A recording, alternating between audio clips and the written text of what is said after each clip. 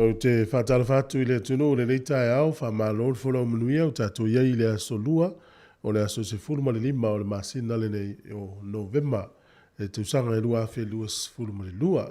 O le tautua le nei si ufonga le lau mua, o mai o le tato usami ngā lotu, o le ata i te ia le sunga i le whawhiangainga, Reverend Nove Vaila au, mai le ekalesia, whapotpotonga, ke Risiano Samoa i Porirua. Ia le leo na usi mai a le whafonga.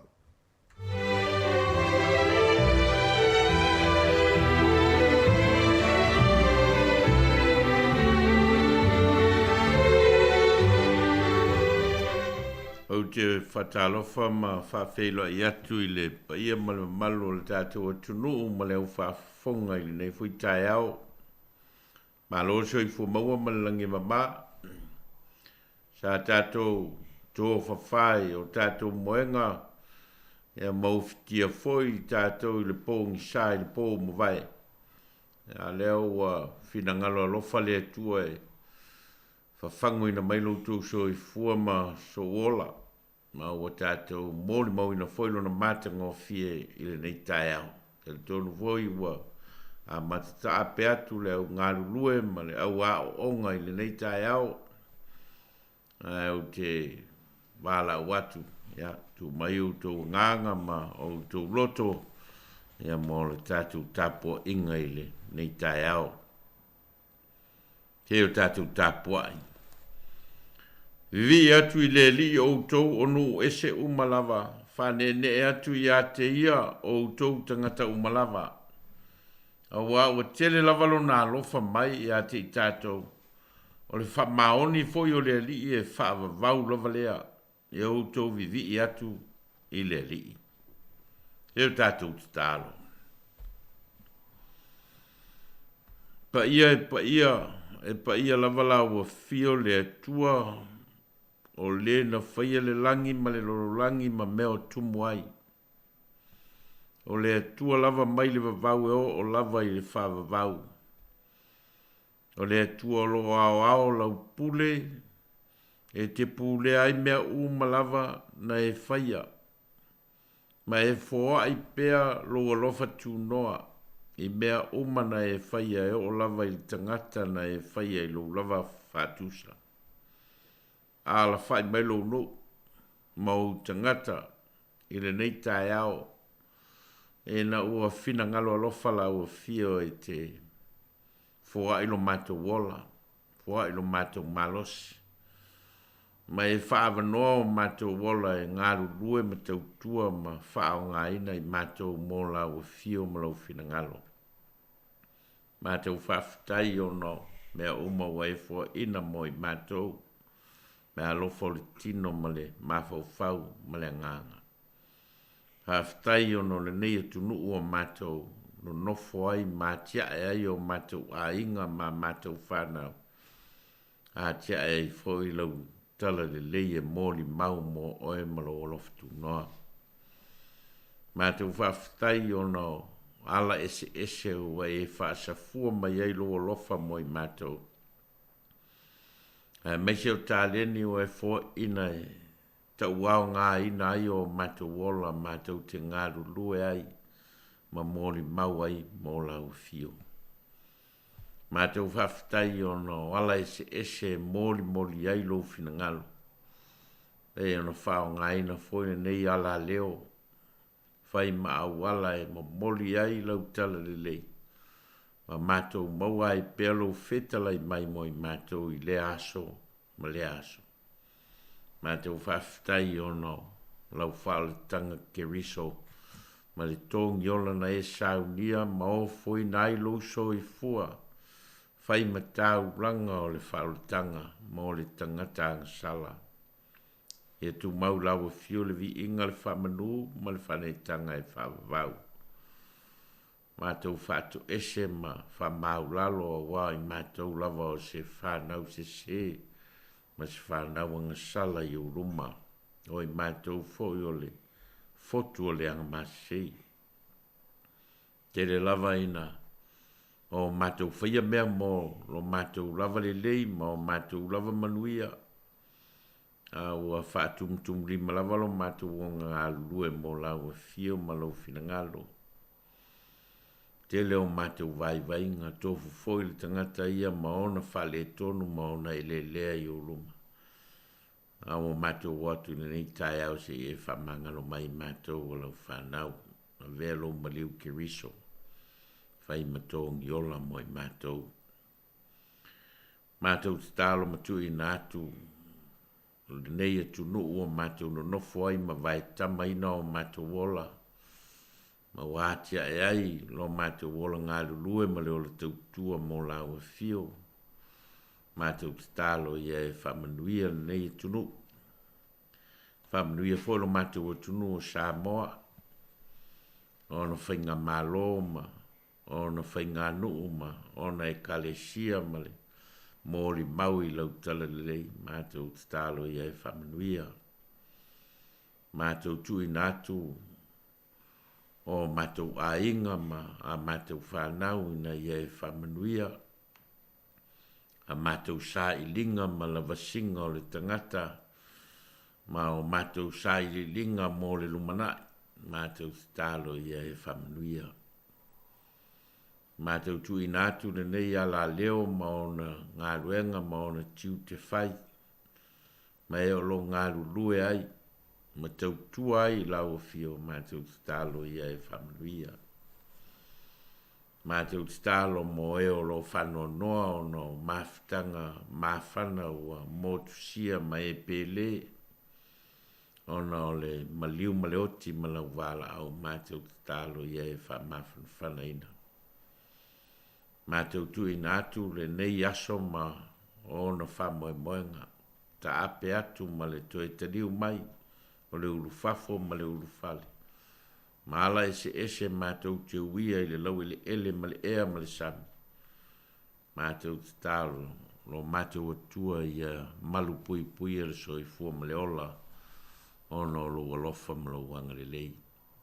Taimi mātou whalongo longo a e whitalaila o fio e ala i au fionga. Ta tala la mātou whalongo, ma ia mātou malama i lo whetalai mai. Ia vea ia o fionga e whai masulu o mātou vai, ma se malama i o mātou wala. Wau mātou te talo e ala ia Jesu Keriso le li iman whaola. Amene.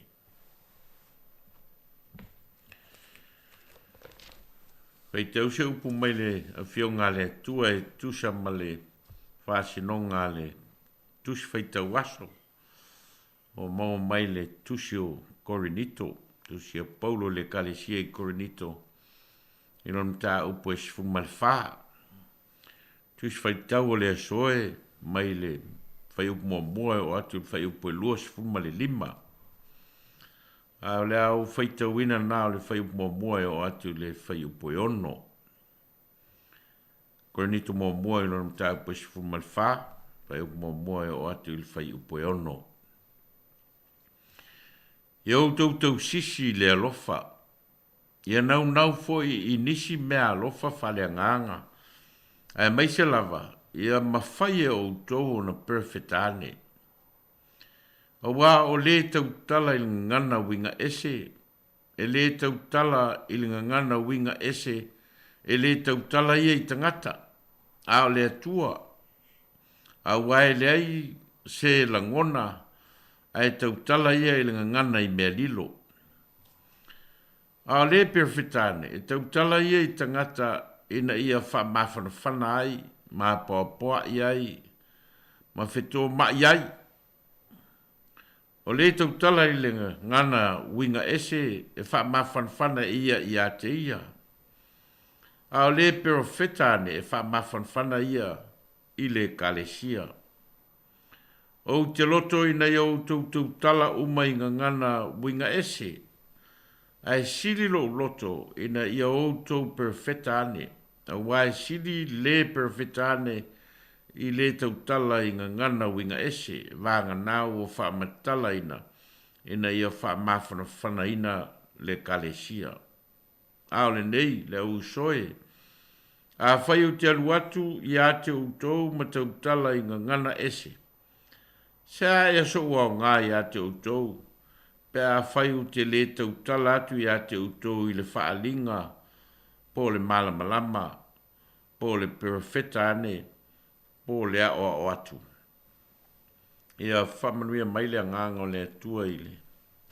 Pai tau mwhalongolongo i na whionga mai a tu mau atu i a te ialo na lava vi inga. Nei se iau o i le whaavavau. Ia whangaina le whai upua mua. E whai ma te iala mo ni mawhauwhaunga whale nganga i le. Nei tae au. Ia o tautau sisi le lofa. Ia nau foi i nisi mea lofa whale nganga. Ai mai se lava. Ia ma whai e o tau na perfeta ane. Sa au ta ua i le. Tātou mawhauwhaunga whale nganga na nafi le mafuanga na tusi atuai Paulo i le kalesia i Korinito. Ono fetena inga ma fe vai inga o lo tupu ai i le kalesia. Sa au ta ua foi fofo na whao ngai Paulo e tau fofo ai le whaafita auli o le fe vai ai o tangata o le kalesia. Fo mo mua le whao ngai ina e Paulo o le whaatuso o le tino ma ona i tu tino ta itasi e whamatala i le tā ua o ngā lue whenangolang mai. O i tu tino uma ina i ngā o ioi ai le tino. Te le tonu Paulo, o le kalesia, o le tino leo kariso, ma e te tau o ngā lue whaatasi ma ngā lue whenangolang mai. I tu tino uma o le tino kariso i le neilo langi.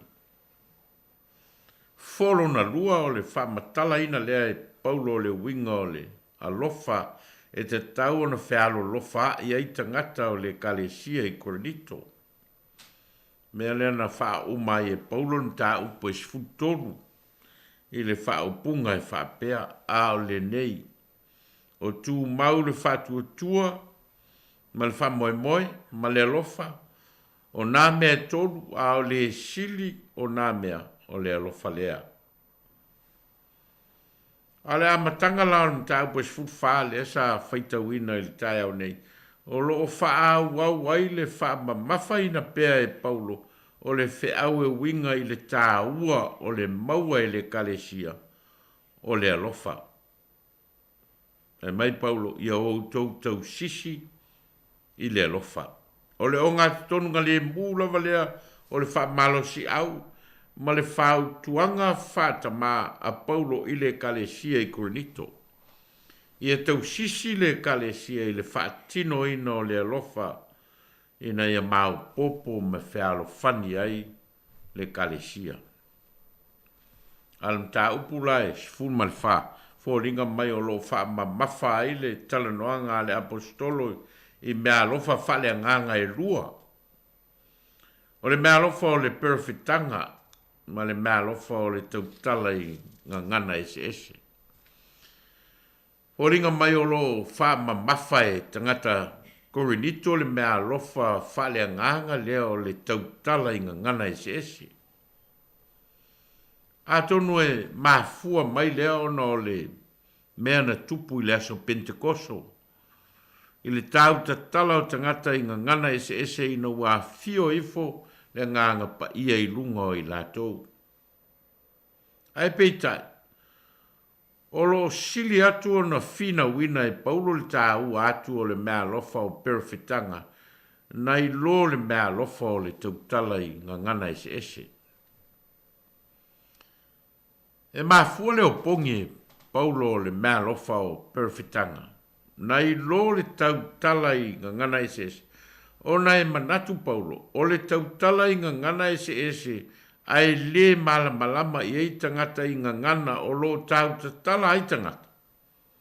E le ai la se tā ua o le ngangana ese, a wae le o maua ai se manga ma se wha mawhana ino o tangata o le kalesia.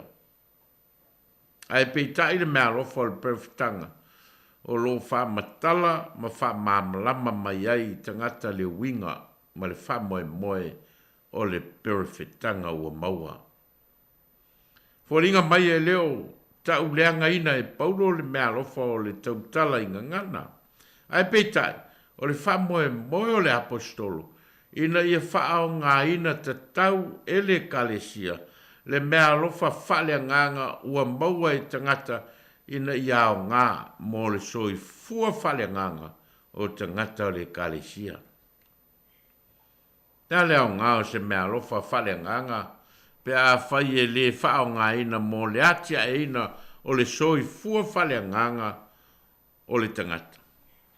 Nā leo ngā o le mea lofa whale nganga, pe a whai e le maua i le wha mawhana whana ina, ma le ao o ina, ma le malama lama o tangata i le fina ngalo le atua. A tono mafuanga foi lena, ala e ona a mata e paulo le mta upo e sfutolu i wha opunga wha penei. A whai o te tautala inga ngana a tangata a toa maangelu, a e le aiso ua lofa, ua vea uma apa me mea ta lili, po se sume palo tangtangi. O le apa me mea ta lili ma le sume palo tangtangi, o lo whaatusa iai, e le profeta le so ona leo a, o le tangata e tautala inga ngana ese, ai le ise winga ma se tā ua mo le tangata o lo whaalongo iai. O le nganga mao lunga o le apostolo. Ina i whao ngā ina e le kalesia mea lofa whale nganga la tau te maua ina i tupu ai le kalesia. Ina i o ina i tangata o le kalesia. Ina ia wha mawhana whana ai tangata o le kalesia. A whai e le whao ngā ina le mea lofa whale nganga mo le atia e ina o le ola whatua tua o tangata o le kalesia. Le ila sta ua na mea lofa. Mea leno whai mai e paulo o le nei o ngana ese e le whai ma wha i longa ia i la tau e whatua tua. A o e le whatua tua. A o le perfetane, e le se whaai longa lea mo e le whatua tua. A o e whatua tua. Al whamoe moe paulo e fual tā uole, mea lofa whale nganga, i lona whao ngā ina te tau mo le lei, ma le lumanai o le kalesia maon tangata. Te tonu a whatu fusia uma tātou. I mea lofa ua whaasoa mai le nganga o le tua. Ai peitai. A le whao ngā ina ni mea lofa uma mo le lei o le kalesia maon tangata. Le la se tā ua o le na mea lofa. O wā ua le whao la ina ai se tangata. Ma ua le wha mawhana whana ina ai se tangata. Ma ua le tupu ai le malama ma le iloa le tangata. I le fina ngalo le atua mo ia. Po a lava mea lofa ua tātou maua mai le nganga o le atua. Tau lava o na whaatino ai le lofa o le tangata kerisiano. E na ia atangia le atua lofa i o tātou o langa. La tātou pese le we inga ua saudia.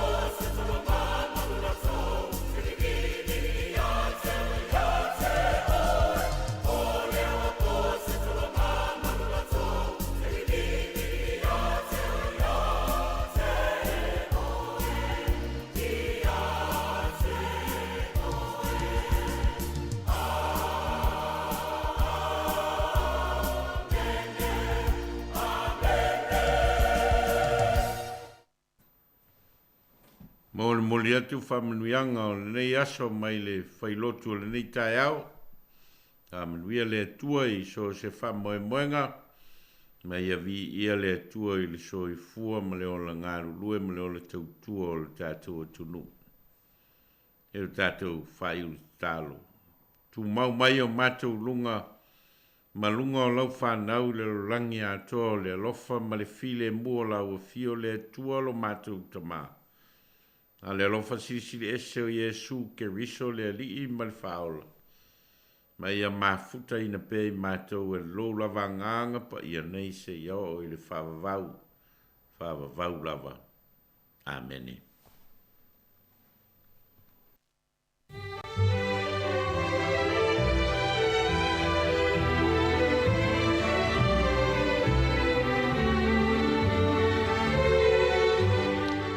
Ua whaafonga le tunu uri tātou sānu ngā lotu o le tāu nei na teita ia le sunga le whaafengainga Reverend Nove Vaila au mai le Kalesia whaapotopotonga ke Visiano Samoa i Polirua. E mo le tuelenga whaafitai tele ma lola whaafitai mo le tātou sānu ngā lotu e talo fo i whaamenuia le tue lau sunga e amnia fo il whare tua mano whaalo le ngata i leo le tāpua inga le Kalesia ia manu tele ina le yaso mon fuafuanga whaafitai tele lava.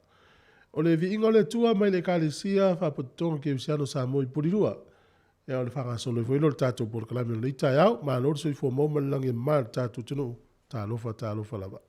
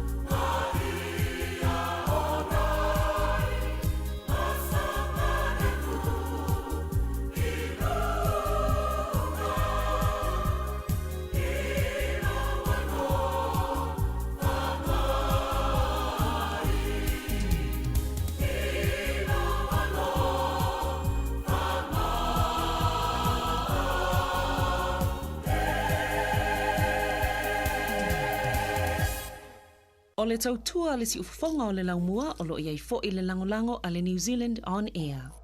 Ta lofa Samoa o tau finga pule ai le tau tala e sero fi fier po kalame ale au boys a tau le tai au. A mata mele a fitu so faso i fua a tau le tai au.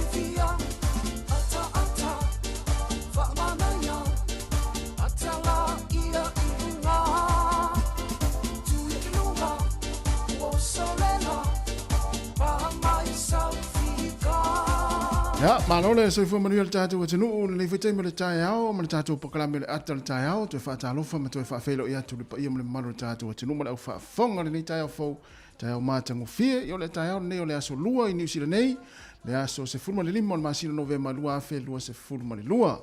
Malole so fu manuia, malo fu lange ma, talo foi, malo le usu. Ya, malo la malo si le taiao fo das. Yo, tai le liwa. Au popo foi lo taola, ya, mis foi so foi na le tunu e o mai le. Ya, ma le na taiao foi. Yo. Ya. Ya, mo fo le wo le va ele alam. Ah, fa persone. O le lo po le. O ma na yan ma fa na mo nga se tu lo fa fonga le tu.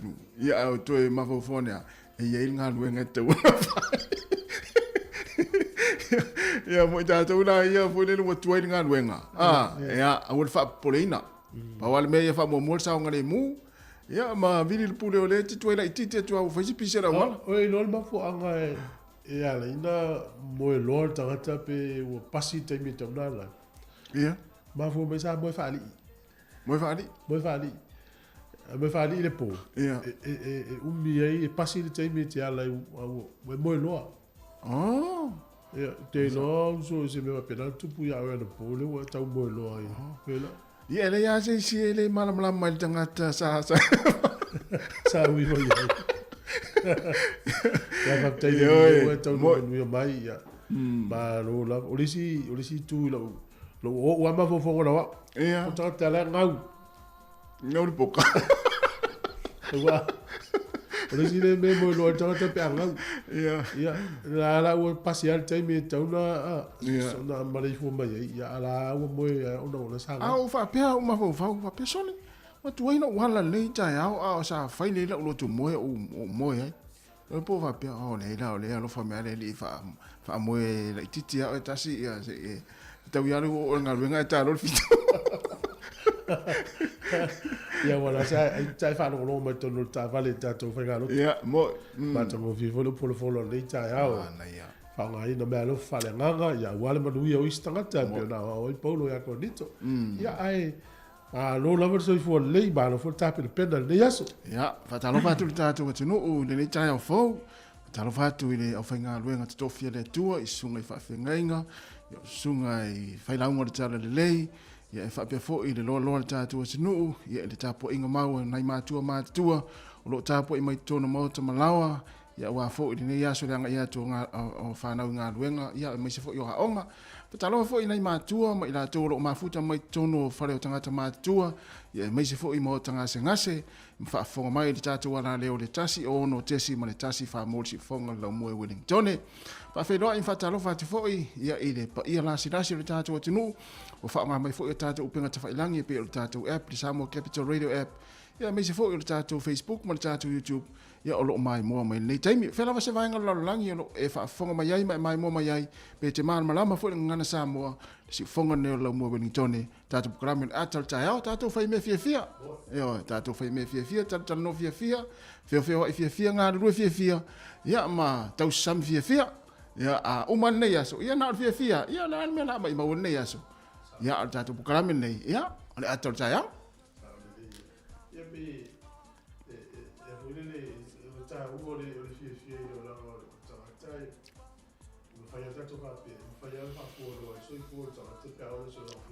mo i le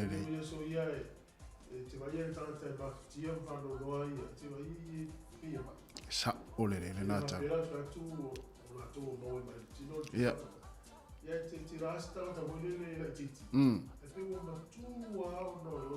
o fa no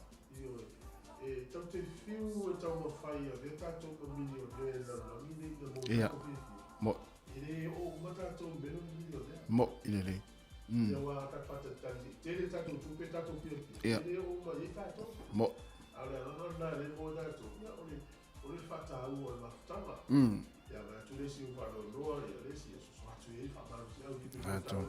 mo ia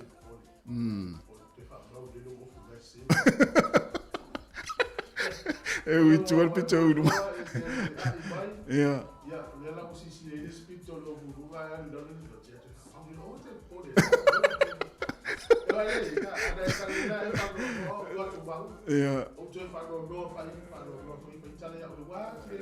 ai sa o le si vanga le o si le fia tatu tu sai mi tatu mai ai te vai mai ai fu se me lo te fa no le tau e fa so mai e te fu te uso mai le tau te tu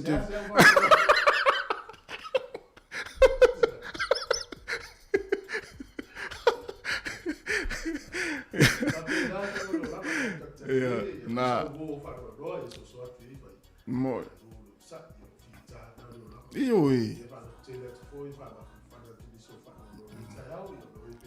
ioi mo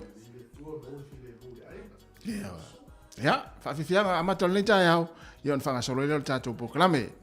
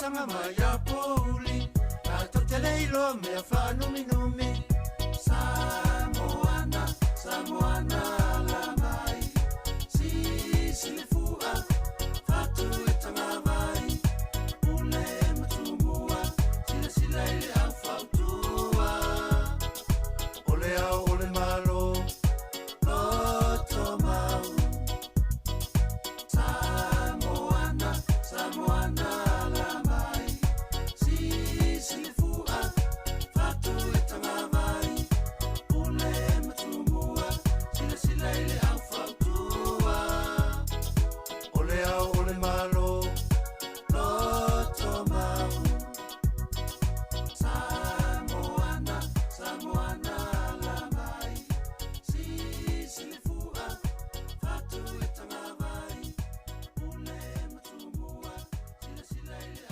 fautua ole au ole malo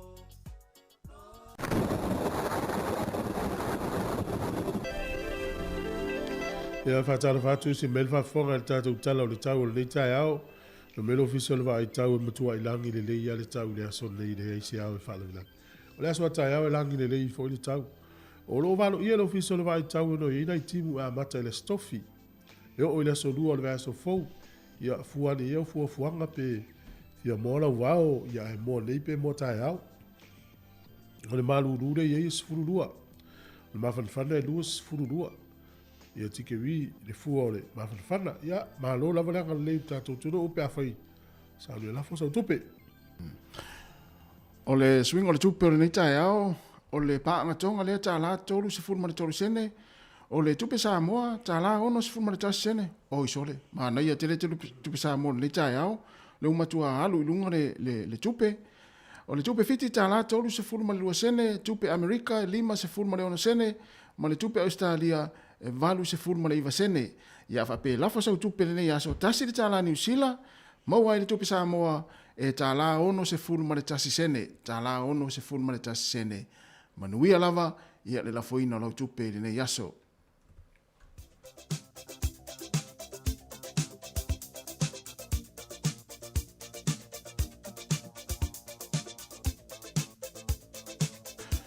O whaamunianga o aso i fua maas whanau, whaamunata o tupel tātou imeli, aso whanau at samoacapitalradio.co.nz. Moni a tele o tō aso i fua o tōn so i fua mai le nei aso, le aso se fulma le 5 o Novema, whaamanuia le atua, ia mwhaapopo ni stau sanga stere mo o tō, ia mo pe o tō malo se walwhianga i fi au mga ruenga. Ai o le tusi whai tau mo mai lea, i le tusi a paulo le kare se Filipi o lona mta upo se fulma le wha, a lona mta upo e wha, a lona whai upo se fulma le iwa. Filipi e wha, lona whai upo se fulma le iwa. A o loo atua e wha atoa e ia te o tau mea uma e mātiti vai o tau. E tusa ma le whaula i o lona vi inga, ia ki riso Yesu. A o loo atua e wha atoa e ia te o tau mea uma e mātiti vai o tau. E tusa ma le whaula i o lona vi inga, ia ki riso Yesu. Mani a tele o tau waso i fua, ia mo le pesen nei mo tau. Samoana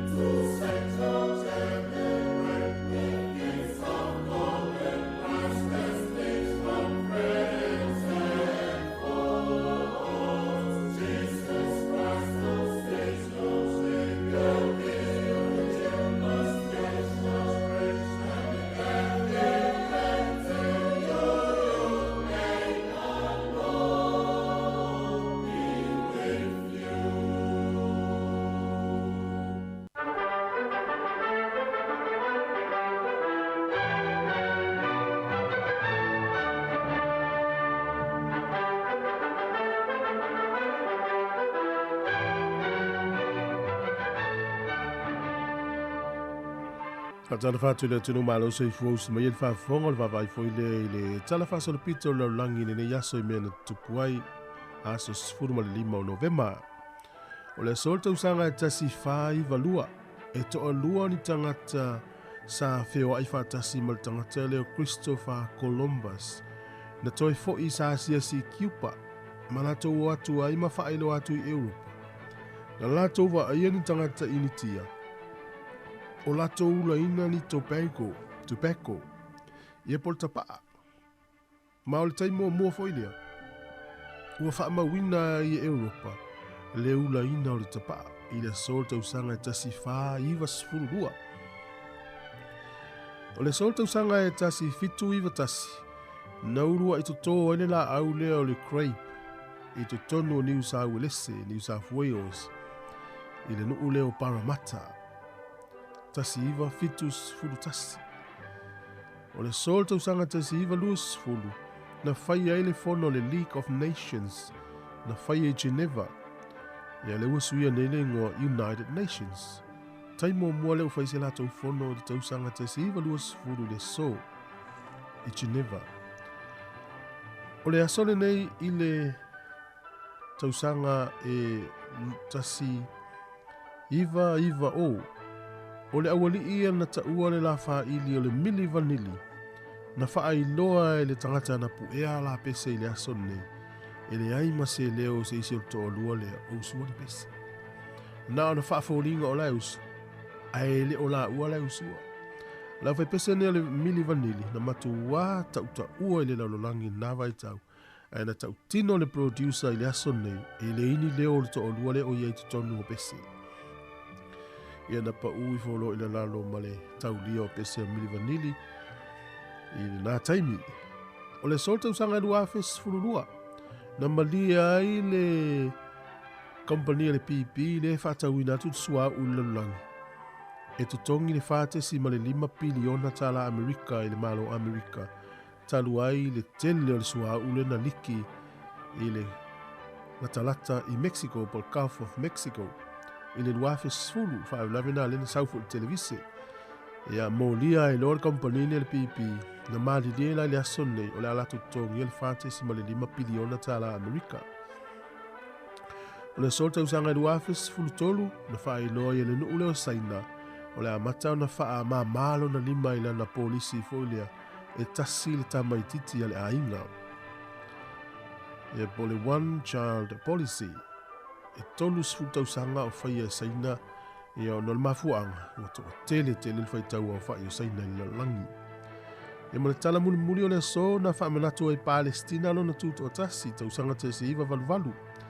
E ui e le alo ia le lei o na ile ise nu o ta o Palestina o i latunu ana lato fina wina ia malato fai e lato tuto tasi le so te usanga te si iwa valu tatu talana te maua le awaponga i le taimasani whaftai lava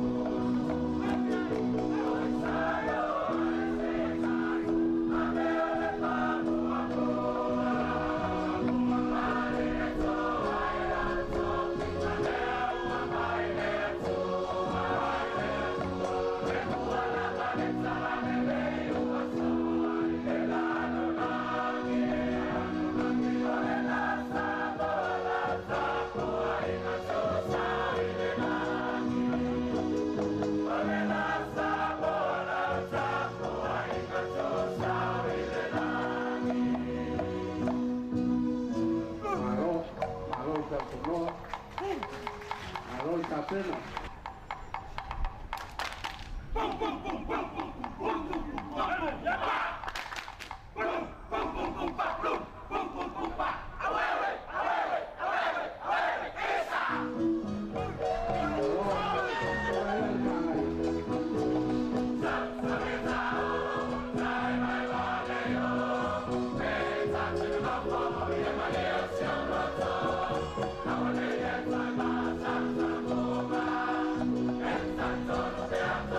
So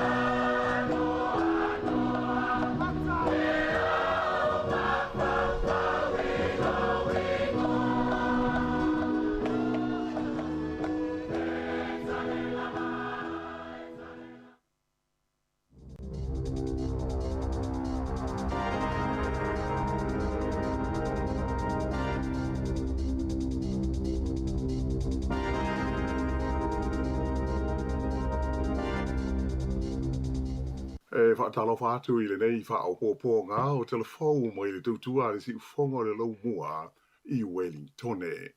O le tala mua, o le 40% o tangata o New Zealand, ma le afa o tangata Maori whaapea ma tangata Pasifika, la tau te lenga whatia le taunga tā o le vainga ma le tausinga le lei o lātou nifo.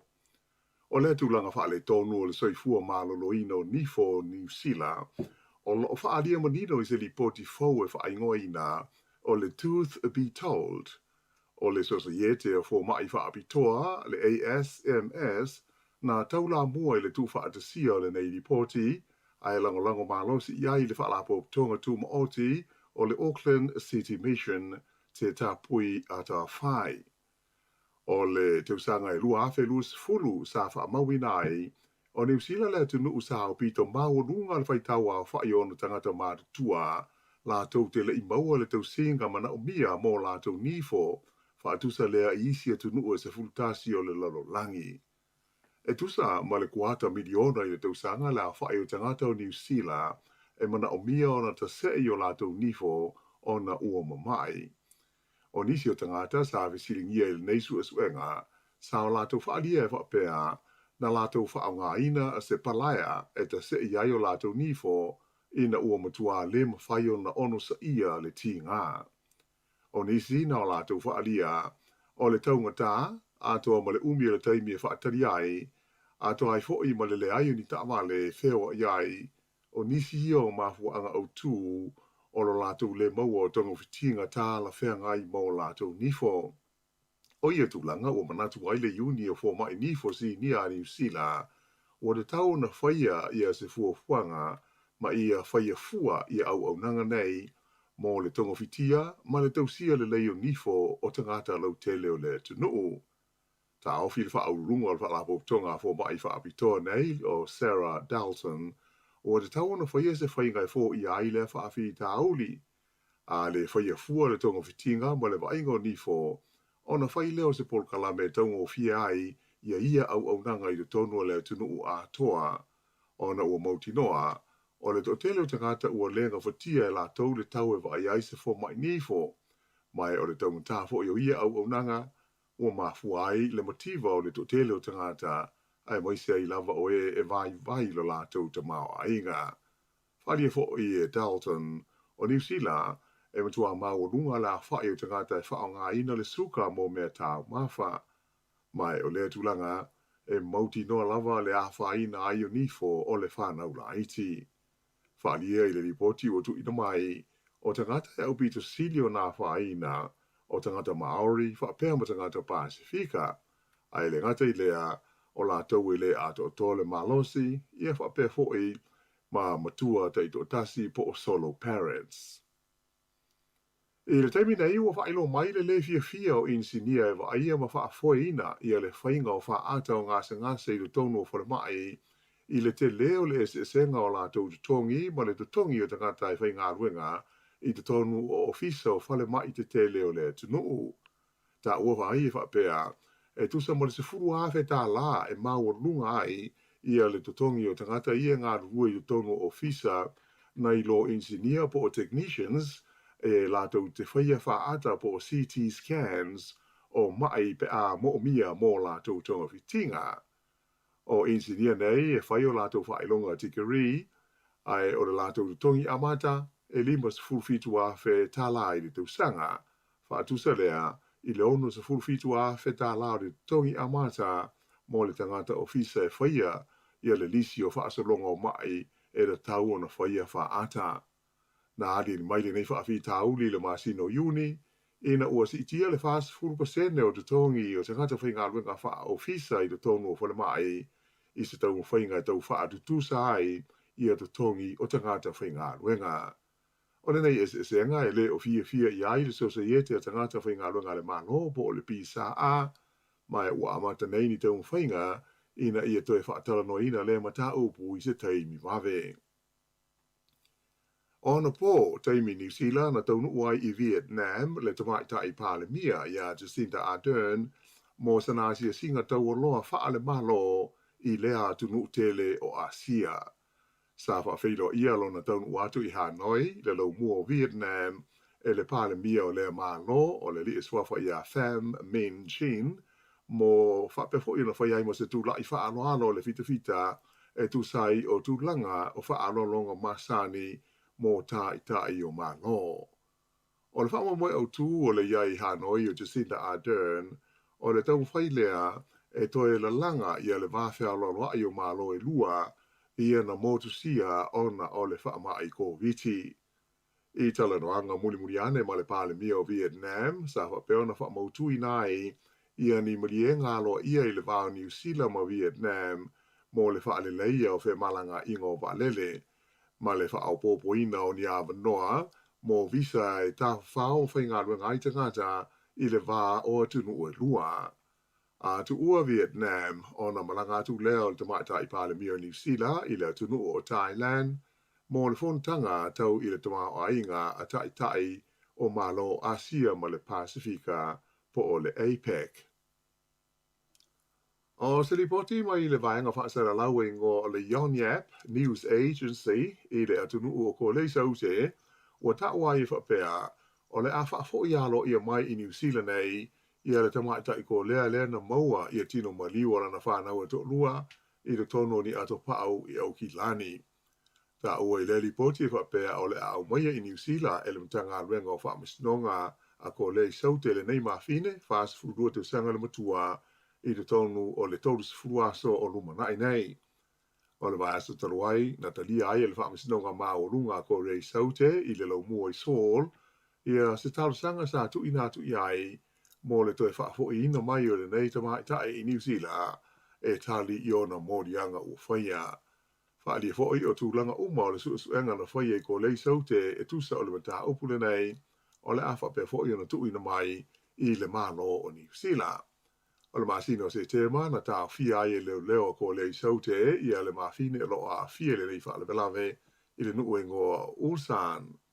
O le nei mata uwe pe o si le fia, e a fia ai tino ma liwa ni tamaiti, I lalo ifo le se furuta usanga le mātutua, na maua I te tonu o ni ato pao ia au kurso, e na ua whaatau e se ainga au kilani, I lunga o fisota inga tele o vave, ia ni aloa mai se potu o loa sa te wina ai.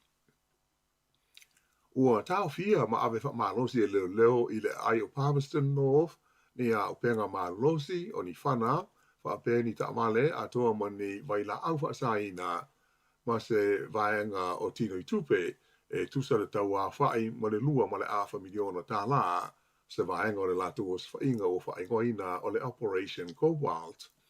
E to ono tangata o whapeon tau fia I leo mai a latu suenga ma o se whainga nei, I le aso walu o November I Palmerston North, ai whape ai foi ma au kilani. O ta amale ma wila afi sa tau fia mai e leo, e au fia ai pasika o le tu ai ngatonga ta o le Harley Davidson, whape foi I se sipi o le Range Rover, o se BMW, o se Audi, atoa ma se Ford Raptor.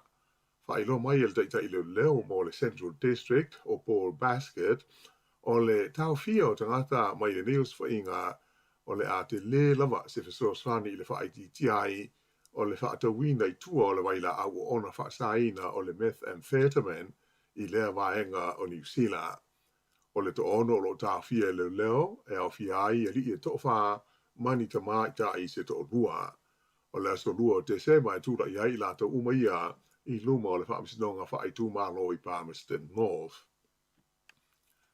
O lo fa tal sanga ina leo I kala estete le so ni atu le mamaru le tunu u I le sa ilinga o le tangata na ia o so fo ia se li sa fa sa vali na ta I fau I le pito no o Bexley I le tai au le songa fua ana nafi fa lia mai fa pe o seanga ese sa fa o nga ina e o so fo ia I le nei tangata mai o lo fe nga nei o ia mani tonga fitinga I le fa le mai ona o manu anga tu nga. Tupu le whaalawelawe le talata I le wala o le Pages Road, ma le Anzac Drive, o le afo le ono I le tai ao o le songa fua. I leisi vahenga o le tātou tala, ua le talia le tāsanga as tangata sulfai mai Giri Pass, ina ia ve o ia o se tasi pui puia whaale tū la whono I te tono o New Zealand, ona tūlanga lo matia lo nā tunu I swinga o le tau, e ui ina o lo o iai se whaai unga malo o whaatasi, e whaasa ai o na whaafo i te ngata i o lātou tunu o, pe a whai e lamoti ai o lātou soifua, ona o suinga o le tau. O nei tangata na malanga mai marona ainga i New Zealand nei le tausanga i lua afe male malu mai le motu o Christmas Island i Kirry Pass.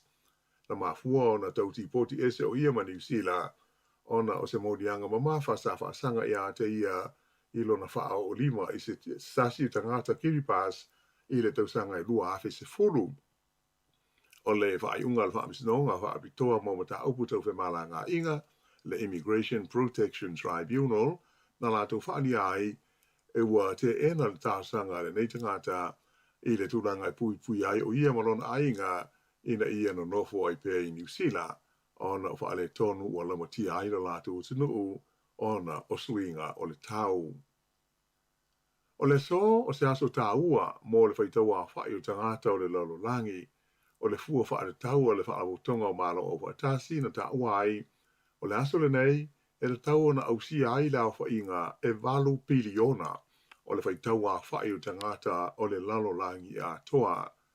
E wi ina mawe le whaatupula ia o le whaitaua whai o tangata o le lalolangi a e o le fua o le tuputupua e ua a matau na aruaru maari e ifo i lalo. Mai o le ao ina pa upe i lalo i le lumanai. Tele swinga de tele wa fi ai le lalolangi ma ona tangata i le nei vai taimi. Mai ua fufua ina malo o whaatasi e le tauona o atu i tausanga i lua afe 50 ua o i leiva tesi ma le fitu piliona lau whainga o tangata e no foi o le tātou pāneta le nei o le lalolangi.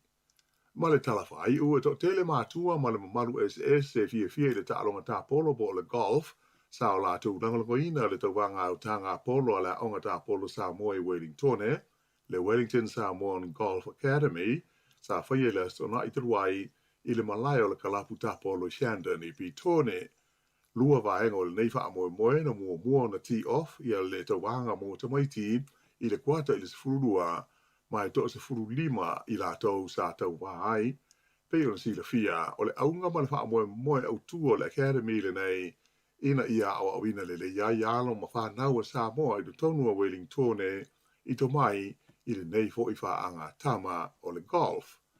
Ai o le vaenga lua o le tauanga au tū lea mo le auta aloma tutua e to lima se furu i la tau sa taua ai le sonai na amata ona te tā i le kuata i le tasi la wauli ma wha solo ai lava se ia o ina maea. I le sauninga na tufa ai wha ailonga ina ua uma le tauanga sa sauno ai le fionga le asi papali i Tommy Scanlon o le sa avea tarui nei ma komisina maurungo sa moe Wellingtone e tu sai o le mafuanga na ia whaavaina ai la onga tā polo le nei mo whanau a sa moe Wellingtone. Sa ia whaaftai ai fo i le fionga awhamisanga te alu Moresi ma le pūrenga le siufonga le lumua lea ua la tau aveina nei ma whaafuaina le onga po le Academy i le tua ai o le lumua e le fionga le asi ma le whalitua ina ua mai aro la taimi sa ngā lue ai i le tofinga komisina maurunga o Samoa. O whailonga mo le waenga la iti o le taimisanga le sona ina maua e Marcus Elisawa le whailonga whaapitoa o le tamata alo o pito aruaru i luma o le lua afe ma le lua sifurudua o le tamaita e au pito aruaru i luma lana tae nei fo i tausanga o mata niu lono. Ae o le taunu unga le waenga o tama na malone li o Sarek talamai vao ramen tūranga lua atu i aisi nia fifita waka tūranga tolu Marcus Elisara tūlanga whaai ma tai o whangalilo ai tūlanga 5 William Salale mo ananu. Ai i le vaenga o te tai manu malo le tā a arasi whaatau tūlanga rua atu i ai te niwa whaafia tūlanga tolu ma tā niu lolo tūlanga wha alaina tu i Samoa si manu 5 ha tesa tupai tūlanga ono ia Amira Elisara tūlanga fitu ai kaila tupai valu lila mo ananu tūlanga iwa moana Elisara ae tūlanga sefulu ia le tumatai o nia na nai. O le whamoe moe o le taimisanga le neila so nai ina ia sa ili aisi se leni e so swani i le whaafoe ina o le awa onga tanga polo o le whanau e le ngātai tutongi ai le tau o malai ka lapu o lo ta alo ai ai tutongi ai fo i mawhai a onga o lo o so swani ia i la tau e whaale leia o lo la tauta mai i le whaangatama o le golf. O le whaaiunga le nā o telefou.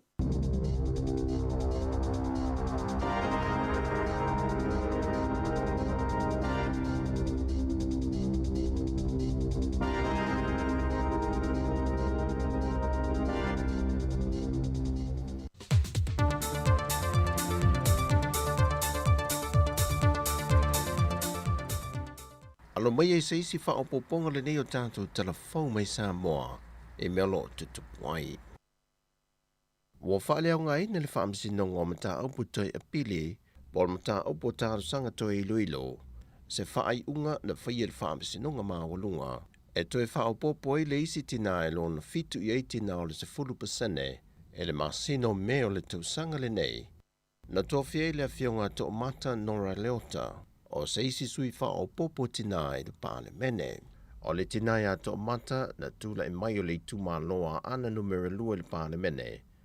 Ai o le tangi na tu ina tu ali ma le manu alo fai tu au, o le sui o le vaenga wha o pofai le HRPP, e na te whina wina ai la la tu mau, e le o tāla whia ngai le o fiato le tina ia to mata, o se isi sui wha o popo le se 10%, e tu sai me le whaawinga ino le whaavae e lona vaenga whawhatasi e.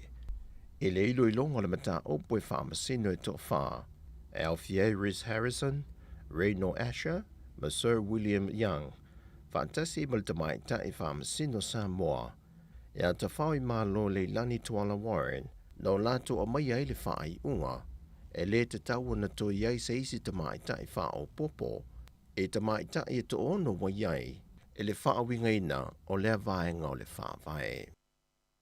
E o mai le te mea o telefou, e le eise tasi ua maliu le whaavelawele na tula i mai, e le tuli lima i salani, na oso i le tofesa piki apu rental, a le whale ta avale a le Funway rental, ma a fiai le paasese na ta ue toa se fulu. O lea paasese e au fiai se ta mititi lima tausanga, ma se pepe e na o le lima masina, e peo na whaelo mai au telefou, e se tasi o fō mai tausi soifua, e le mauta ngasa ngasa i potasi. O le whaalavilawe len tula i mai le tae ao le aso sā, a o iai le mamalu le atino o i fia fianga i le manu malu ai o le tātou au le toa Samoa. E whamtalanga u maue au telefou. E toa se fulu le pasese lea, e au fia i le toa valu mai atino o i fafo, ma le toa lua no fomau i Samoa nei. Na fesoa soa ni eise tasi o telefou na tawane le whaalavilawe, ma mua i piki le pepe na avi na e mai lalo le mena pa u i ele ta avale, ma whaana nati atua i le whanama i potasi. O i lantou na maanunua, wa awina mai le whanama i tele mato tua, mō tōng fitinga. Ai o lo wha au le sa i li linga le tanga wengo leo leo, e le mafua anga o le mata opo. Pe on si le fia o le tuli lima le anga i salani, e milo tu le pi onga, ai to fe leisi tu. O i na tofuanga i ele piki apu lea le Funway rental, mai na moni mawina e niso lea fio anga na iai, e le o se wha lawe mua le watula i mai lea no whanga, sa i e fo isi ta vale na lawe vea i mua.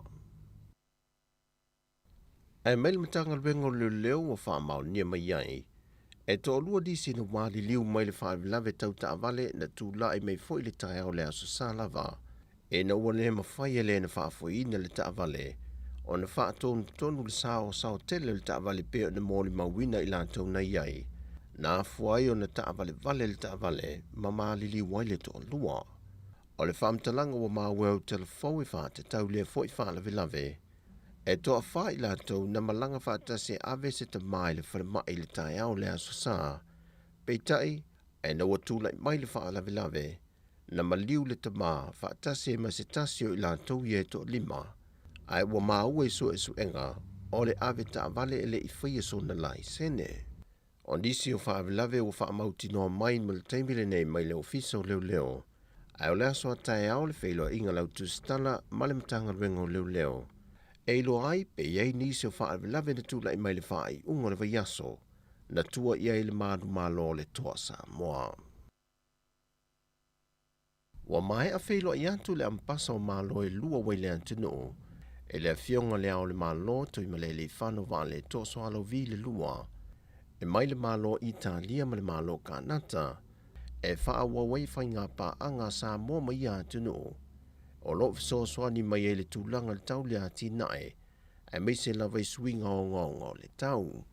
O lo ma tele so swani e ia atunu le tūtau le siusi o manga, a o onga, whapea foi le soifua malo no ina. O tala fawia mai Samoa manuia le nei aso lu tātou atunu o wha soifua ia.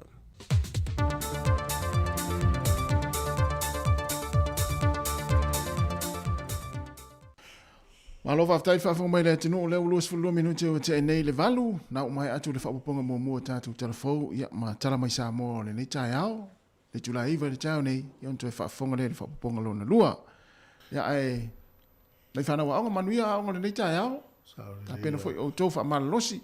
Tu tasi ana masina fou. Ta whaolo mo Christmas. Sao le ia. Mui o tau na tau ta whao le aonga tau ta whao for Christmas. Ia mātou leo me whangaruanga ia lele i nonga mosi aso ta whao. Ia whapeo uma fo nei tau sanga ia toi watu voi. Ia uma tau sanga la toi watu ma nei tau sanga o mea tasi. Whano noa la tapo inga mātou mātua. Ai lele ile vai tau ma whai. A vai tau ma whai. Maltua la foi tau na. Ai sa whao ngā tau sanga lea vai tau ma whai. E tau na o mal tau sanga ne. Ile o toi ele tau te whapea vai tau mwhai. A wā wānu tau sanga, a ngā tangata vai tau mwhai, a ngā uma tau sanga uma ye wānu. Mtu ale le ia. Mangari tari. Mipo te mio ia, o ngā oi. Ia. A whapea tau sanga mua vai tau mwhai, tau sanga lua vai tau mwhai. Ele heisi anu anu, iluma so. Wele lau ngā tongi o tā ngā polo. Ia. La e sau lau ngā tongi, ia la anga i ngā iluma. Ia sa o le le so. Peo le mānei ana, ia le fui laua. Sa o tau su enga nei vai tau te maiti ia. Na via te leo tau su enga. Ai whamalo si au le whai tau le ari tu fui. Vai tau ma whai. Ai a whanongo mita maiti neta whai vai ia. Ia oi lalta maiti la tau ma whai. Ia pere wingo lau tana. Ia ngā le whao ngā i le amatanga tau sang mua. Ia. Ai a o me tau sanga lua toi whai fo. Ia wale longo maa lie lau. Lunga la lau no fo ia i le. Ile vai, e te ino ia. Oron fom tua, o was fu lua tau sang. O le rā mai le tatu telefone, te le whawhitau ni leo nifo i New Zealand. Sole, sa ori. O le mafuanga, o le tau mo tau whama nifo. O le mafuanga ana. Ia. A te taingala, a vai nei le tele o tau mawhaso i vaisua maliema. A la tau lau ina le tele o vaenga whapele, a whai nei nifo tangata. Alma tua tele. Le la wa whai no nifo tangata. So e leo fo mai vai. So le tau ta vale. Sa was tu yo tau fota e ka tau. O sai o le mafatia tangata. Ai tu la tu vele nifo. E o vai na mafatia ta. Tau ta tele. Tau ta. Mela na vaenga le la los fulu valu tau sanga. Na e mo fu ala va no sia ki u tau nifo. Ia. Te nunga lor sifuru valu nunga. Ia. Wala velo e tangata matua. Mtua tangata. E fautua i tamaiti. Ole, matua e. Na tala haiti fo i tau. Sa ta fie me Somalia. Mo. Ia. O wava ai ala i le New Zealand vai ason te anei le fo mai nifo le la lor motu i sauti. I le au fai o nifo na te ia i lan tiute i le tai au. Ia. Uwa se lau nifo. I le tai au e tas. E i tamaiti o se i nifo. Toa ta duas mo tu tau sanga, tau su tau sanga. Mo. O watu lo i le aso, le aso te nei a whatu le la whanau me tata noa. I lau lau aila. Tau lau whamatala i le news lea. Na tua vai o tau le afi yanga mo mortanga tae le vai ngonifo. Le nga tupulanga le ta i duas fu. Ia, o ista me tu se manifo. Mo. Tau lila, ele tu e nifo tupu. Ia. Ia, o le stanga tau suru tau sanga. Ia, waf tele nifo ta se. Wa faina ni fono de tele o me so mali. Na, le tuna na laki ita tau yasola. Wa sia mo ni lole sumari fo. Yo fe mai tu pe fata ule lole. Mo wa ia me ai sumari ta sa ta tu fa ngai ne yasola o le tolo. Ia le tolo ai le to le ia to ale le ia le tolo. Yo le si vaenga o mo me o esi. Me ai sumari sa ta tu fa pula. Ta sia mo ni lole wa sia mo ni tu pe fata. Pa wa le sa fe ta to so ayo suka. Na ai fam talala le nga tupulanga le o ta to so ai tuka. Tari e O wa ta tia su ka ku ka le mas ta mai ti ne yo po ta ko. Sa ole. Wala le te lo le ya. O le su ka le ai tu lo Yeah. e fa su ka ti ma fa isi ku. Na. A fa tu ta ma sa ola ya so ya e su ka ti lo tu sa li ma lu lo. Tu pe alu foi fata. Ele ia ma se po ia tu foi fai mai ele ai suka te mi ele fata ia so ran suka. Tama ina foi le. Ia ele foi mai ele fale matu ale anga uma ia ngutu suka. Le me na o fale tu no foi ele ia nga o mali. Tasina ai suka ia so. Bela le. Ole fa mala tu foi nei matua. Ia fa mala tu to fa na. Le anga tele pe ale anga ona to di fo la light. Wai e se lo di fo pepe. Ia. O di fo fo wi la to la mai. Ele to yesi so tu la o di fo na ale anga ole. Ai o le tele yo le afianga ele ya fa ile le tau tala le tamaiti. Ia. Ya vai la le au le le yo le tangata. Ia. Ya fa ile fo ilo na le le. Mo. Ya le gata lo la light. A fa pe la o si au fa na o fia i me so mali. Me so mali. Fa ye fu fulu la to di fo le yo mo moi. Ia. Fulu le di fo le yo mo moi. Ya wala uta to lo me so mali na ele gata le mo di fo to le mo so fo malo to mati. Mo. Sa ta light. Sa ta fi fo ya. Ia. Ai na fa na to ma tu ani te winter me te le light di fo la light. Te to ta telefon ma. Ta telefon mai pe fa ini fo tamai. Ah. Ta mala ja mo sa ma to fa ga lo le si ga lo. Le no se di fo le no ja mo te le pe o. Ya wa so la a fo dele te te le fo mai. Ah, a ta to la iti. Na to tu al ma to tu wa va fo ma. Aga telefon ma to le fa ma to tu. Ah, o ia nala. Le tiwa o mai te mini le tu sto fa ma yo no o le anga o mi aso. Wa so la. Se mi tu lang fo de fa ta miti ya. Pe a fe o ia fa le fa me le tamiti. Ta malu e lu ta nifo. E se i mata ya ina. Ah. E se i mata ya ina. E ana na o mo le ta futa o ai lungo de o mukuka o fale o wa. E o suro de pese fo de. Isumu mai ma o ni fo le. Isumu mai ma ulo ni fo le avatu ma o eno uni fo le anga. Sa eta di tonu ye le mauna ya so yo. Ye taimi ona haiti sa ta tonu. Ya ele malu lu ni fo le lunga. Te va tota le vale mai la lo ala so. So ya malo dai fa na tu na mo ni tai au. Ya ga fo mo ma tu e ta no i tomati. Mo tu ele ma u fo mai ni fo. Ya ma u le fa lo no ta la fo ma. Ya ta no to el proclame ni tai fo. Ah ya. Ah ya le wa fa valu. Va ver tai mi so. Ta to pese ya e vai fo ni tai mo ta to proclame. Ya ma na vale o que se ne mai tamarea. Ai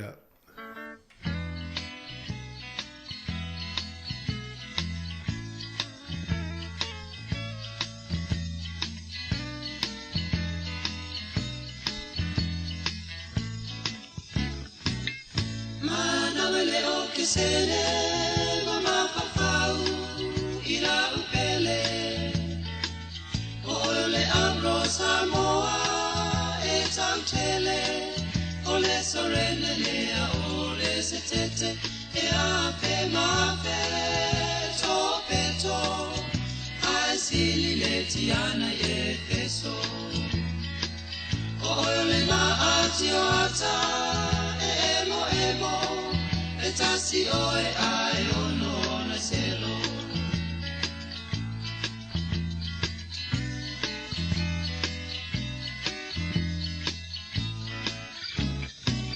O oe le la au paolo le Susana eso solo Tapule ina e ofisa ole solo Ata alolo maisi au si valenga lola Fionga le ula taimane o ma amora Oe ole tapasa si o uola si o ui elino le amai Roma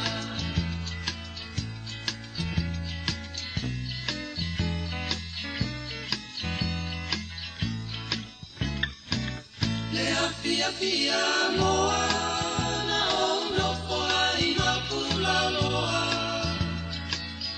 Ina ua o tu ua le abro Samoa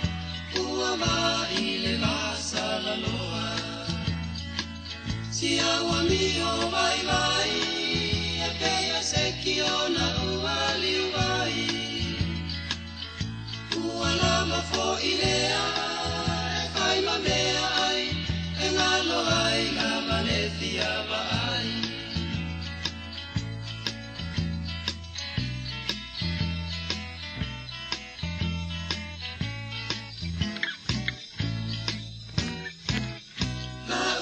Sala ea, la umana mea, le mata mofiana yo folina, asulu mia ele masina, la utau sala ea, la umana mea, le mata mofiana yo folina.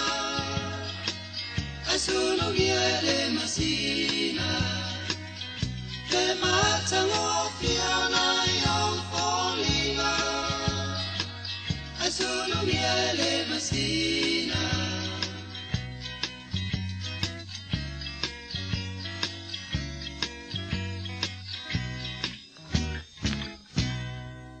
Tono tusa umata wile fia maua leo se tupe fa popo mo aso fia le grisi masi e tono se fo feta la fa ilo tupe mo sa ni le digital mo sei e fa ia ia tasi se ia uli le grisi masi la fo so tupe fa mo li tono sfuta la pesili antu yo ai ngai Samoa e fa nga ile ClickX Pacific anga ile pinga ta fa ilangi le clickxpacific.com e le sitala ile so la fo nei lo so tupe fa mo li mo so wa vai te manu malo ai se va nga ole tono se fu feta la ia inga fa bitoa e mai ole di fa to ile so lus fu tolo te se malua felua Malova tai leo to luas fulona minute ona talo leo le tula iva ya to fa malo atu le taimi le tato proclame yo Apa pe mo mo so taimi na fita to talo no iva inga ese le famna tunga le malo tato ya to mo fula no le tato dei pe vi fa so ma ya le winga le tala e ile ya nga me le talo nga fe al fan ile atu bo Tate tatalo a ina ia tu maua I pe le mele o ia nei.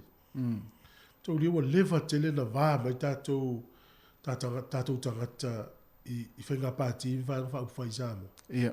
Saua I lava. Au tā longa lea tō Samoa wa sui e. Ega tu o mai whātasi tangata o fia whātasi. O le tu o lalo ama le tatalo le tātou au whanongono. Whanua ia lea lunga le. Ia. Whāta whea whanga whaima e se nga I meo polokiki. Tato walu ai lunga le se le mana fia fatasi tu so leisi le au nga o le toa Samoa I fina ngalo le tato tunu le na fia ma fatia mai le lau tato ye le taimi le kale mana o no sato wala no tato wala foi le ya fatalo fatu le tato wala o le lunga tato leina ma no se fo ya ai o talo fatina mtua ali Malo an se tua ya ke tua. Malo o metai au. Nang wia fafkai. Malo. Malo ade. Ya, aftai foi mo le fa fo mai o auto lo le wa. Ili tai mi auto le to ma futa mai. Ah? Ma tu ili tai mi auto le to ma futa mai. Io ia o mawalunga foi le la ale fa kwa afare o. Ia sa o la. Malo fa ko I sunga. Tai lava. Ya. Malo a msidi la menuia o e te lo le fi fa so ma tu langa o fo mai ni forma. Ya, fo mai ni forma tau na ya auto stadio. Ya wai lo foi tu foi ia. Ese a ole forma ni foi nge ia pe foi nga ya ka ko ni sila foi ole makaukia pe ya nga I pombe nge le fa fika u foi le nga fakia nga yo ka ko kawasa ya wai o ko le nga le ma ko wai nga se vai de forma I o ngi fo ya e fai fuala e vai fu foi de nga fa kalangua ai ngare kasi ale ni fo va ku fo ya male lo ka kala pa u ole kau a koe fixa I ma fai a koe mea e fa se di ma se lau o koso fa se di ma se lau di alanga la ma ko ne me fai kong Ia pe tong ia o tong ta te le sol. Tong ia o tong ka ke le ku fui. Ole mea nga le kupu ngai mang ku fui sa ya so ye mi ro mo fo ma ia malo nga. E pa se furu ka la fu le ke va vela ke u su al kai au. Sa. Ke pu le la nga po fa ya. E fai foi la ngai. Ai e nga o kanga kama kukua makanga kai mawala ko ka foi le ka ole half card. Ya ai mawala ke lo ka ka fanya dia nga kanga kai low income. Mawala no. Kala au. Ya. Kung ka te de ngi foku fu. So. Ya nga wa ka fa lo ngo foi ya sa si o nga wa makanga se yo lo. Yo se fai unha le ye wa le are ku pe ko ngi ya. Yang mai se ni so awa ma ngai fai unha kasi fai ya so pe kata yo fiti ngor takata le tupe pe tu fai le nifo pe tu o lo ya lu la so lo i eu fa sa no mai mali fa ta fe lo ai ni tong tate ni wa tati fa longo tanga ta vo le o la o ye le tulanga ye politina ya mali ya stasi fi otina vo le e masani anta vai fo ya so la o le fa ta usukale ala tu ai ya te vai ai asa ala tu ni mase suka vo le tamala pepa ena vo le sa o tu musuka ai o le fa matua afa matua le ngan ya le la o fu mai le o le ai suka ya so la Wa wa sa o le kasi tu fui wa ke fa ka suka ma ko ai nga ia ai umala ka suka ka sa ku fa mai ai nga le ku suka ke sa wa ia ke sa wa nga se la wala o ta si ai mo ku aku malanga i fa me se suka mo le manko ia ka ke sa mo le sa ke le ai umanga ku fa mai ai le awal ia wa fa so suka mo masi mai so fa makala le sia wo le ka wa nga wa fa ave ese nga fa mai le afia nga fo yo la ko ni fo nga yo ka ko ma ku ma wala mele ai waki nga ba nga umai le malu du ngi ya me malu du me malo ai ole faila nga kulo fo ya nga kai fo fa pipi ai me wale ko fa lo nga le me nga ole lo se malu du ko le malo ngi me ai wale ko ma wala me nga le sensitivity le nga la wa ole nga le fai nga kasi wa fai mai a fa pelo fai ka ni fo fa pio ka sa tu fu e a lua so se me a wal me fai ke mai yo fao le nga o amari yo fao o a ta ku pa wal me wa fa to a fa pe ai fai nga ka se la de se o lo ai fai nga o lo fa pi ele ka sai po pole to a me ku ko ta wal me va ni fao ke wa a fia yo nga o lo ka e ya de wa ala le ya malo ole tato se mai le mole tata novo tu la le to sa mo ese le mata ngo fio le fam le tunga tato fa fo pole fi ang o lo fa ide e ni si me o winga ese na matu te lo no atu nei mali ya ke le ane ese ngai ya ni va ta pe au me ko va ai ngai ya a fuling o mele mau ke va ai ngai ole kalunga fai ngai me ka alonga tu fue matasi o le kai mo le wa bringing the community together au mai sa tasi ai le community ele fa pela se community nga o se community sa mo ia mari au mai ai le Pacific community ia papalangi ma ko ke fai nga luenga aku ngasi akali palangi ke au mai oi sole wale se fua sa mo nga maku fu su en maku fu ai fa lo palang sa mo se fua sa mo ku ru la ka bali ui so da ia be mai se la ka la wa le vali mes ko fu au halu fo no mo tau ori ia tu fu walu fo no mo tau fu ia walu luar ka fu mangkua ngai mea fai ka inga ngai o tau i kausanga nga fai le World Cup ali la kapili ki o New Zealand. Nga o ko nga lava nga take de pea fule ngo e fai ofu. Wa ku Samoa fai mai sainga Samoa no good koitea. Mai no come by ko Samoa smart save money very expensive. Kai mira ngai oile ai strong and smart save money very expensive. Ai ole me leing ai kalonga tu fu. Sa ole le. Ole ai mai your community e kasi. Sa. E se vai ai wa ngai ngalwe ngai. Ia wa so se sia. Dai ngai me wa pe fu le wa fe alo fang ai ka mai. Sa ole le ia so. Ia ma ai e parade la ko angai ya. Nga kala ko le osaka me ai dai ka kala kwau wala me ai makaru wala uta pe da no se ka. Mo tasi mo ta. Tasi makala kala kwa avila ka me ai le fa ka wa de ai me ai. Ya ta ita te ta ul fa nga le no to ma fa e ul fa nga ta longa le. Ka tu fo ya ta ya fa ta wala ta le ta. Su e me nga me. Pole na le ia sa fo ya desi ku operatia sa nei tu fue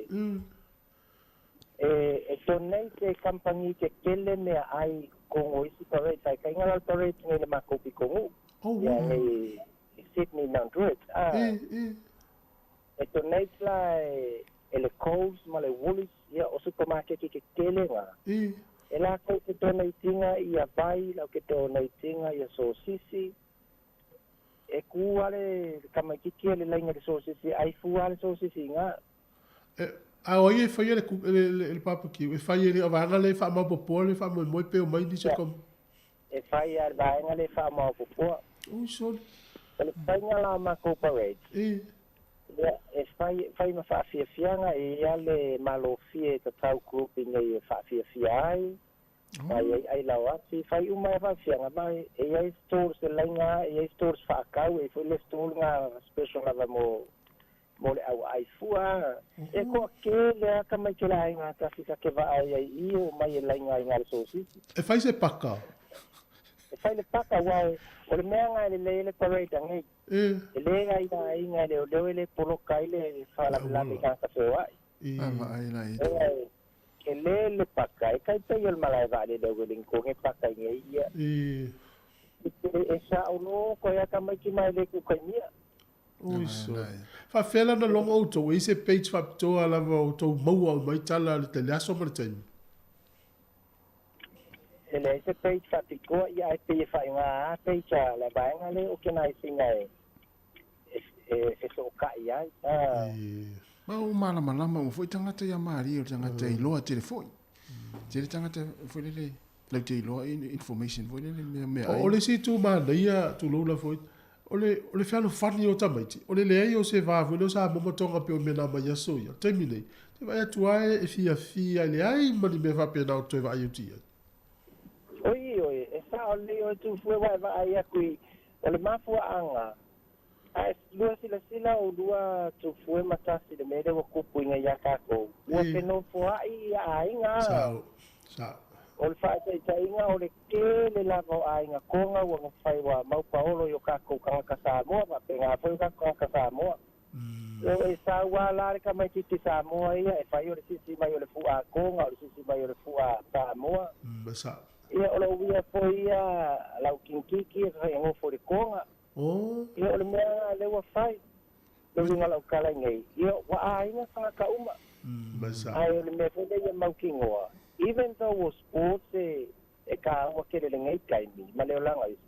But for me ku fue matasi o ke le kai kai o ole sports as a priority. Ila whanga. Malo. O ke kilo ai o le fai mua le aonga. Ai o le ngai kaimi ka kukapu le kapua inga Samoa. O se makua i le community. Sa. Ia mea tue. Mana tua News a New Zealand ma Australia. Ile so na halu e ni New Zealand. Ia le halu Australia. New Zealand whala unanga o parades a Samoa. I nei mai na. Oka. Fia o tangata whasa una. News a Engelangi. Nā kou vai a po News a Engelangi. Anga pōla kou le saua i ale. Ia sa ola. Ale parades a kākou. O ka vai ka ke kua le lainga nga kulila ka whaanga ure so si fa pe ka mau ka tipoanga me ai ure fuli me ai nge. Vai lai fo. Ile te tai misi tina le fa mo poina mo me ai mo fu ma. Fa mo yanga va vetere e tina le. Ma lo fa ma popo ma. Le te o le ga fo na to. Por kalame tu fu ka fa lo ngo ku fo ile kulang o ka makia o nga sa le le ya o dua i le. E lo tu fuele me le manga ku ya ngai ka ku ka me kia o nga ai to walo manga ku fa ngai mang ku fu ya ka ku wo ka ke fa nga luenga e ka ke fa nga luenga mo ka ku fa nga ka ke ma fa ya ka ku fa nga ai o tino ka me kia o ya o nga ele ma fa ya la nga o ya o nga ma ku mo le ai e ka u lo fa le o nga enjoy fai ka fau ai le nga fau ngai ma ku ai ka ma fau fu de nga ya ka ko ma ku ro ka ka wi de nga ka ko fa nga ia e fa ma lo nga yo ku wa lo ma ku fa nga wi ya o nga fai sa ai oi a u man ka fa da o nga ka fa de fa na nga ya de so le tu si le fia o ti na mutua o lo tama fa na ye yo me uma la vel fa na e ile tama sa fa ma to fa so na ma fa ye la na tu pela teu e wili na tu peisio to lua. Fa tu le a se fa na mai le wa fa te to lua. No mai lo tata na sa lo to. E ma le fo le fa. E te no le fa dai tato e tato tu po te. Fo ila le ku per ko lua. Ia e sa o le ko ingal ma ko Ia. O mga whai mai o la o kupe wiri lo ko lua ai a o woki kang whao sa koi te a lau ke refia kirikiro angi mea lo ko lua la sa lo i kupe i sa malo o te tene la wala mai ta lo whai ea o avu ilani mea mawa fua tau paruit ne vai aso nale aso whai ai o le vini mai te whare ie ne o le mako paruit whai da so ngai ia mea mawa fua maasang ia ai pe ia le la fa lo ngwa kula aku fai mai e konga o to ma tu ele tau no i ia to ma ia le fa ngala ia lo fa mo ia fa sai fo mo le aso vale tu fu ne fa lo tu fe passi e ta vale o lo se o le fa ie le ia la mo ia o fa ie me le fe so sisi oh fa tu nu ta mai ti a tu ora o ma so lo so sisi le fa ta lo fa ia malo si va vai foi stato fa fica si vo lo vini mai tata no io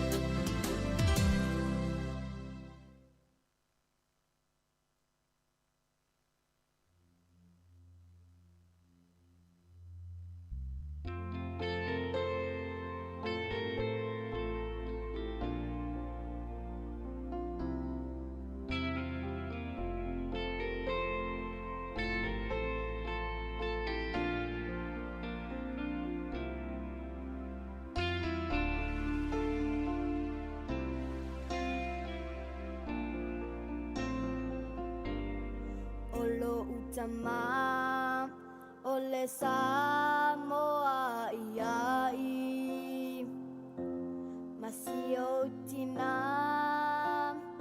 o le papalangi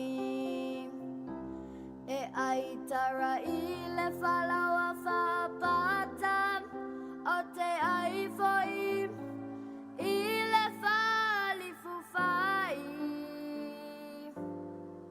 Awa e lua o whasino manga I le lalolangi Pele o lo whachutua ana I au matua Ele mawhai o na ngalo ia te au lo o tau tau singa Le aua mawai lau taleni Ua whai nei mawhamana tui a te au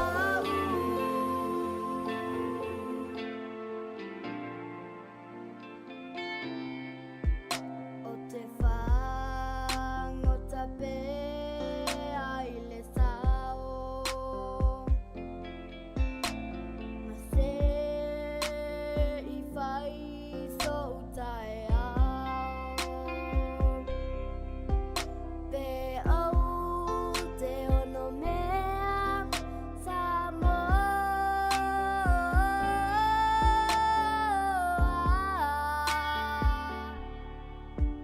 I say oh fai vai le liuloa Pele o lo whachutua ana I au matua Ele mawhai o na ngalo ia te au lo o tau tau singa Le aua mawai lau taleni Ua whai nei mawhamana tui a te au Pele o lo whachutua ana I au matua Ele mawhai o na ngalo ia te au lo o tau tau singa Le aua mawai lau taleni Ua whai nei mawhamana tui a te au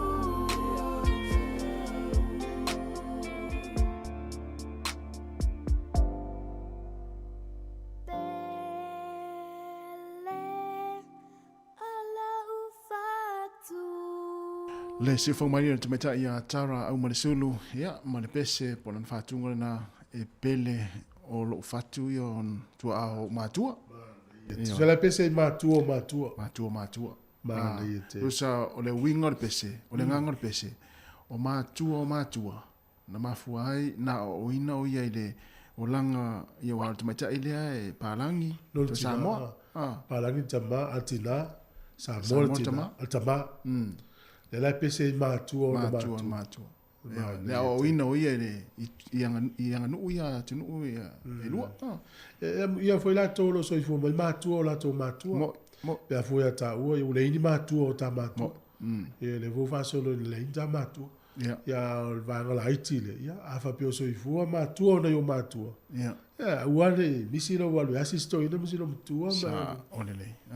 Lua e tele lo ala so tilo val pala. Ia misi tato fa na. La fia la to la ua. Le la to matua te mine. Ia. Eu te lo foi la so tilo e papai. Ia. Le ia misi tato ele o le papa. Ma le mama. Le papa uma, mama uma. Eu vou papa tasi, papa. Olha, papa lá, papa vai. Papa não. Papa tasi, apa tangi wele. Tu sana wa ta usa wa ta miti a to halo ngoa a oela. Papa fue. Papa fue. Papa fue. Na se te imita te papa tasi ai ia au ia papa fue mai ta miti a. Asevia pate le vale tolulu mo. Ya va for mo tato tala mai Samoa, ya le te mo tai.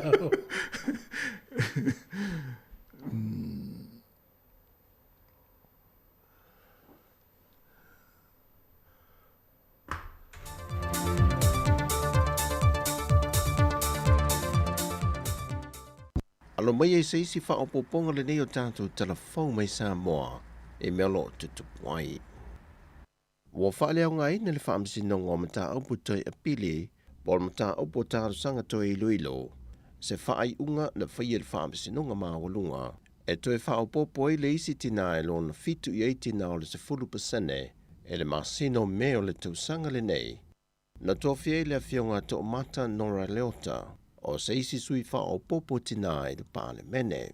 O le whionga to mata Nora Leota, na whitwhiri mai le whaamsinonga māwalunga o se sui tama i tai whao popo, o anoa maanu mera lua le pāle mene, na to o lua mai ai ma le sui tai tai o le tua ngai, le whionga fonto e pielo wofo. Ai o le tangi na tu i nātu ali ma le manu alofa i tu au, o le sui o le vaenga whao pofai le HRPP, e na te whina wina ai le lātou mau, e leo tāla whea ngai le hofi atu o le tina i ato mata, o se isi sui whao popo le se 10% e tu sai ma le whaawinga ino le whaavae e lona vaenga whawhatasi e. E le ilo ilonga le mata opo e whaamasino e toa wha, e Alfie Rhys Harrison, Reyno Asher, ma Sir William Young, whaatasi ma le tamai ta e whaamasino Samoa, e a ta whao i maa lo le Lani Tuala Warren, no lato o mai ai le whaai unga, e le te tau na to iai se isi tamai tai whao popo, e tamai tai e to ono wa iai, e le wha winga ina o lea vaenga o le wha vae. E o mai le te mea o telefou, e le eise tasi ua maliu le wha lavele na tula i mai, e le tuli lima i salani, na oso i le to fesa piki apu rental, a le whale ta avale a le Funway Rental, ma a fiai le paasese na ta ue toa se fulu.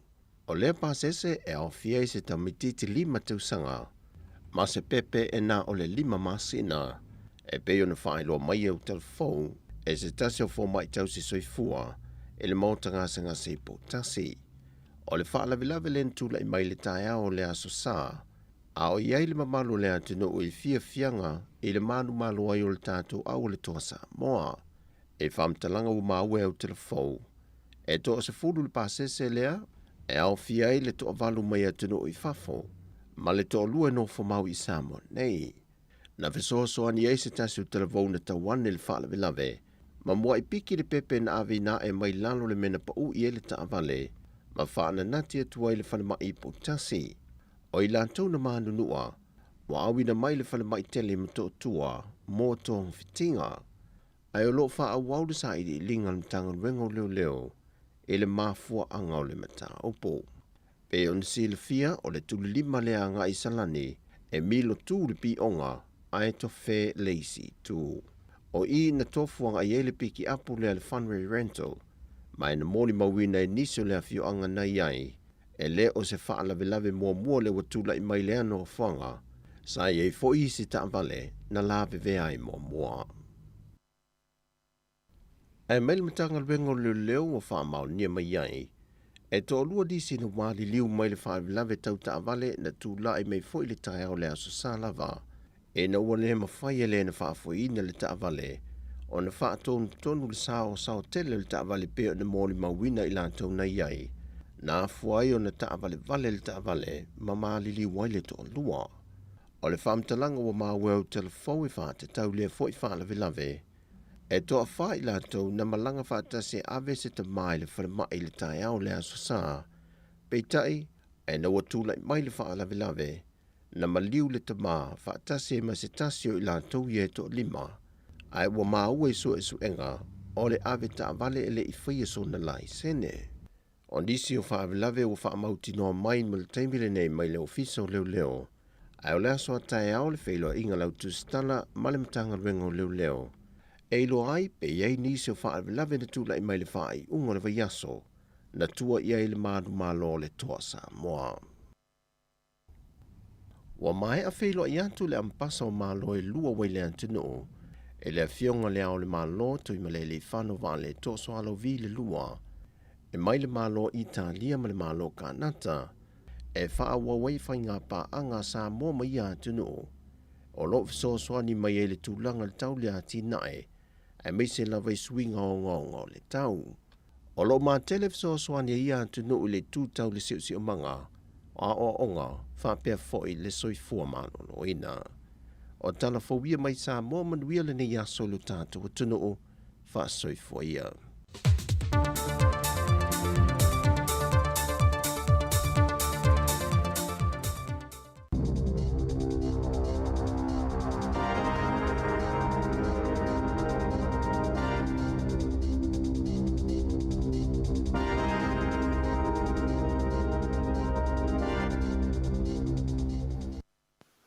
Whaatalo whātu I le nei whaopōpō ngā o telefou mo I le tautua le si ufonga le lau mua I Wellingtone.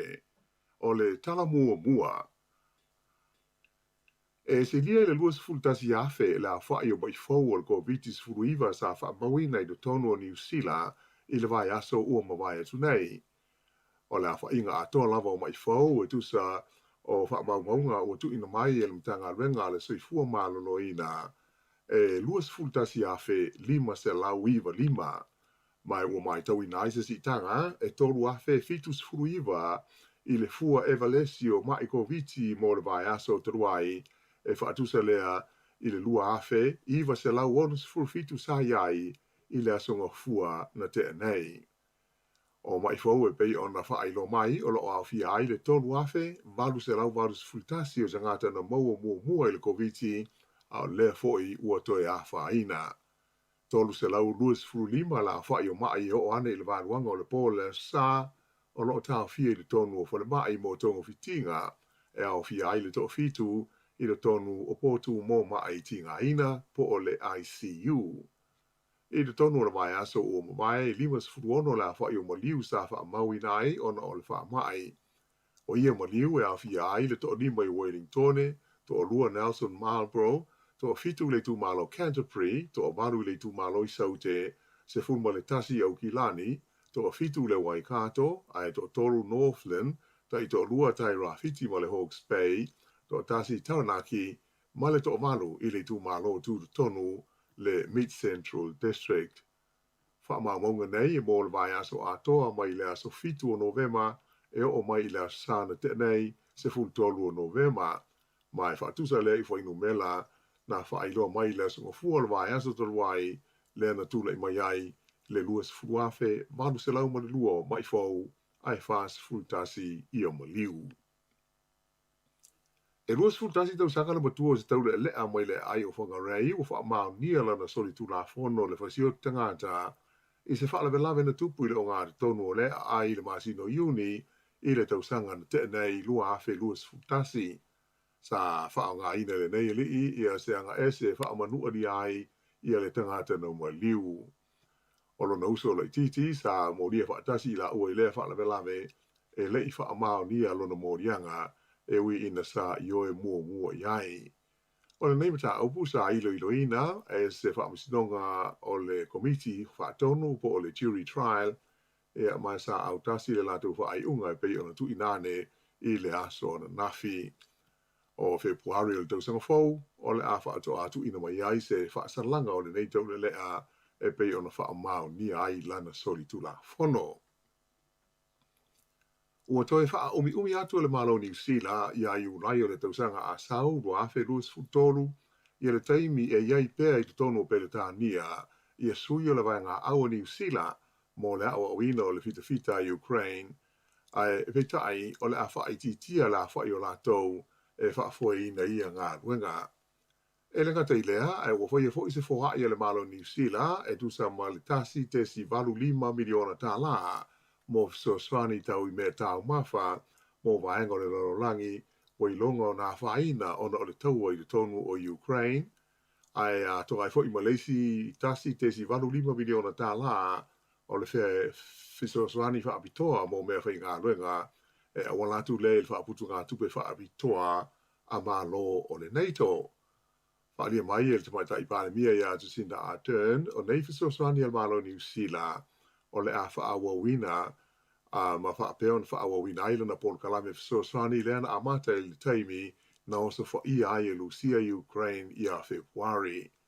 Whaalia fo i le tamaita i Pālemia e matua le sao ia le sanga whaawawina pēa e le Palestine Lucia o Putin o le neitaua mai ua whaatau sanga i nai e New Zealand le malo Lucia ina ia whaumalo le taua ma tu umuri e se mai lana fita mai le atunuu o Ukraine.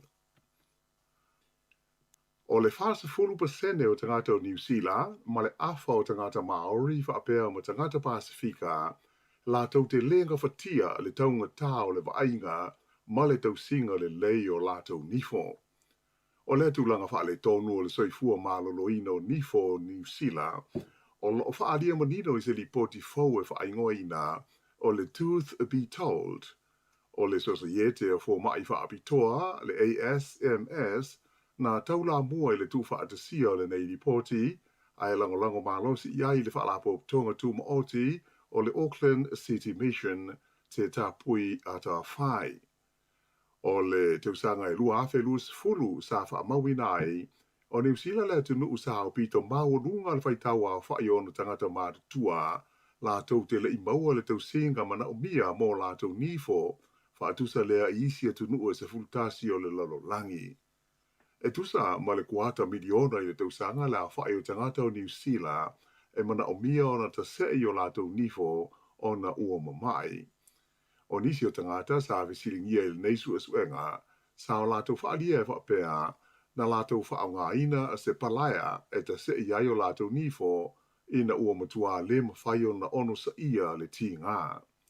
O nisi na o la tau whaalia, o le taunga tā, atoa ma le umi le taimi e whaatari ai, atoa ai fo'i ma le ai ni taama le whewa iai, o nisi o mafua anga au tū, o lo lātou le maua o tongo whitinga tā la whea ngai mo lātou nifo.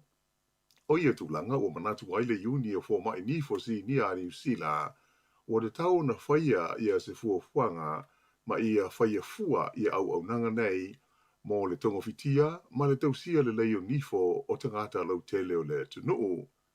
Ta ofi le whaurunga o whaalapo tonga fō mai whaapitoa nei o Sarah Dalton, o te tau na whaia se whaingai fō i aile whaafi tauli. A le whaia fua le tonga whitinga ma le waingo nifo, o na whai leo se Paul Kalame tonga o fia ai, ia au nanga i le tonu o le tunuu a toa, o na ua mautinoa, o le totele o tangata ua lenga whatia e la tau le tau e vai ai se fō mai nifo, mai o le tonga tā fō ia au nanga, ua mafua ai le motiva o le totele o tangata, ai moise ai lava o e vai lo la tau te mao ainga. Whalia fo i e Dalton o New Zealand, e matua mau runga la whai o tangata e whaonga ina le suka mo mea tau mawha. Mai o lea tūlanga, e mauti noa lava le awha ina ai o nifo o le whanau la iti. Whalia i le ripoti o tu ina mai, o tangata e au pito silio na wha ina, o tangata Maori, whaapea mo tangata Pasifika, ai le ngata i lea, o la tau i le ato tole malosi, ia whaapea fo'i ma matua te ito tasi po o solo parents. I le taimi na iwa whailo mai le fia o insinia e wa ia ma whaafoe ina ia le whainga o whaata o ngase i le tonu o whare mai, i le te leo le esenga o la tau tutongi, ma le tutongi o tangata i whainga aruenga, i te tonu o ofisa o whale mai te leo le tunuu. Ta ua whai e whaapea, e tusa mo le se furu awhe tā la e maua lunga ai ia le tutongi o tangata ia ngā rua i tonu ofisa na i lo engineer po o technicians e lātou te whaia whaata po o CT scans o mai pe a mo mia mo lātou tonga whitinga. O engineer nei e whai o lātou whailonga tikeri ai o le lātou tutongi amata e lima se fulfitu awhe tā la i le tausanga. Whaatusa lea i le ono se fulfitu a whetā lao le tongi amata mo le tangata ofisa e whaia ia le lisi o whaasalonga o mai e le tau o na whaia whaata. Na adi ni maile nei whaafi tauli le masino uni, ina ua si itia le whaas 4% o te tongi o tangata whainga luenga wha ofisa i le tonu o whale mai i se tau whainga tau whaatutusa ai ia te tongi o tangata whainga luenga. O nei e nga e le o fia i ai le sosaiete a tangata whainga luenga le mano po o le pisa a, mai ua amata nei ni tau whainga ina ia toi whaatala no ina le mata upu i se taimi wawe. Ona po, taimi New Zealand na taunu uai i Vietnam le tamai tai pāle mia ia Jacinda Ardern mo sanasi singa tau o loa whaale malo i lea tunu tele o Asia. Sa whawhilo ia lo na taunu uatu i Hanoi le lau mua Vietnam e le pāle mia o lea malo o le li iswafa ia Pham Minh Chinh mo whapefo i na whaiai mo se tūla i whaaloalo le fita e tu sai o tūlanga o whaalolonga masani mo tai o malo. O le whaama moe au tū o le iai Hanoi o Jacinda Ardern, o le tau whailea e toe la langa i le wāwhea loloa i o malo e lua i na motusia ona o le whaama i ko viti. I tala noanga muli ane ma le pāle mia o Vietnam, sa whapeo na whaamautu i nai i ni malie ngalo ia i le wāo New Zealand ma Vietnam mo le whaale leia o whe malanga ingo waalele. Ma le whaaupopoina o ni awanoa, mo visa e tā whao whainga ngai tangata i le wā o tunu e lua. A tu ua Vietnam, o na malanga tu leo le tamata i pāle mio New Zealand i le tunu o Thailand, mo le whontanga tau i le tamao ainga a tai o malo Asia ma le Pasifika po o le APEC. O se li poti mai le vaenga whaasara lawe ngō le Yonyap News Agency i le atunu o ko le saute o taua i whapea o le a whaafo i alo i mai i New Zealand ei i le tamaita i ko lea na maua i a tino maliwa rana whanau e to lua i le tono ni ato pao i au ki lani. Ta ua i le li poti i whapea o le au maia i New Zealand e le mtanga renga o whaamisnonga a ko le saute le nei mawhine whaas furua te sanga le matua i le tonu o le tolu sifuruaso o lumanai nei. O le vaasa taluai, na talia ai le whaamisinonga maorunga ko rei saute i le lau mua i sol, ia se talo sanga sa tu ina tu iai, mo le toi whaafo i ina mai o le nei tamaitai i New Zealand, e tali i ona morianga o whaia. Whaali e fōi o tūlanga uma o le suenga na whaia i ko rei saute e tusa o le mata upule nei, o le awha pe fōi ona tu ina mai i le malo o New Zealand. O le masino se tema na tā fia e leo ko le saute i le mafine e lo a fia le reifa le belave i le nuu ngoa Ulsan.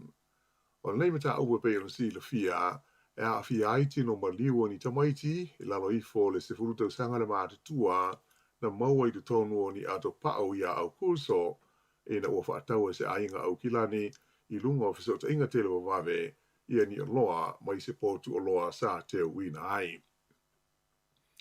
Ua tau fia ma ave malosi e leo i le ai o Palmerston North, ni a upenga malosi o ni whana, wha pēni ta male a toa mani mai la au whaasaina, ma se vaenga o tino i tupe, e tusa le tau a whai ma le lua ma le awha miliona tā la, se vaenga o le latu o whainga o whaingoina o le Operation Cobalt. E to ono tangata o whapeon tau fia i leo mai a latu suenga ma o se whainga nei, i le aso walu o nove mai Palmerston North, ai whapea ai fōi ma au ki lani. O ta amale ma wila afi sa tā fia mai e leo e au fi ai pasika o le itu ai ngatonga tā o le Harley Davidson, whape fōi i o se sipi o le Range Rover, o se BMW, o se Audi, atoa ma se Ford Raptor. Whailo mai e le taita i leo mo le Central District o Paul Basket, o le tau fia o tangata mai le news whainga o le a te le lava se fesosani i le whaititiai o le whaatawina i tua o le waila au o ona whaasaina o le methamphetamine i lea vaenga o New Zealand. O le to ono lo tau fia leo e au fia ai e li e tofa mani tamai ta i se to lua. O le aso lua o te se mai tūra i ai la to umaia i luma o le whaamisinonga whaitu malo i Palmerston North. O lo fa tal sanga ina leo I kala estete le so soniato le mamaru le tunu u I le sa ilinga o le tangata na ia o so fo ia se li sa fa sa vali le na tai fau I le pito nu o Bexley I le tai au le songa fua ana nafi fa lia mai fa pe o se anga ese sa fa nga ina e o so fo ia ai le nei tangata mai o lo fe nga nei o ia mani tonga fitinga le fa le mai ona o manu anga tu nga tupu le whalavelave le talata I le wala o le Pages Road ma le Anzac Drive po le afo le ono i le tai ao o le songa fua. I leisi vahenga o le tātou tala, ua le talia le tāsanga a tangata sulfa i mai Kiribati, ina ia vea o ia o se tasi e pui fa le tūla whono i te tono o New Zealand, ona tūlanga lo matia o lo nā tunu i swinga o le tau, e ui ina o lo o iaise wha ai unga malo o whaatasi, e wha sa ai o na wha fo i tangata i o lātou tunu o, pe a whai e lamoti ai lo lātou soi fua, ona o swinga o le tau. O le nei tangata na malanga mai malona ainga i New Zealand nei le tausanga i lua afe male malo mai le motu o Christmas Island e Kiribati, na mafua o na tauti poti ese o ia ma New Zealand, ona o se modianga mama whasanga ia te ia i lona wha o lima i se sasi tangata Kiribati i le tausanga i lua afe se fulu. O le wha i unga le wha amsinonga wha apitoa mo mata upu tau whe malanga inga, le Immigration Protection Tribunal, na lātou whaani ai e ua te ena le tāsanga le nei tangata i le tūranga i pui ai o ia malona ainga ina ia no nofo ai pē i New Zealand, ona o whaale tonu ua lamatia ai le lātou tunu ona o swinga o le tau. O le so o se aso tāua mō le whaitaua whai o tangata o le lalolangi, o le fua whaare tau o le whaamotonga o malo o whaatasi na tāua ai, o le aso le nei, e le tau na ausia ai lao whainga e valu piliona o le whaitaua whai o tangata o le lalolangi a toa. E ui ina mawe le whaatupula ia o le whaitaua whai o tangata o le lalolangi, a e o le fua o le tuputupua e ua a matau na aruaru maari e ifo i lalo, mai o le ao ina pa upe i lalo i le lumanai. Tele swinga de tele wa fi ai le lalolangi ma ona tangata i le nei mai taimi, mai ua fufuaina malo o whaatasi e le tauona o atu i tausanga i lua afe 50 ua o i le iwa tesi ma le fitu piliona lao whainga o tangata no foi o le tātou pāneta le nei o le lalolangi. Ma le talawhai ua to tele mātua ma le mamaru SS e fia i le taalonga tā polo po le golf sa o lātou rangalangoina le tawanga o tanga polo a le onga tā polo Samoa i Wellingtone, le Wellington Samoan Golf Academy, sa whaia le astona i taruai i le malai o le kalapu tapolo Shandon i Pitone. Lua vaenga o le neifa a moe na mua na tee-off i le tawanga mo tamaiti i le kwata i le sefurua mai to sefurulima i la tau sa tau wahai. Pei o si le fia o le aunga ma le wha moe au tua le academy le nei ina ia awa awina le iai alo ma whanau a Samoa i le tonua Wellingtone i to mai i le nei fo i whaanga tama o le golf. Ai o le vaenga lua o le tauanga au tū lea mo le auta aloma tutua e to lima se furu i la tau sa taunga ai le sonai na amata ona te tā i le kuata i le tasi le wauli ma wha solo ai lava se ia o ina mai a. I le sauninga na tufa ai wha longa ina ua uma le tauanga sa sauno ai le fionga le asi papali i Tommy Scanlon o le sa a vea tarwai nei ma komisina maurungo sa moi Wellingtone e tu sai o le mafuanga na ia whaavai na ai la onga tā polo le nei mo whanau a sa moi Wellingtone. Sa ia whaaftai ai fo i le fionga awhamisanga te alu Moresi ma le pūrenga le siu whonga le lumua lea ua la tautau aveina nei ma whaafuaina le onga po le academy i le tuu ai o le lumua i le fionga le asi ma le whalitua ina ua mai aro la taimi sa ngā lue ai i le tofinga komisina maurunga o Samoa. O whailonga mo le vaenga la iti o le taamisanga i le astonai na maua e Marcus Elisawa le whailonga whaapitoa o le tamata alo o pito aruaru i luma o le lua afe ma le lua sifurudua o le tamaita e au pito aruaru i luma lana tai le nei foitausanga o mata niu lolo.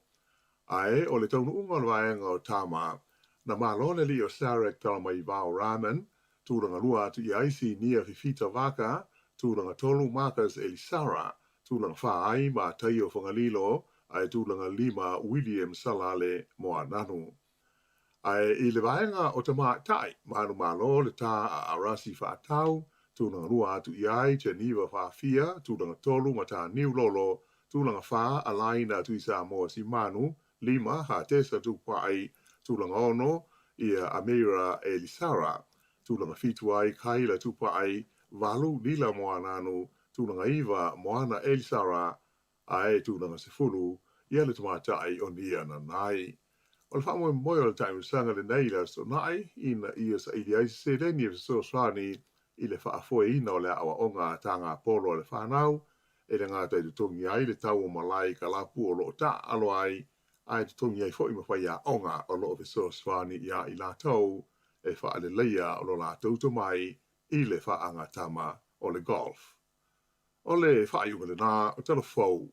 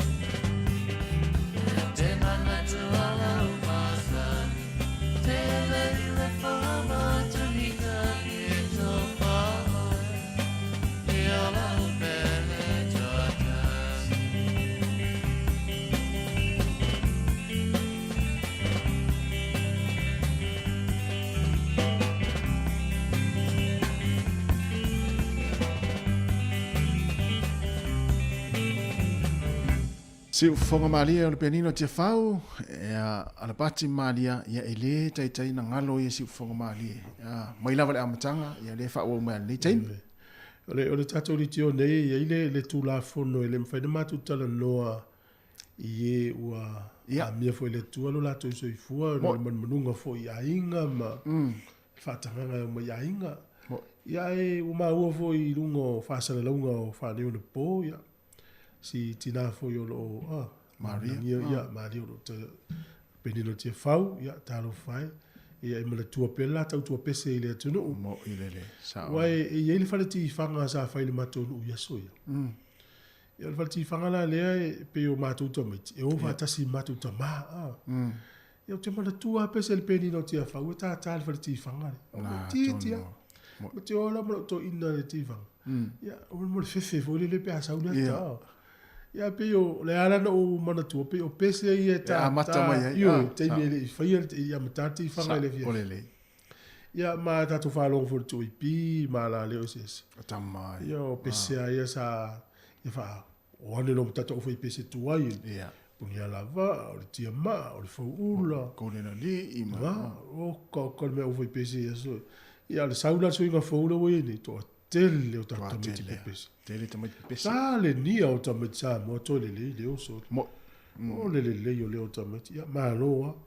O me o le fatu se pese tau fai fatu se pese. Yo. Ya nga tele o si o fatu pese le ni. E si tamati tamale mai falata yo kini ai. Kini ai. Ma nei e foi o na fatunga il va ma tua fa nau. Mo tonu le ainga. Ma nei o le fatu ia le foi nei si alo le tunu fa pena mo ia alo ese mai pese tau foi fai mo pese ta fa le hanga ngana ia ai fatu special ngai e ta mau ngana ala ili fi au ta ua lai to ton ta olele ia nga mo ta to e pivo nei ta mo al seto mi siluki na ti o foi lua le ori de na ai tu atu le ori nei lu mo pe o le vai te mil valos fu sa o le lu mo ta to fu lu ta to ia na o le si le mo monga le ia ta fi fatu sa te pese o na o fa longo lo si fonga tu lo le tu foi o le matua e tangata pese a taia o te fiu e fa lo leo e le se leo pese lo leo o na o lo leo sa le fa nga ya so ia le la o e fiu te tau fa te fia pese ya o sa le leina va ai le lo leo ya so sa e so ona e me le nga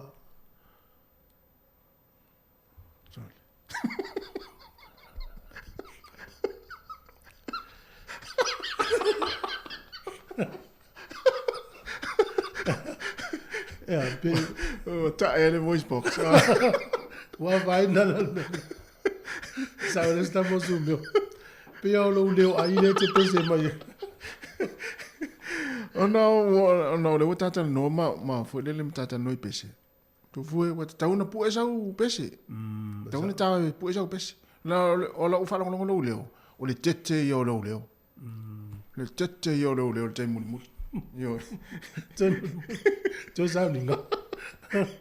Ya, e tata por kala mene ia le bulenga no. Por i no se fur.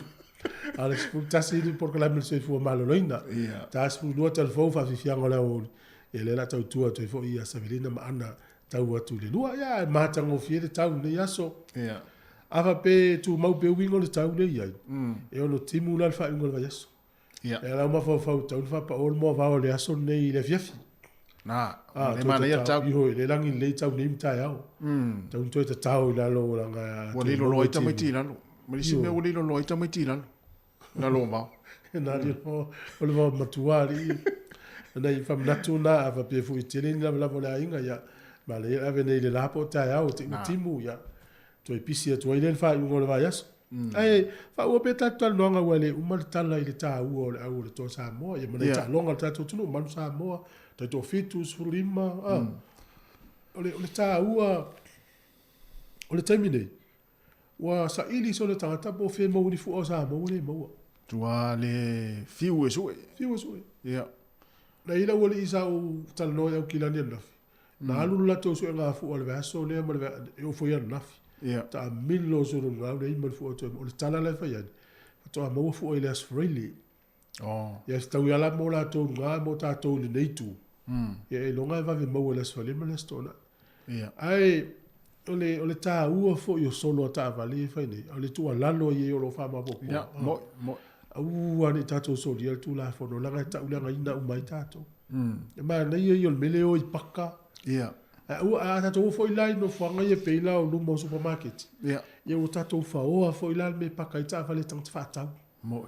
Ya peila ma na yo podi lua. Yo le train station te mile ule hei tangata. Ia. Sao. Ya vela ma na ye. Ma na ye wa mo ka paka vo. Yo. E ma na ye por ro wa ka paka ile ini na o ta vale paka. Ile fia fila na ule man ta va. Ma o tala fenga ye por ro wa tangata por ro la tu e ona ka paka ma vai ma fa pena. Ai o le fautuanga na mal tu alalo. Fa manatu. Fa mua tatu sa ngale mu. Ai fui tatu fa na na ilungo ta vale a o tu o ilungo ta vale na fa na maluma. Ma ta tala fai to a sa fa i fu lele o tua. Non fa manatu ai tatu fia mo leva yaso. Ta o il tatu au. Fia mo tatu a o di tatu dia tu la fo no fa mo mole. O tangata uma ye le fia me le fai tatu. A be o pisa ti ngata ringa. O le fata tali tangata na ile aso la vea si o tato i me. Sa o le a mai lole e lungo so mai lole e lungo pe ya o mali wai o tinga ina il fa ma yo no me tu wa ye no le. Ta a ma na ye fia i tono el polo kale o tu la fo. O wale yo fa fo ma tu la fo. Na. Tata no ho ya na fi ma stasio. Tama ma tu le na o mai il tato office. So el telefon. Ia. Ia va pia ona no me msia fa na uli solo le sa. Ia tongi le tali tio na grandson telefoni fa. No. Ia le mo tonu e mo tato office le tatia. Ia. Sa o le. Io e pe io nei va ngana le ngata le tafa o ita maiti. Ma wel fia. Ma wel fel fani. Na. Ia la tapo ia fo stato wa. Na sa tonu ale na. Ava pe tele dia fu ia fa so an mo ni sina tau so en fu. Io. Ia ma va pe o fiu a so e fu. Na ia mo meu ia mu vo ia lava. Ia tam foi tai le vo sa mo lo ia lava. Wa na ia mu tu foi la no vai. Ol pelo e mumu. Pelo e mumu. Ol pelo e mumu. O ia. Ai ia mumu tele ia mumu o kirkiti ma. Pata le no pa o fiu so e fu. Ja, le pa vi fianga fa mna tot. Le mo le temi pe to via vili mai. Ai le ma le vo i tu foi mata foi un peta fa ilang. Ne foi vai aso. Ya le fona e fai ana ta wana file ele siva tau le na fai ele le ona ata mai tau tu fo i lungo so mi e se le ma lio tangata le le fenga ele siva tau na fai me sta se tina mala na fa na wana fino mata fo mo pe ta fai lang ole te o foltina lo na le lo o pole siva tau o mai sama ai tali me la na fa na wa mai sama o ele to ya tali me na fa na sama to sama ifea se vai, fa mi po fea. O mai te meti, nei la. Wow, ata na filisiva tau na ka pe moi te ofo. Te ofo le lo o le so mai. O ile toa. Au mai. O i fea. O le so po fe me le i samo. Dia so le ti dal to fio. O le si o me mari ta tale no fo ya. O le si ele na lo vai atu. Ma fai me ona winga le manuia i pe o kila. Ia. O li fo lu mo ta vale ya. O loka ila wala fai ona winga mari. Ia, walu no la fale. Va ile o tingi yanga polo na anti ya na. Me fa metala lu. Me la fat o te sa wona i. O mai matanga winga ye fa ali. Ai va fatto senga mo ye fa malu lu o tu va no fo. Wa ai ta mi fatto tu salo na tale mano mo na winga fa ali lu ngol awala. Ia. Malo na tale no fo infato ese. Ia. Wa pe vai le puipuinga le fa matua i tono ainga sa mo. Sa ole nei. Ele mau isi fo ia inga palangi mai si tangata. No fo la lo tangata ula vale le ai fa tu ye le matu. Na no fo le na le. No fo le la lo o fo ia na fai yo na winga in fa le parade. O fo nga le o tengia. No ia fa mali o fo ni winga. So to lo msi fa na fato ese. Fato lo mal fa. Fato lo mal fa na. Ya ya le o inga pe lo anti. Me la fato ya uto sa wona. Te vai e winga ye. Fa pe le leite le sona. To vole fa matela fa na wa. Winga yo matu sa mo ele tu. Ele tu fa tonu mala wa. Ya vai ese me fa le tonu talno. A wo tu fa wa pe winga fa pe wa ele ya. Te no la na ta ai longa to e fe no winga ye. Ya. So over to a malina. Ya, beve oi. A mato vai a oi se me oi fa yo winga hapia. Ia. Eu te lo foi fa no se fa nau. Io ia o ia le fa no. E fa no. Ya me se wai nga sa mo belali. Fa ma po ponga me le fa me New Zealand me tato ai ngai le me se me fa. Ya man tu ha o le ia le sifa tau le tato tu nu. O le fa le fa tani manita mai ti ile tala fu le tato tau. Ya. Ai so tu fai upulo na rua tinare fa mai. Ifea. Mai Samoa. Ifea. Wale lo ta mai ti po le tala afa mai fa mai ta mai. So. Ya na. Ya me lo mata voi tu la watina. Ya la tata to pese va vivre en retard. To sfulu va minuto talo sfulu.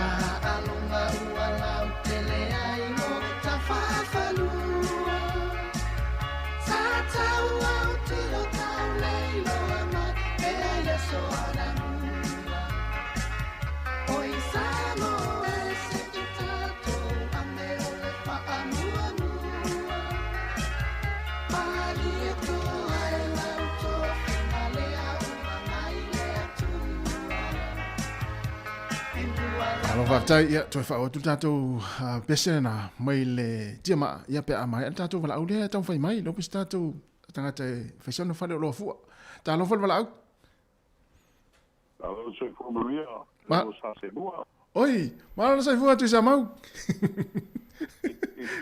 so fu Maria fata ma le Vasilia tamo tashi tu lo ei alo fata kau e como mo jale no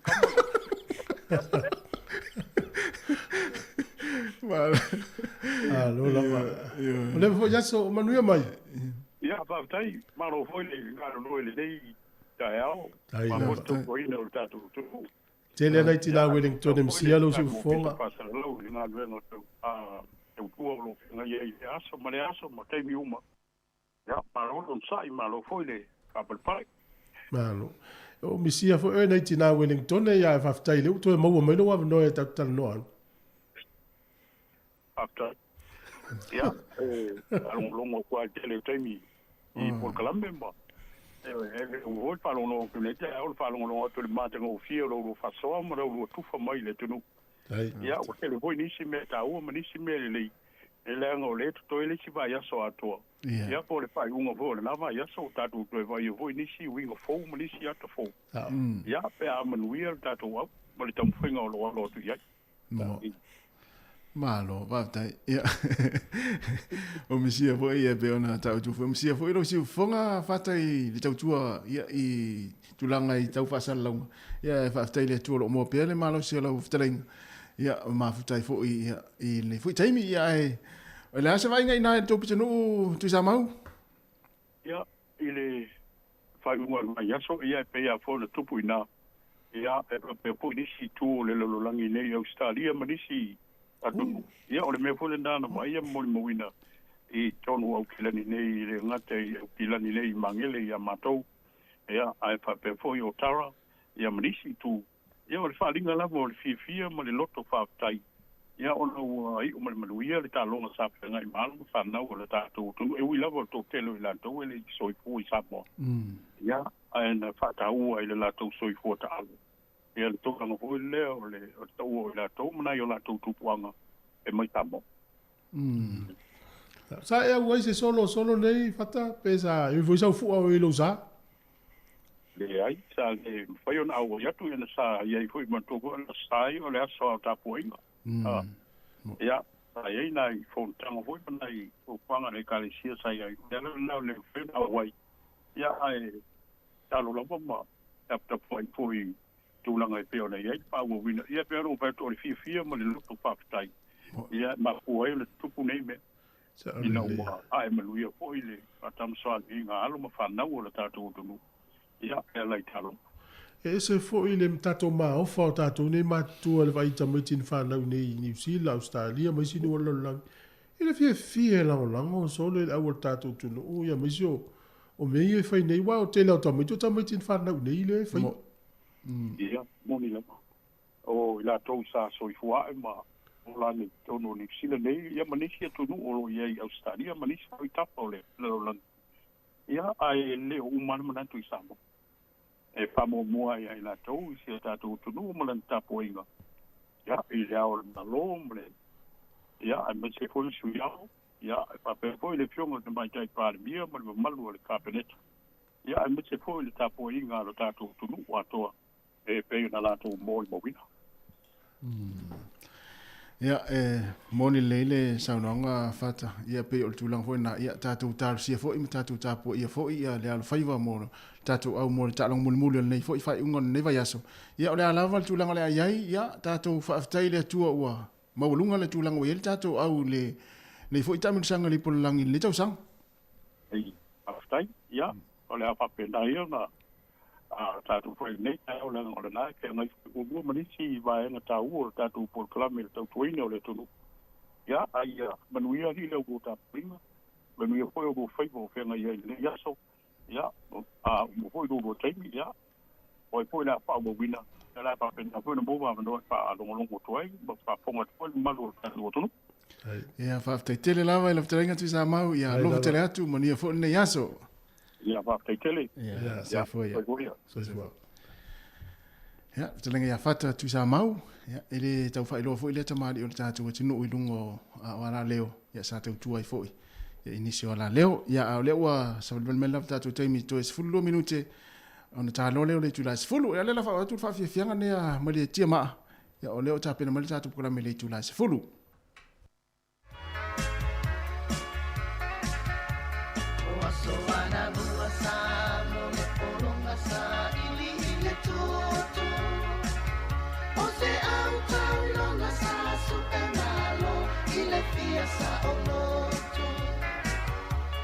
Wala no mau mai ele tua o le taua o ila tawia na sa ili malo tenei ua maua o isamo ai se itato ame o le whaamua mua mali e to ai lauto fina lea ua mai lea tua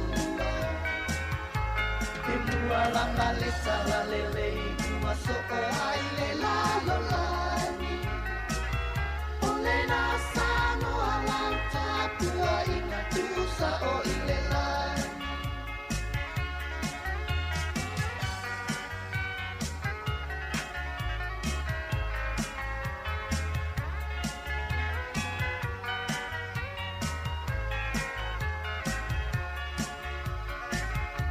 le manu sano o le toa sano tasilo mo wingoa a o teire tua ua toa tasio e ile basala loa paisi lava o ta alonga wai loa ai o e samo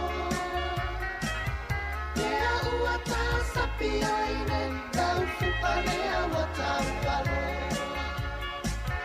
Oi sano se itato ame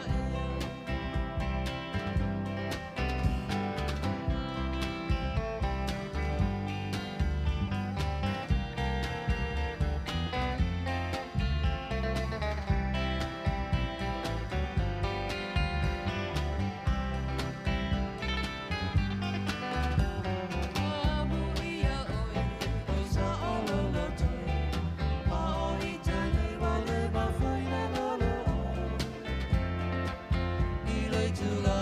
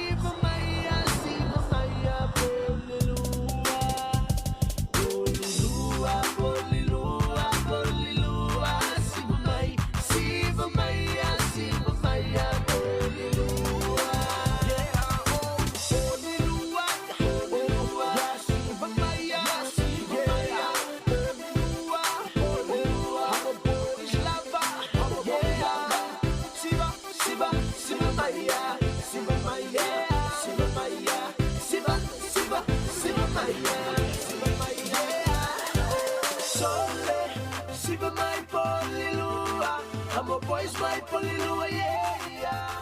Polilua. whatalo whatumula o whaalo whawhonganga le tinu o tai o nei, ia nanto whawhonga mai fo tato pesena mai porurua. Ia pesena a matai pokala me pulinga no le porurua.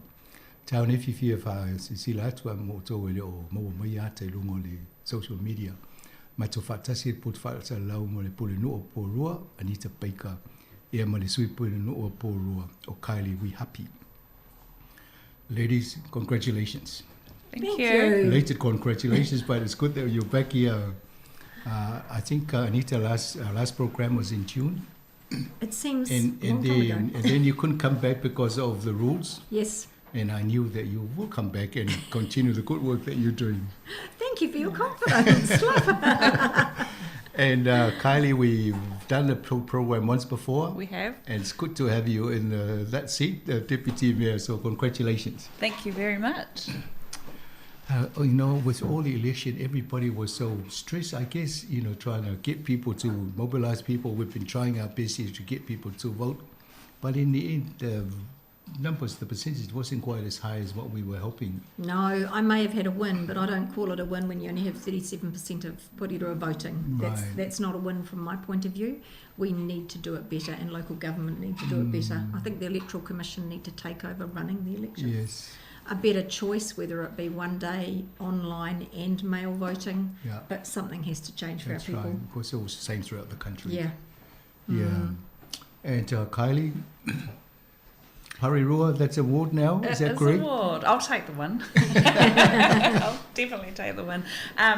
It's really excited to be voted on the new Parirua Māori ward and represent the whole city, and also for being selected as Deputy Mayor. Certainly got my work cut out for me, but excited, looking forward to it. Given that now Deputy Mayor Porua, people might want to say, can you tell us a little bit about yourself, please? So I'm asking that question now. Do you mind telling a little bit about yourself? Sure, a bit of background. So yes, I was actually born and bred in Porirua here. Right. On my father's and my mother's side, I whakapapa back to Ngāti Porou and Ngāti Tūwharetoa. I also, on my mother's side, my grandmother is Samoan. And we talked a little bit about before, I've never been to Samoa, but I would love to go over there and to visit our village and where I come from. So my grandmother was a clerk. We fortunate, we related to the clerk, so Ironi Clark. Rugby players. Yeah. Did you play rugby, by the way? No, I never played. Sorry, I've left that to. But yes, my son plays rugby. Yeah.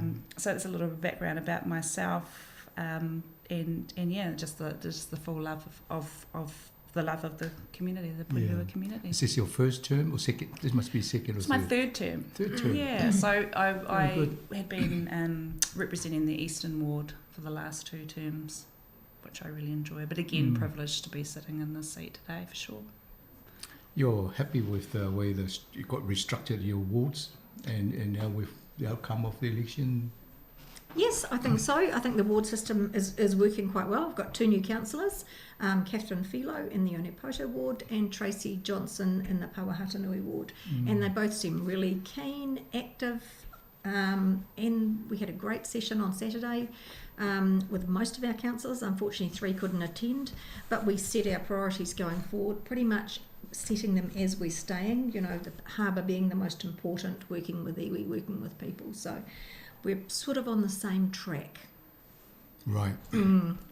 I think we'll come back to the Christmas festivities later on the program, and perhaps talk about the priorities and what you've setting for yourself. As I said, the harbour is the most important, which is the infrastructure. So to fix the harbour, we have to continue with our investment in the infrastructure, and we're going to cover that, I think, later with the Bottomley Park. Remind me, what else did we sit on? We had climate change. Climate change, second one, that's right. Third one, we had housing in there. Even though we can't fix the housing, we can drive the housing and the developments and the sizes and help with those compliance issues. That's right. So, and the Three Waters obviously is still in the mix with the infrastructure because we just don't know what's going to happen depending on the government next year. So we've got so many things going on with local government reforms. So we don't know what will change. There's a lot, RMA reforms, local government and the Three Waters. Yeah. So you've got your agenda for this year and the next 3 years pretty much mapped out? Pretty much, but overall, all of that is actually the residents. So it's affordability. We've had a discussion what's affordable. We can't get to affordable. Our rates still go up. Things have to go down. So really hard task for the council this term, I have to say, with a long-term plan, annual plan next year, long-term plan. There is going to be some tough decisions. Right. One of the things I saw in our notes for let me try and translate some of that in Samoan for our listeners before I lose it. Ole tato malo pe on tofa fonga mai me tau pule no o leo toi filia ia ni te paika e ave mo pule no po rua a o fo io Kylie we happy o ia le o filia e le siva nga len fa popo ta o pari rua a le sa Eastern Road mo io le ala o pale mai de o le suina e to ruona tawa ia o ia la le sui o tangata whenua. Ia le fo lau whiwhiria le pulinga nua pulu e vea manato sui pulinu po le deputy mea. E ma leo whai lolo na iwhi tangata i elo na pita Ngati Porou. You mentioned two Ngati Porou and Tūwhare Toa. Ngati Porou ma Tūwhare Toa. Ia e fo lona pita Samoa. Ia le lau tu sa wakawa i tātou tangata maoli mi tangata whenua i. Ia mai le o Samoa atu nei stemi o na siasi le Samoa. Ia fo i stemi luma. Au lewa amatantaltala no ni si fufuanga pe on tala no pulinu. Ia ni ta sa ile la to fono le fai ngol mai aso le stona i amaten fa tala no ni si o ngai wenga la to fa tatia. Ai fo linga mai o vainga infrastructure po ngai wenga fo ila lo papala ma ngai wenga tele. Ia o le climate change te o sui engol le tau. Ia ma tolu vai Three Waters. Ia ma vainga na o le tau o ile tanuanga stemi mumua. All right, let's come back to the plastics. I'm very pleased to see this because after the program here, I had a team together and I said, make sure they don't ping us for putting the wrong plastic in the road. But now I see that a lot of people must have come to you and say, can we change this? Well, I think it was more the fact that the plant didn't do it. So there's a new recycling plant and they can now do it. So number 5's is now back in, which is your everyday margarine, ice cream, takeaway containers, all those ones that we couldn't do before. And most of us can't see the 5 underneath because they're so tiny. And that's where people were getting pinged. So now that these plastics have been added, and even cans, I was doing cans and I was peeling all the covers off them to put the aluminium in without the lids. Well, now I realise I don't actually have to do that, and you can put the lids in if you tuck them in the tin. And it's the same with the glass bottles. My partner keeps leaving the lids on. Well, you've got to take the lids off and wash them out. So I think it's made it easier for people because you can recycle probably 95% now of what comes into the house. So, the beer bottles in there, can they go to recycled bin or not? They go in the glass recycling bin. Right. So you get a glass bin. That's the blue one, and the yellow one is the So what about cardboards. your margarine bottles and things like that? They can all go into the yellow one. Right. Yeah. So just you've got two plastic, types. but not glass. No, so they have two separate bins. So you have a glass bin Yes. and a plastics bin. Okay. Plastics and cardboard, actually. Yeah. So plastics with 1, 2, or 5 on it. Yep. They can go in with lids removed. Okay. And the aluminium and tin cans. Yep. They can go in, and paper, any type of paper. Any paper, cardboard, newspapers. Clean and dry cardboard, yes. Don't put in Well, quite often you'll put a piece in that's got a huge chunk of plastic on it, so that's not helpful. So Yeah. you need to take those sort of things off. Yep, sellotape. So what's the reaction so far from has it been published on your website? It's or? been published on the website. We've put out news releases on it, and people I think are very happy because people were confused and you can't see those little numbers. You found it easier in your house? Yeah, much easier. And actually, with Antino, the council actually put it out to everybody that that has the antenna app, which is really helpful Mm. as well. But yeah, a lot easier as well, because I used to say to my husband, "You can't put that in the recycling bin," and he'd get upset with me.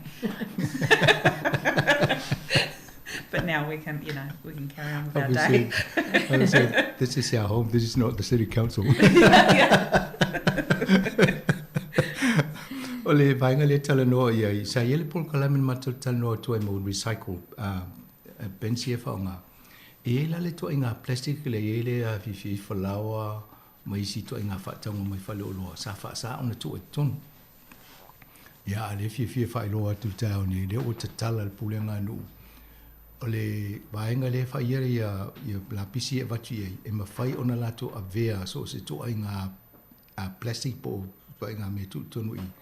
Manga nai mo me o folio class po fanguie e malama po tu inga e dem fai ona tu tonu e se fo ala to a basket tu e ana me tu tonu i le recycle pen le la utalia ia tonu stala fi fiene mo tato uma fai ngo fi fo ma tu ngal benga nei le ofisa ona le o mfai ona fa te no ul vainga le ai fa muli ave ese mo fo yo o mono po o letso o mene i ese tala ese na ese la ia tu tonu na o vainga na fa ngo fi ai. Some of your restructuring work, Anita Botham Park. So there's some work happening there? That is. It ties in with the Kainga Ora funding, actually. Yeah. So the sewer line is going to be removed out of the Bothamley Park stream. I think it runs through there 12 to 15 times, so it's going to be removed right out of the stream. But it means that the park will be shut in different places through over the next 2 years. It's a 2-year process. They're actually going to have a session on, I think, in the park in a couple of weeks, but they will close bits off, so you'll still be able to get through. But it means that from an infrastructure point of view, those new pipes mean we won't have more sewage in the harbour, in the stream, much safer, larger pipes. So good outcome for everyone, really. So how many years? Like that, I think we've discussed everywhere else this, in the country. Yeah, I think we've discussed this for a few years because the Kainga Ora is a 20-year process. Yes. And so the next stage is the removal in Bothamley Park, but it's also Cannons Creek Park, the wetland that goes on the bottom field. And so they're going to be starting the harvest of the big pine trees along the Cannons Creek Park. So a lot of those houses you'll see them, they'll get a lot more sun, they may get a lot more wind, but the trees are coming down over the next few months and then they're going to revegetate with native forest. Right. So that will be better for the park and for safety for people, so they will improve the access for people getting down to Bothamley Park, but it is a 2-year process. Yeah, thank you. Ole vainga le tala no ye si paka le auto Bothamley Park. O inai o le ye fufuanga ina ia toi wha le le mai ye paipala ia ilalo nai toi e se me toi wha fau atu no singa benga tele na le futa o e Anita Baker o ngā lue wha te se Kainga Ora o la tau nai ia ma ngati toa o tangata whenua na ni porua ili ngā lue ngā tele le wha le development ia atu no singa benga ia o le maua mai tupe wha tupe le malo if so ni waste water pipes ye po pipe ye la ia pai fo ia mai kuka ma falta ele ina ia fa le ia tili fo ilo fo no ni o to po it's good I guess climate change funds will help pay all that out, should it? Or no, we need a lot more money for climate change. But we did have the minister, if you're going on to the funding announcement, last Thursday come into the East with an extra 204 million. But as I said to her, thank you very much, that's really lovely. But you built Porirua back in 1965, 67? We need more money than this. So this is a start. It brings us up to about 340 million they've given us. That's just for the infrastructure and the area around the housing. So I pushed Megan and said to her, we'd love some more money. I'm going to keep hounding you every year for the next 3 years while I'm elected. Porirua still needs more money than this because actually we're not getting the houses on the ground quickly. So it takes a long time to knock down the existing houses, remove quite a lot of soil because of the asbestos, and then do the earthworks. So as you would have seen up in Esk Place by Castor Crescent, they're only about to start building there, and that's 2 years down the process. Right. So we're not building fast enough.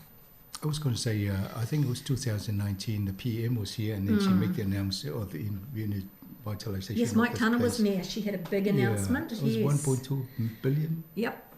But it's So- over a 20 to 30 year process. Right. So this money, is that part of that funding or is this additional? Yeah, no, this is part of it. So So slowly they're they just do it in drip dribs feeding and it. drabs.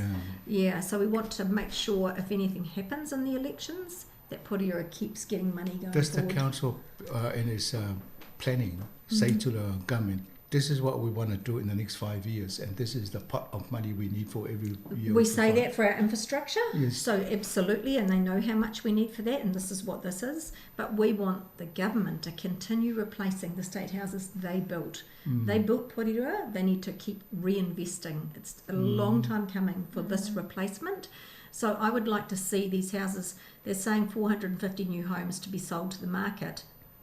I would like to see even those rentals be rent to own, no deposit, because our people can't afford it.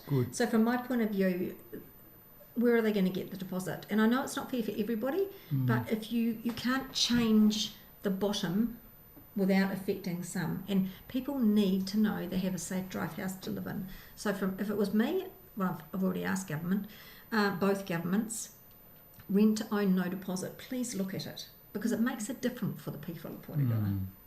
Yeah, and you can't change a system that was created a long time ago as well. So, you know. I think that's a good argument you're putting up because the government started this place. They built the houses, state houses. And I don't think they ever came and improved them. No, but people look after things better if they know it's theirs in the long run to own. And everyone wants the assurity of a house, not knowing that when they get to a set age or their children have moved that they're going to get booted out because there's another family coming on. So to do that, you know, you're building all these houses, give us a surety and say, well, rent to own. And not everyone will want to do that, but actually we should be able to do that. There was a case in here in Porirua last year. One of the ladies that keep calling here, she passed. And then her family had to move.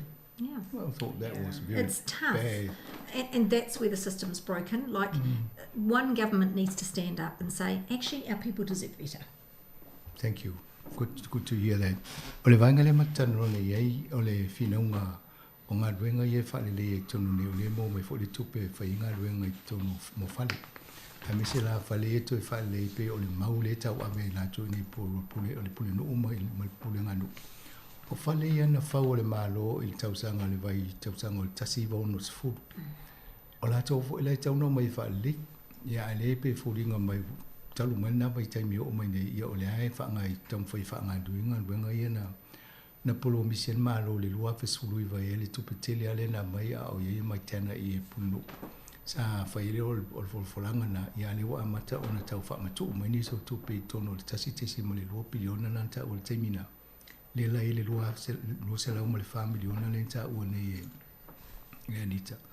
Wa o to le tolu se lau wha sifunu miliona tupe le wa wha nganga mai. Ina ia whaale le iei whale tono pōlua. A le mau le tau awe anita le mana le whaale whanongo toi. O le whi nau ia le malo. Tau mawhai ina ia whaisea se fuafuanga le malo. E mawhai ei ona mau tutongi tangata ma wha tau whale olo iei nei. Ina ia mau tinoa ilu na tolu manai. A tono le sine toi ngā whi nau ma atata wofa atasi e upongi malangulang. Ina ia whaalongo mai le malo tau sanga whaule eleksi. I just saying congratulate what you move, you know, you sort of trying to get people like rent to buy option. And I think we should all, the listeners, should all go and sort of start lobbying for this. It's election year next year. Maybe they might want to listen to a nice policy piece, so they can use that. That's right. They're building all these new ones. It's a perfect time to start. So I'll keep hounding them. And they can use it, but they need to mean it as well. Very good. I'm on your side with this. And I think it's good to see Megan Woods come in, and Yeah. it's like Santa Claus when she comes in and hands you a pot of money every time. We're always very eager when she comes out, but I'm always like, thank you, but I want more. You must sort of say when you know that she's coming, say, oh, I wonder how much she's going to give us this time. Yes, we usually know in advance, but it's like, I want more, because you can see it makes a difference. Right. Yeah. No, but it's good that they're doing this now for. So I guess your MP must be going to Megan Wook, say, hey. Barbara, Yeah. yes. Anita wants some more money, can you please? Barbara does work really well for Porirua. She's a fantastic MP. We're lucky to have her. That's very good. The other thing is, we've been talking about this duck pond for a while now. You want to cover duck pond? Where are we at with the duck pond? Have we still got some ducks around, or have they all flown?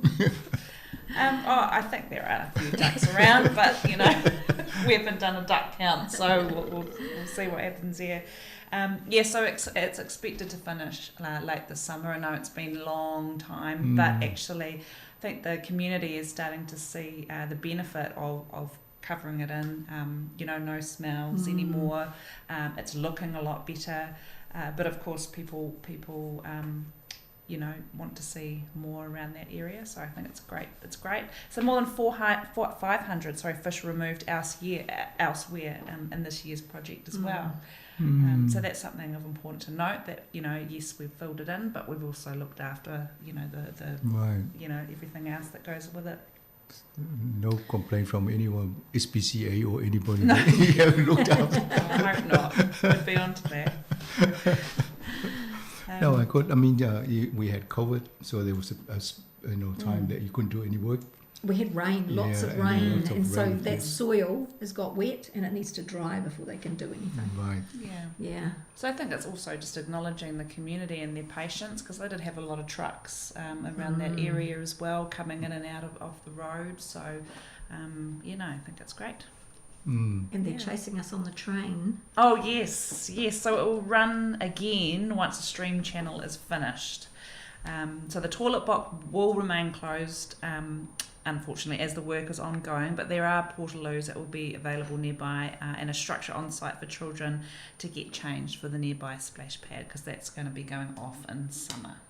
Okay, so it's come back, so all the kids will be looking forward to this. Oh, absolutely. It's still going. Yeah. There's people in there all the time. Yeah. One of our councillors, Councillor Nathan Waddle, enjoys the going down there. He loves jumping through there, he tells us. Falls down. But we are looking at doing more upgrades down there as well on the toilet block and changing rooms in the next long-term plan. Yeah. Mo o tau e whai mo mai tano anga mta upune e le vaenga le sa e mo pato ma i o le vaenga na sa e fo fina unga o tau polo ni sina musu e ese le ponde po le vailea ia le nei o na ese ma la o amatana fa tumu ona o le tele o le a fo i o le manungi mai i mai pato ma a mau tau ta fo i le tu e la tu Io nana o a ese e o fo i ana e pe ni ama lima se lau pen fa matala e kaili o mo fo na ese la o ave isi vai ngo vai e o lai la to ia ma le fo ti lo le vai ngale o le Lions Miniature Train o le auto e fai vai ngana mo tamaiti ia ai fa malulu to pe o la tala ele vai nga fo le tato fa le ui sa ia the toilet block ia le o to e ia polu se fa nga ai se fa mai e le nga luenga ai lo mo pela no ta fa o tama le vai nga le ta o splash pad ai to no mo to ma senta fa o ia ele o to o le no na mo na to ta fa o fo I to no vai nga le. Thank you, that's good to know that things are still ticking along despite all the other interruptions in between the election and things that come up from time to time. Okay, city, we've got things, Christmas coming up, and there's, I think, a few things happening in the city. Perhaps before we go there, we'll just have a little break here. We'll ask Anna to play a piece of music, and then we'll come back and do that. Okay. Thank you.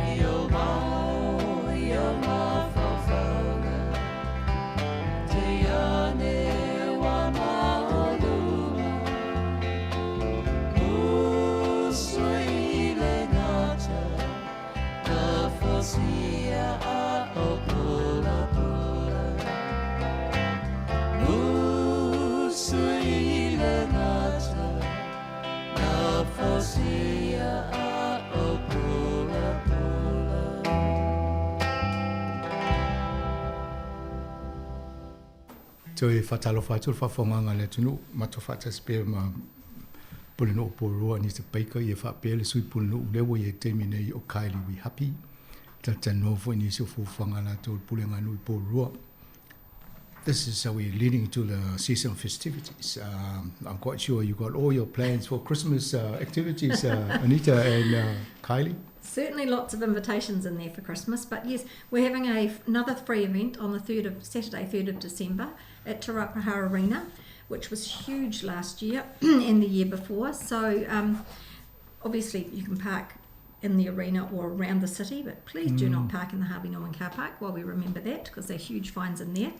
And Santa will be there from 1 to 3, but there's all kinds of free events and markets, bouncy castles, mini golf, indoor games, face painting, obviously arts and crafts, and then the artisan market is on again where people can go and purchase things. But it's just a cool day where all the kids can come down and you can let your child go inside the arena and away they go. They have a great time. I really enjoy it. It's nice when you haven't got children of your own, you can help with other people. So,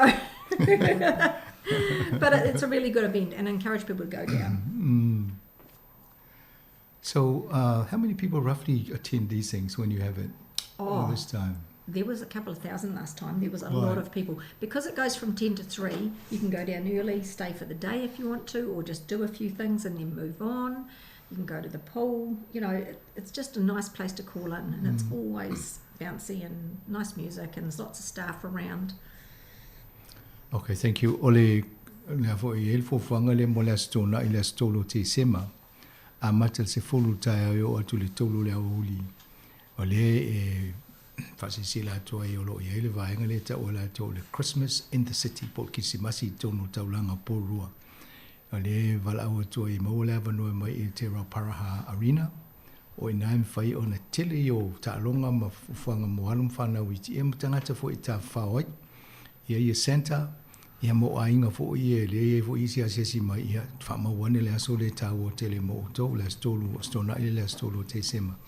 E tā whawai tangata I tonu I e amatatu se fulu tāu e o le tolu le afiafi. Nena o siripe to fia tangata sa ia I tausanga umwai. Ia e pe ama le lua afe le afo le awhai o la tō iai. Ia le Santa, ia matani fo tātou le I tangata leo kisi masi atonu tufa toi man me alo alum whanau.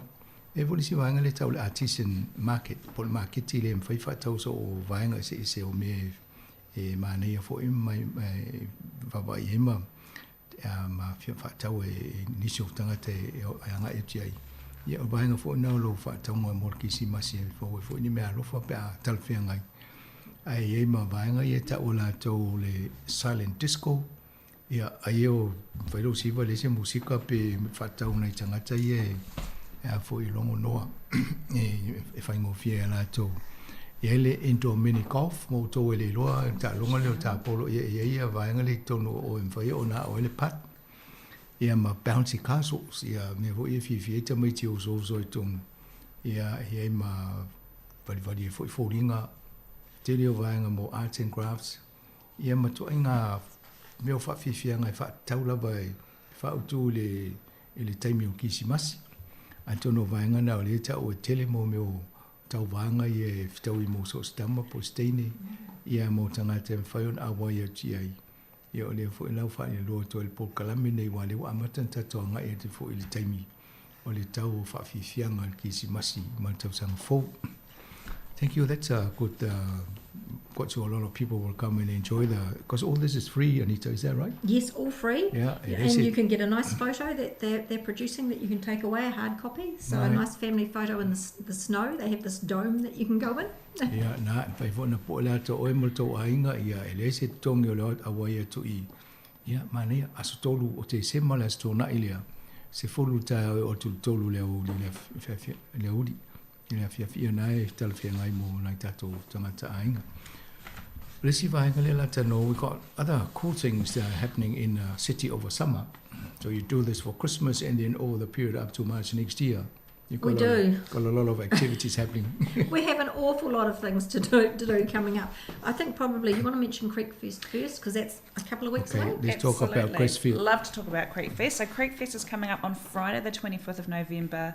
3 p.m. till 9 p.m. And that's going to be held this year at the Bedford Court in Cannons Creek. So just where the cage is, just behind there. Lots on. It's a free, fun family event as well. And it'd definitely be worth going to, checking it out. That's just one of many. There's obviously so many walks around the city. You can go obviously up Rangatui, Pukerua Bay. I did the Camborne Walkway last weekend. There's lots of exhibitions on at Pātaka. I opened the wood turning one last week. Now you can go this weekend if you want to do wood turning with your kids, and they've got the lathes so you can actually try it. They're there from 10 till 4. I thought that was quite cool. You can pop down, only if you're age, Abandoned Brewery, have a drink at the Beer Engine or Gear Homestead. There's obviously so many cafes in the city. At T-Bay Cafe, who just won the chocolate award for the chocolate drink. And obviously we've got Kaizen, the Green Olive. There's so many cafes, I can't mention them all. And then we have the Poro Police Museum, which is an awesome place to go. That's free. The kids can sit on the motorbikes, try on the helmets, handcuff themselves, take photos. It really is a good place to go, and it costs nothing. So it's absolutely awesome. Great place if it's raining. And obviously we've got the Raceway, Tenpin Bowling. You can go up to Battle Hill and just have a picnic. That's another great place to go. Or take your bikes up there because there's some bike tracks and you can go along Transmission Gully.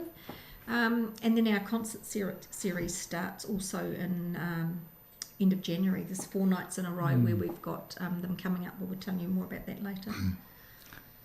The council probably have done it, but I thought it would be nice if this was captured in a video. Oh, video? And put it on so people can go and look and say, okay, this is what's looking like. It would be nice to promote it. Yep, good idea. And then the time, the events, and then thing. But it's good that you got this place called Adrenaline Forest. Why was it called Adrenaline? Because you've got to climb the trees and hang from them and walk on the high ropes. That's the place I had the bet with Campbell Barry about. No, I don't like heights, but people love it. It's by Gear Homestead. Right, just on the road there, so very high. But there are 3 or 4 different levels, and it's always busy. Kids love it, just not the scary mare. So all this is happening right up to... This happens all year round, these events here. Okay. Apart from our concerts. And most of these are free, or do you pay for some of them? No, it's most of them, or not most of them, but they're paying ones in there. The free ones are the Police College, obviously, all the walks, the splash pad, all those sort of things. They're all free. Thank you. Let me try and tell our listeners about this. Oh, by the way, and this is open to everyone from around the region? Yes. Not just the everybody. Yeah. Thank you for inviting the rest. O le vaenga le matatano ai, o le tele i o vaenga ia le tāpena ia le pulenga nu porua. Mō tātou, tangata lau tele a misi o tō o lo alana papa o porua. Ia mai la tō fo i o lo nofo i whafo ato porua. O le awanoa, mau le awanoa tō te asia simba ima awai i whatsinga nei. Ai ufufuanga mō tangata lau tele, e mō sa vadi, titai pe Cliff Tops, ia porunga o titai pe I papa ma vaenga na te arapiko le si vaenga o Rangitui. Ia e taula ia mo la tō ia lava manava mai malusi. I nisi o fufuanga i ele track ma Pukero Bay e sa wali toi tau Paikaka Riki. Ia mane fo ia amata savali a nei, amata tu nei vai ngone o longa tone o November, ia tone o te amati tau sanga fo ia umfai ona i savali nisi o vaenga i te tanu atu le teimini. E fo ia whaalinga ma vaenga ese mai moe tono pataka. Ia mo la tō fia i Waimaru. Ia e mo fo le vaenga na i le Abundant Brewery o le Beer Engine ma le Kia Homestead. Ia ma tōna i fia i tā whao ma vai vaenga i elesi vaenga mo cafe. Ia se peon tā ua le pulinga nu. O le si vaenga ma nei elen tā ua e Anita Baker. O le Police Museum. Whamau le mana nei o mena mo alam whānau o mata i fo i vaenga o Wilaafi ma me whaonga i leo. Ia masani e fo i ngā ruenga nei leo la tō i e lese tongi o mai moai. Ia lesa ta o mo moles place bad. Ia ma lesi vaenga le ta o Adrenaline Forest. O le Porua Indoor Raceway o isi vaenga na le whai fo ia ma le 10 pin. Ia o tele o si vaenga ne o le ta ua e lese tongi. Ia e fo si vaenga e nei tongi mo la tō e. O le Paris Cove, ia o le si vaenga ne mane i la matamatai. Ia mai, e fo isi mo meo konseti e tō e whailoa mai stei mua. E wha ngā solo atu mai le masina fōu ia te sema. Ia, ringa la matua i te lea vaenga le umanta pene fo i pule ngā nu mo halo whanau tonu porua. Ia, ai mo fo lea mano mo le atu e siasi mai. I think it's good timing for all this because inevitably we will have people coming in to visit now that they lifted our restrictions in borders. Yes. So we'll probably have a few people visiting and then they've got activities here too.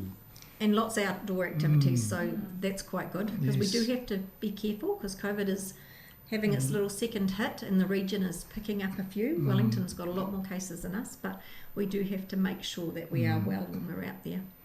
Lesi vaenga le sa ta o e fo e kaili o le asolusu limo November las falele le Creek Fest o le Creek Fest ia o le fo e woman tape nei la to las falele na la solusu lima tolu tau le vole po ile afiafi ma fo le avano ta fo le vaenga na. Thank you. There's a lot of activities happening here. Well, I think we have to mention all the sporting activities though.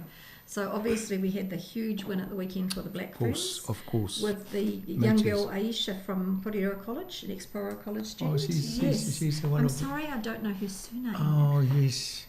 Oh, Inga.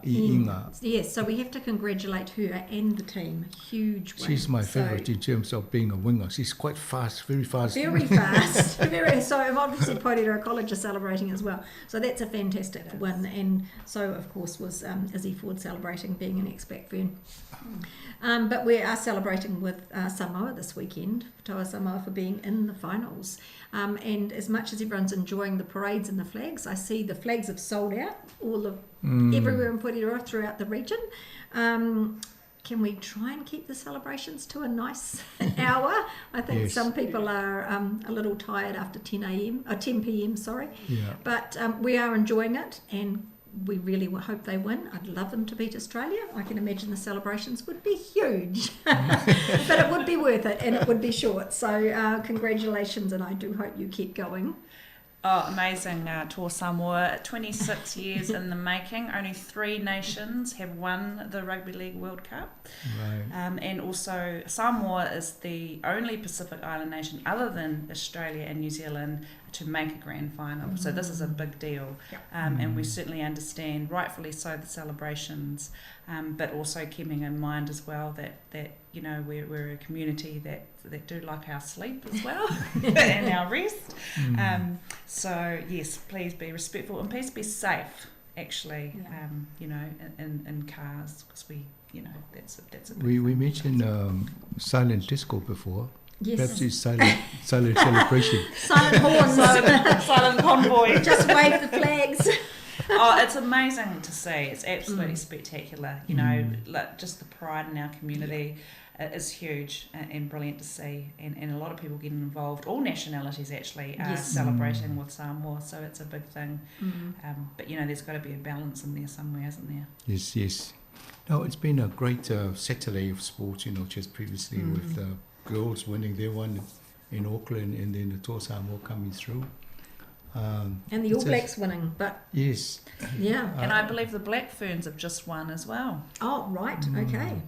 Well done. Wow, We're there's having a a lot of great sporting. So morning they'll be of into sport. the Rugby League World Cup Yeah. final as well. The Kiwi Ferns. The beg your government will have pardon. to do a lot of celebration over the coming weeks to welcome all these winning teams. Well, see, they're struggling to have a parade for them. So Yes. I saw in Auckland they suggested they threw it into the Centre Parade in Auckland, but Wellington doesn't have a Centre Parade. So they're trying to work out what to deal with this. We And I should do know our Tory own. Whanau, the Mayor of Wellington, would love a parade.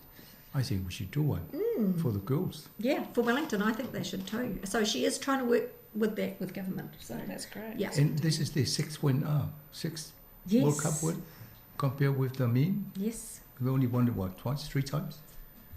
Yeah, 3 times I think. No the men. idea, sorry. I think it's 3 for the men. I think you're right. Yeah. But it was interesting how the men won on Sunday, and we go, oh, it wasn't a very good win. Actually, any win should be celebrated. Yes. So I was a bit disappointed to see everyone go, oh, it wasn't a very good win. And I think, wow, a win's a win on the world stage. No, it's great. I think it's also sort of coming of age of the women's sports, especially with the Absolutely. rugby.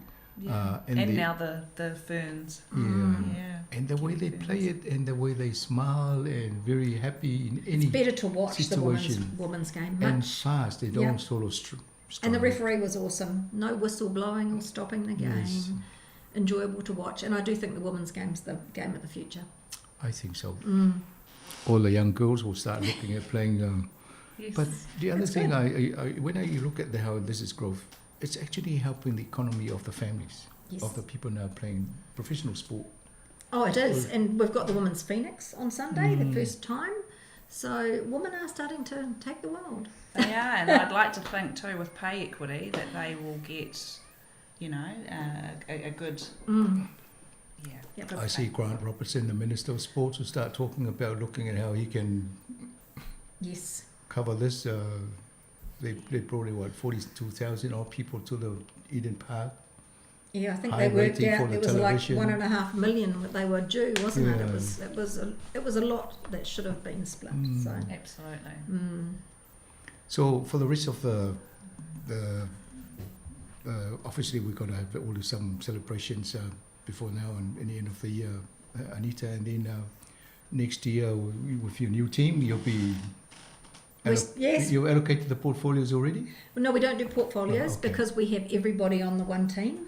Right. So I do it that way so that everybody's involved. So there's no Yes. issues in wards. We're all on top of the whole city. I think it's better to make a team that we all just get on and know what's happening in the city because we are here for each other, the whole city.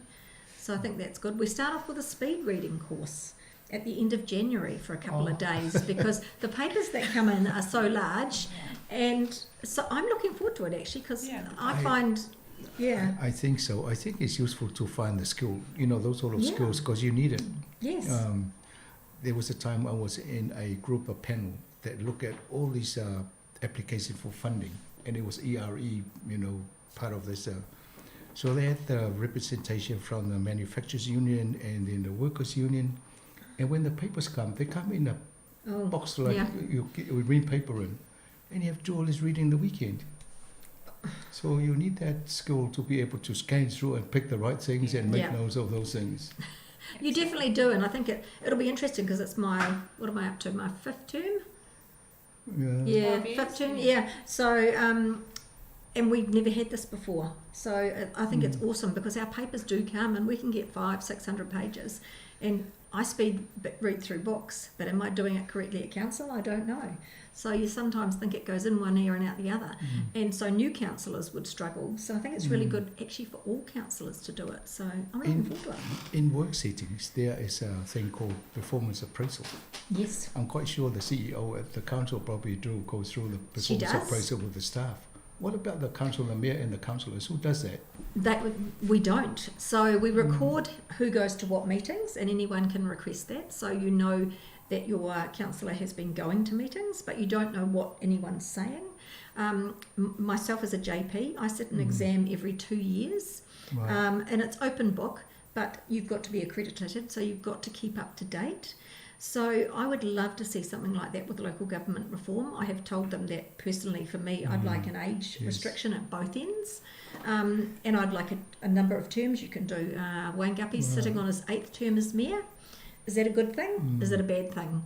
Personally, I don't think it's great. I think we should all rotate. Probably trying to beat Jim Shadbolt. Well, he's up there with Tim Shadbolt, but I think that you need to refresh. I don't think a mayor or councillors sitting in seats for a long time, it doesn't let the new ones come through. So that's my personal thought, and I do think that we need to be able to sit some kind of exam, in this open book exam where you can have your things, you're still getting your brain going, but I do think we need to be held to account a bit more, but that's my personal choice. Yeah, I'd like to actually, I'd like people to zoom in on our meetings more often, to be a little bit more engaged in the discussions that we talk about around the council table. And you come to public speaking time. A lot of people don't realise they can actually come. So the council papers go up on a Monday. Councils get them on a Friday. They go up on the council page on a Monday, and then the meeting's on a Thursday. And they can request. We have half an hour public speaking time in between both sessions. So people, I don't think realise they can actually come and speak about what's on the papers. So I'd like more people to get engaged like that. Thank you. I like that idea of having, because we've always wondered, when we come to elect, you notice that it's not an exciting thing for people to go and vote, and you ask the question, why?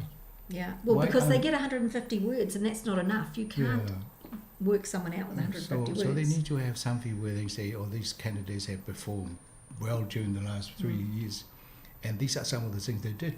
But you don't see that. All you see is the profile of the person they wrote themselves. Yes. So it doesn't give you much to go by in making an informed decision how to vote. That's Local Government New Zealand that set those rules, so we can't do that ourselves. So you just have to put out what you've done. So it will be an interesting process to see what they come out of. Okay, I'll start talking about this with other MPs when we interview them and see what they can come up with. It would be good, because people ask me, who shall I vote for? And said, sorry, I can't tell you. No. And unless you've been involved with council, you really don't know, because unless you've got involved, it is hard. Ole vainga ni matata no nei, ole whainga parota peon vai atu nei. Ile tūlanga o lo iei nei la tō o lela amatana wha tūlanga o la tō ngā ruenga. Ia o lela sa tau noa ni te paika e whaide meta o le speed reading. Ina ia masani la tolu whaitaunga le tele o pepa e o tu I whaipule taitasi. Ina ia o mai whono ia o lava tā pena fo ila tu I whontanga. Ia mai lesi vaenga le whai wana o whatu. I ngā ruenga whai, e whai le vaenga le tau le performance appraisal. E whai e le pulenga o le council po le vaenga le pule no. Ona fo I tala no le pulisili ia malatu tangata whai ngā ruenga wa ai po wheri vaenga e wha le la to ngā ruenga tūlanga wha pena. A le pulenga no. E lese me wha pena e whai e lo tātou po o hanga ngā ruenga whai pule la iai. Ia na le o le tolu tau sanga mai ia mai fo leo no fai tato palot ai le lo tato po la nga luanga tata na fai tau sanga I tolu tau sanga mai ia le la e fai le tala anita o ye fai la na trainee le JP e fai ana por kalame fo le fa a to fa manachi te ia me tau na si da fia mo fai le ngol na nga luanga tulanga na a tonu nga va fo pa fai se fo fonga fa pena mo fai puli ia o mene Whaalele atono lisi awala le whaatosina I tātou ina I whaia tātou pālota. Let's hope that something will come out of that so that next 3 years when people come to the election, people don't say to me, how do I know who to vote for? Or go and have a look at these papers, tell 1, 2, 3 and then it We've got government elections next year. Yes. So you can see how hard Barb works. So Yes. there's a difference because council just doesn't have that sort of impact. So all the best for the rest of this year, and then looking forward for next year. I gather you'll be looking forward for all your work to help Anita out. Absolutely. Bring it on. And go Samoa. Yes, go tour Samoa this weekend. Final comments from you, Anita. Look, I'd love the league. I'd love to see Toa Samoa win, I have to say. And I hope we see a number of people at Creekfest and on the 3rd of December at the Christmas in the Park. There are so many events coming up, so it would be great to see everybody out and about there. I'm enjoying being out in the community again. It's wonderful with COVID gone just to be able to go to events and see people because that's what the job's about, people. Yeah. Thank you very much and all the best and congratulations again for when I look at 10,000 I thought good on you. Well done. Ole tato Paul Kalamena Manita Paika ia male pule suipunu fo o pule role ne o Kylie we happy. Of us se no trata no se mo molte mi nei mat fatto fa su fo.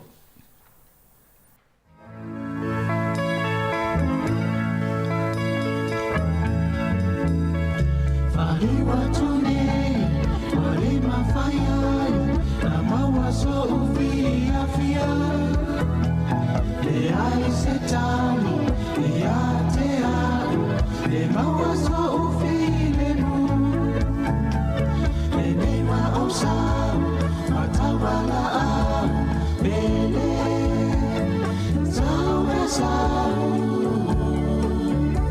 Sekisi etasi, tafama wai, nalulea oehani. Aliwa tune, dua setonu, wafa apefea oe. Setali maya, eleulene, wauma ukufai mata. Lene wa osau, matawala a, bele, zawe zau.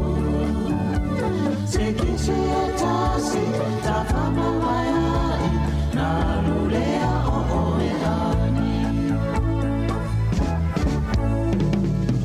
Aliwa tune, watelele tani, lusitalu oele pele.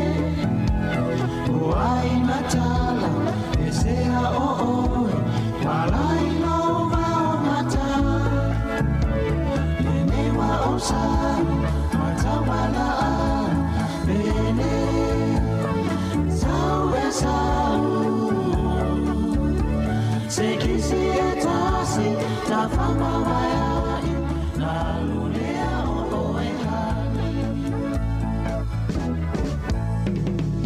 Waliwa tune, te toifo imai, uafa ailo maulo sau.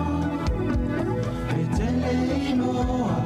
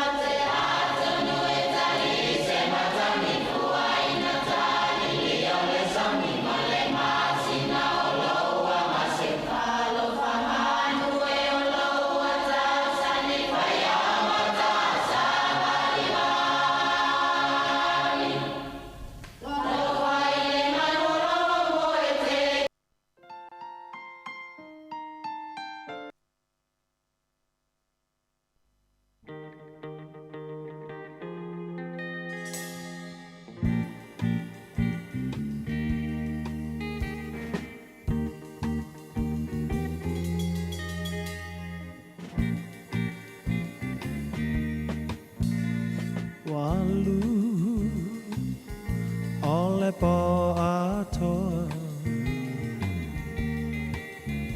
E maua sa ungo e ilo manatu atu ia oe Ua e tu ua u Ai ua sili atu se ta silo manatu Apai o lea Ua lava lea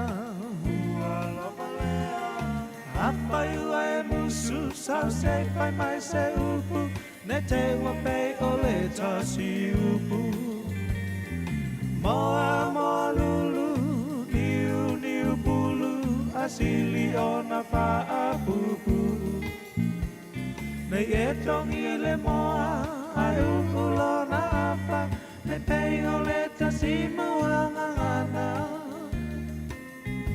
E pasia O le ngata Ai pupula nai o na mata E pasia O le ngata Ai pupula nai o na mata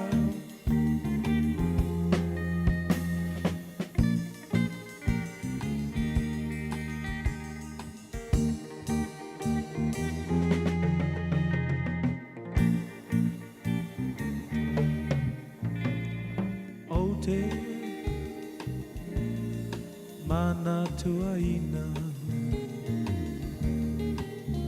Sa upu ole apai atua e pa amisa misa Ai se ale pongai O amafu ai no fuli tua mai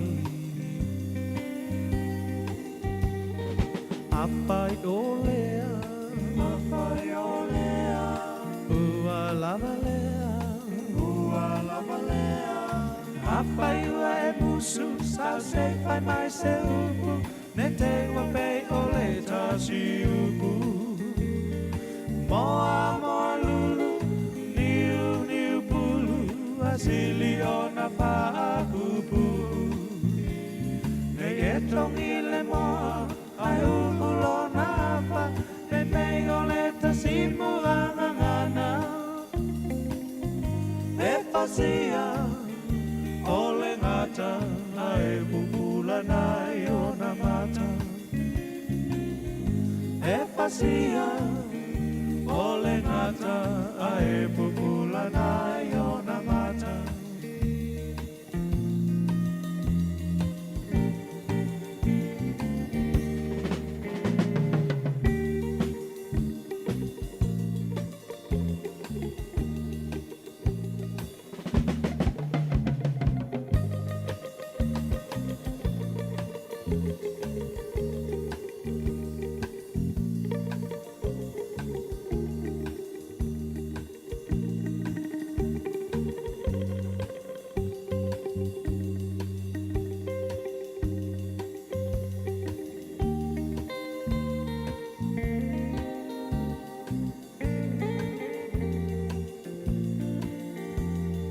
Apai ua e musu Sau se pai mai se upu Ne te ua pei o le tasi upu Moa moa lulu Niu niu bulu Asili o na wha pupu Nei e tongi le moa Ai umulo na apa Ne pei o le tasi muanga ngana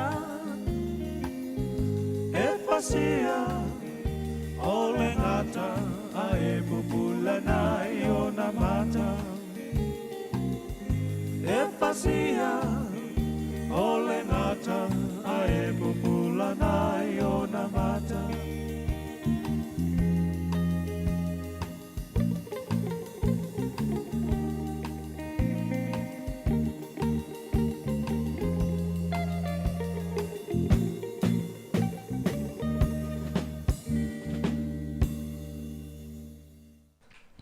Ia te whaatala whātua nei vaenga le tae ao, malo lawal soifua manuia, ia lo o sifi mal tato po kalame o le soifua malo loina i le taimile nei, ina wsui ingo tato whaatala noanga Ai o le am whai ona toi whaatala noa, o le am whai ona utou toi whaafonga, por kalame se fo maloloina nei tai au, o le toi whaasala lawina toi por kalame sa whai le aso se fulma le walu o ke topa lua whi lua lua. Sa whaatala noa toi le sunga ia Dana Lindsay ma Jennifer Liu o le Be Healthy. Ta ua yu wha amtalanga o loo maua fo i le whaatala noa, mai sel whaanonga mai fo i le tai on le lai le whaatala noa po kalame i o le tongta o le tong fitinga o nifo. Le la iei vaenga ta ua lava sa ta ua Yesu ia le whaamaniang fo i le wasi itia ma le tolu se lau ta la, anga ilunga le afe ta la, ia mo le whainga po tonga fitinga o nifo, le whaalilau Community Services Card, ia mo na i tatanga ta mātua le amatal masina fau, le lau le auto toi whaafonga il po kalame lea, le sa whaatal noa i le ngana whaperitania le amtanga au le si afa o le po kalame na sa tamwhai e au ili le atoi vaenga ta ua sa tal noa i foi. Ia tamai tai o le au nanga o le Be Healthy. Ia pol tong fitinga o nifo o whanau witi. Ia au si mai alau whaafonga.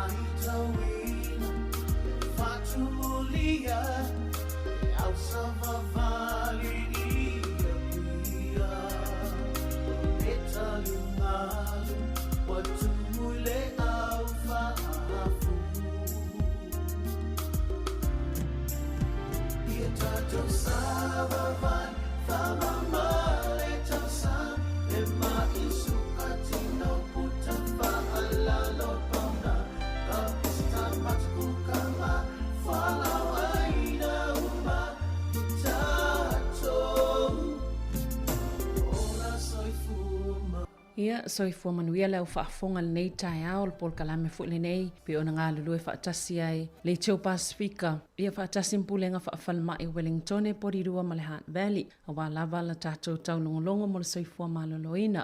O le tala noanga i le nei tai ao, o le au nanga le ale Be Healthy, o i lātou lo ngā lue mo pol kalame le tau singa, o nei fol whanau, o le atala noa tuai, ia sunga ia Dana Lindsay ma Jennifer Liu. Talofa and good morning, Dana and Jennifer.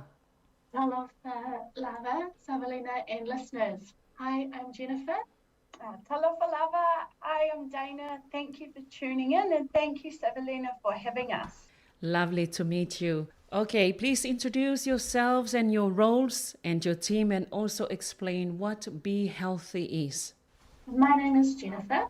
And my name's Dana, and we are oral health promoters at Be Healthy Regional Dental Service. Be Healthy Regional Dental Service is the free dental provider for children in the Greater Wellington region.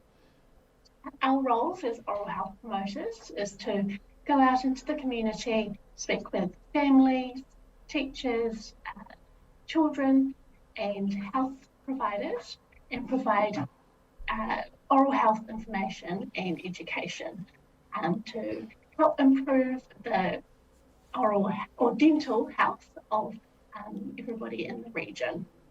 We also attend events to do health promotion and also coordinate health promotion and outreach programs for Be Healthy Regional Dental Service. Thank you. Now, tell us what has been happening at the service. Yeah, I'd love to answer that. So we've got a few programs that are regular programs we run within the Māori and Pacifica communities. Our first one, we call it Knee to Knee. And what it means is we provide on-site dental checkup for tamariki at Kōhangareo and early childhood centres as well as Pacific language nests. In these visits, we take a dental therapist to the early childhood centre and we check the teeth of all the children.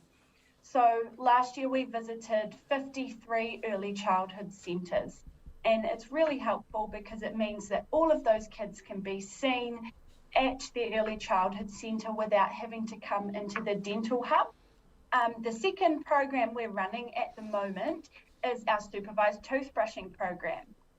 So the centres that we visit to do dental checks, we also offer the supervised toothbrushing program, where we provide the centre with toothbrushes, toothpaste, and all the other resources that they need, and we set them up to run this program. So once set up, children will be supervised by their teachers to brush their teeth every day at kindy, whether it be at morning tea or after lunch. But this basically means that the children are getting their teeth brushed at least once a day. At the moment, we are encouraging our Pacifica early childhood centres to join our supervised toothbrushing program, and we really want to promote good health outcomes for our Pacifica children and their families. Can you explain a little bit more about those checks, the dental therapist checks?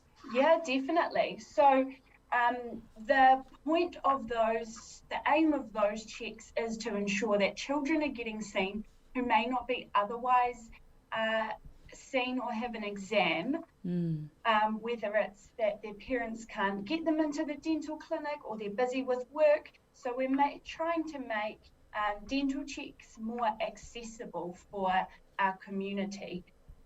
So usually we will take a dental therapist from Be Healthy into the early childhood centre, and we will have a list of children that we're going to see, and the child will sit on their teacher's lap and lay down in the lap of the dental therapist, who can then check their teeth. It creates a really awesome environment, and the kids usually enjoy it because they can see their peers having their teeth checked as well, and they all want to have a turn. So it's a really cool environment, and it's a good way to get a lot of children seen and build connections with the community as well. All right. Can you tell us the services that are available to your current patients and future potential patients? Sure. So Be Healthy Dental Service provides free care for children from 0 until they start college. So we provide routine dental checks once a year, and if there's any issues, we provide the treatment to address those dental issues. If there's any emergency situations where there's a toothache, you can also parents can also call Be Healthy to book an appointment or have a discussion with us, and we can answer any questions or issues they might have. The only services that Be Healthy do not provide include teeth whitening and orthodontics or tooth straightening. The other service that Be Healthy do not provide is accident-related dental issues. So if you have an accident, that dental treatment needs to be provided through a dentist in the community. So if your children are in college or secondary school, they can access free dental care through a free dentist in the community. They usually get allocated a free dentist when they leave year 8 through Be Healthy will help to make that transfer. But if you are unsure of who the dentist is that your teenager has been allocated to, or need to find a dentist, contact Be Healthy on our 0800 Talk Teeth contact phone number, or visit our website behealthy.org.nz. So the services provided to teenagers is the same as for children who are preschoolers, intermediate school and primary school. So yearly dental checks and any treatment for issues that they might have. So if you are new to the Wellington area and want to enrol with a free dental provider, if your whether it's Be Healthy dental service or a free teenage adolescent dentist, you can visit our website. Again, that's behealthy.org.nz to find out how to enrol. Right, thank you. What important information that you would like our community to be aware of? So again, if you have any concerns about your child's teeth, if they are preschoolers, if they are primary schoolers or intermediate school age children, call Be Healthy on 0800 Talk Teeth. That's 0800 825 583. You can also Google Be Healthy, right, and you'll be able to find the contact information there.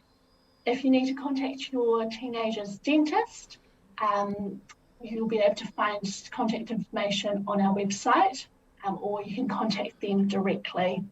So our dental mobiles will be visiting schools in term 4, and the schools that we'll be visiting will include, so for the Lower Hutt area or in Upper Hutt area, Bulcott School, St Bernadette's, Nainai, Belmont, Dry Street, Silverstream, Upper Hutt, Burnley, Mangaraki, Tawhai, and Kunini. In the Wellington area, we have our mobiles going to the following schools in Kelburn, Lyell Bay, Thorndon, St Pat's, Roseneath, Miramar Central, Seatoon, Redwood, Chewton Park, and Ebis, Te Kura, Mokopuna, Paparangi, Rewa. And in Kapimana, we have our dental mobiles visiting Hampton Hill, Pahutanui, Tawa, Papakowhai, St Teresa, Kapanui, and Kapiti schools. So if your children do not attend those schools and have not had a dental checkup this year, please get in touch with Be Healthy to arrange an appointment. Right, so Be Healthy is for the whole of Wellington region. That's correct, yes. Are there any noticeable changes under the Health New Zealand that came into being on the 1st of July? So there aren't any noticeable changes with the Be Healthy dental service or the adolescent dental service. Because our service is region-wide, the changes haven't affected us. Yeah. However, something for the adults, if adults over the age of 18 are on a low income or on a benefit from the 1st of December in 2022 this year, the dental grant that you can receive from Work and Income New Zealand is increasing from $300 to $1,000. So that you can apply to receive that grant if you have any immediate or essential dental needs.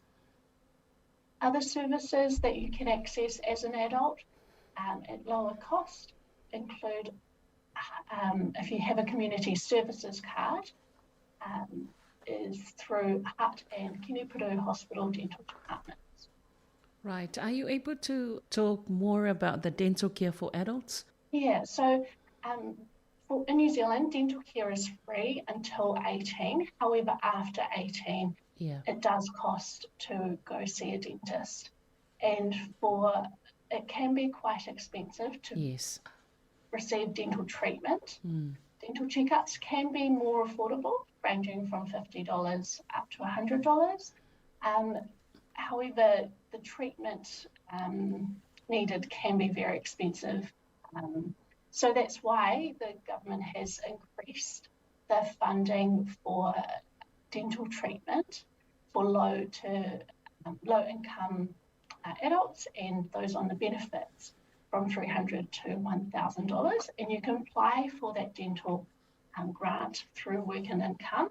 If you'd like to find out some more information about that, you can visit the website. All you have to do is just type in dental grant and Work and Income. So for the first $300, that you don't have to provide any. Yes, that's right. Okay. And if it's more than $300, you do need to provide additional documents in order to get access to additional funding. Right, thank you. Any future events? Would you like to talk about that? Yeah, definitely. We actually have a really exciting event coming up that we are part of.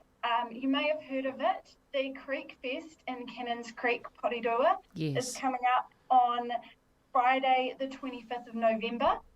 And that's from 3 p.m. until 9 p.m, being hosted by the Porirua Whānau Centre. There will be food, drink, games, sports, health promotion from other health services and from us. And it's a really exciting event because now that COVID has slowed down, it's an awesome opportunity for the community of Porirua and Wellington to all get out and about and have some family fun. So we will be there, we'll have a stall, and we will also have our mobile van to provide free dental checks for children. So from 3 p.m. until 9 p.m. on Friday the 25th of November, we'll have health promotion, oral health advice, on-site dental checks in our mobile van. There is no need to make an appointment. You can just show up and we will see your child if they're due for an appointment or if you have any concerns. And we will also have oral health prize giveaways. So please come along to that. It's going to be an awesome event. So we are seeing children from age 2 up to year 9 college age. After that, they will be with the adolescent service and seen by a community provider. Thank you. Is there anything else that you would like to talk about? Yeah, I'd just like to finish with a few of our key messages. So our 5 tips to keep you smiling are the basis of oral hygiene and oral health. So firstly, brush teeth with fluoride toothpaste for 2 minutes twice a day. Yeah. Next, spit, don't rinse after brushing. If you rinse, this can get rid of the fluoride in the toothpaste, and the fluoride needs to stay on your teeth to help keep them strong and protect them from decay. So spit, don't rinse. Thirdly, drink tap water and milk only. We all know that fizzy drinks and juice has lots of sugar in it, which can cause tooth decay, but tap water and milk are good for your teeth and help to keep them strong. Eat snacks with no added sugar. I love eating cheese and crackers or fruit or vegetable sticks with some hummus. So try to eat snacks with no added sugar because the sugar can cause acid in your teeth, which reacts with bacteria and can cause tooth decay. So natural whole foods. And lastly, free dental care for under 18s. So anybody who is under 18 years old can receive free dental care. You can enroll on our website. Please just call us 0800 Talk Teeth if you have any concerns, if you would like to book an appointment, if you need to update your details. And our website is behealthy.org.nz. There's lots of resources on there as well.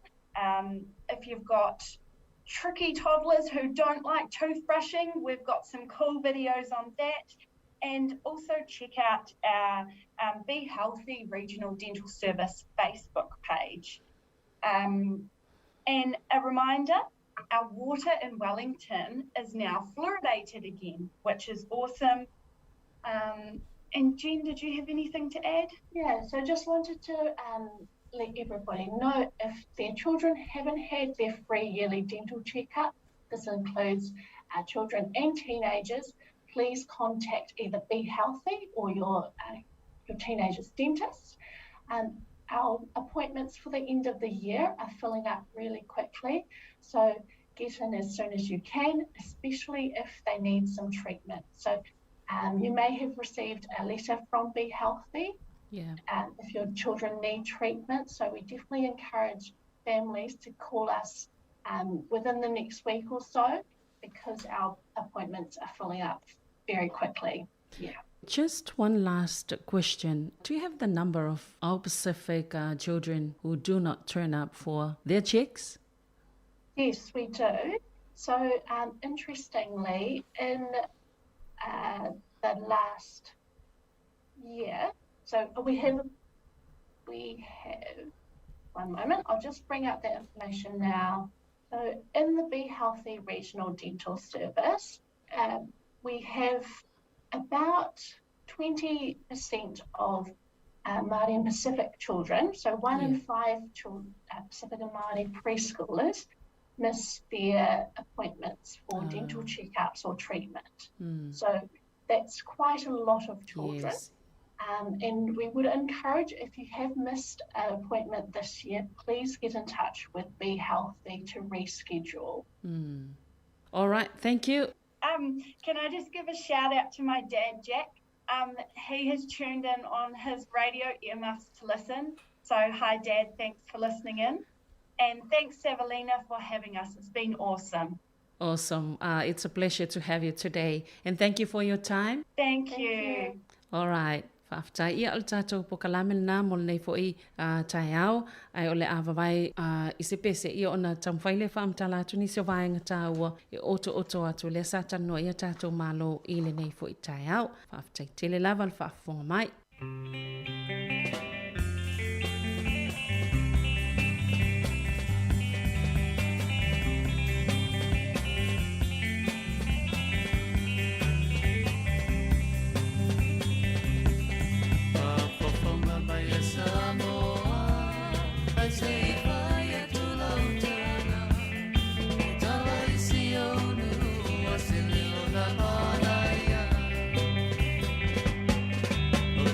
Far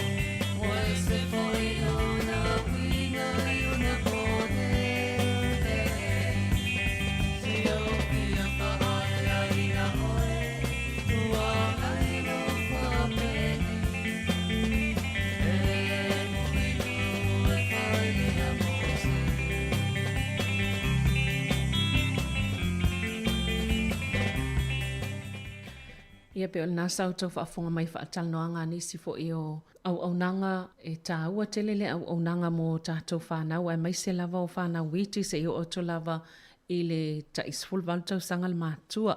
O ila uian whaataloa pe no tau whaafonga mai ai i o sunga i a Dana Lindsay i a ma Jennifer Liu o le au nanga Be Healthy. O ila tau ia o lo nafa nei ma le whaalauloanga ia ma le tau singa o nifo whanau witi mai lava i lua tau sanga o le isful valtau sangal mātua. O nisi o vaenga tā ua ia sa tala noa iai ia tātou mālo nei tae au o au nanga lo mwhaiona awa noa mō tātou whanau. Ia e meise lava toi wha manatu i mātua a whai o lesa misi ia lesiaki o nifo whanau mai le lua tau sanga anga i le fulu valu tau sanga le mātua. Manatua e whaia ia siaki e au noa mase totongi o loo wha atupe umai le mālo.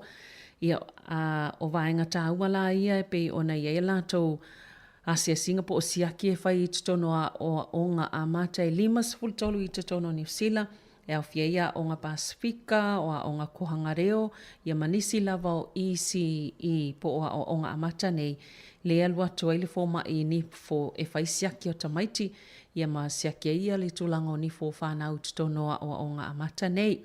Rei fo lalpo kalame le pe nta awal STP o nā po kalame o lo ia puna o mwhai o na wha o ngā e watu ai i la taumo me o polumu ia po o le paste ia po o le vaila au fo i le fuluaini fo tamaiti. E fuluaini fo tamaiti tono a o ngā mata ma le wha moe a wha pe o le misi na fulu e mātua i le whale. Ai o lai maua se sia wano o le fulu ai i aso umani fo tamaiti wal pe o le fautuanga ia whaalua lava o na fulu ni fo tamaiti. Ia po tangata fo i le aso. Le alai whaile si pol kalamena e whaia tau maua ia po lomo fulu nifo ia mal toothpaste. Ia whaangai fulu nifo tamaiti tono o ngā mata. Ia wai alwatu il whale e lava le matua o lo o mwhaiona sosoani fulu nifo tamaiti ti ia e fo il matua ai longa o whataua fo ile vaenga pe o vaenga inai lo whaamnatu mai. O isi vaenga o lo e eile whaatasinga leo le Pinicalicious o le whaatasinga le whaapitomo le i tō pāo tina matamai tai le whai le te rau paraha arena i le aso tō nai luas fulu iwa oktopa mai le se fulu i tae au e o le whai le fiafi.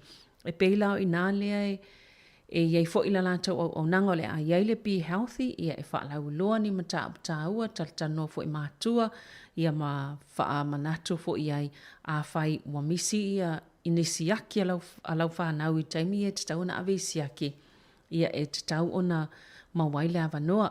E le si whaatsinga le Nae Day Festival i le aso luas fulu iwa o ke topa le aso lava lea mai le iwa le tae au i le tasi la wauli mau e fo i le tele o whaamtalanga. Ia ma le a puka i fo i ma whaia wano mo tamiti e mwhaiona whaia la tau siaki ma o nanga ne o lo awanoa toi whaamanatu mai lava e au noa mastongi e leise tutongi au nanga ne wa i ni fo whanau ia e maise mai le lua tau sanga i sful valu vanga na ai ia au nanga i whaape fia whaapapae ni fo tamaiti ia mato i ngā au nanga fo ia mana o e wha lepi e wha awai ai ni fo ina ia wha sasao.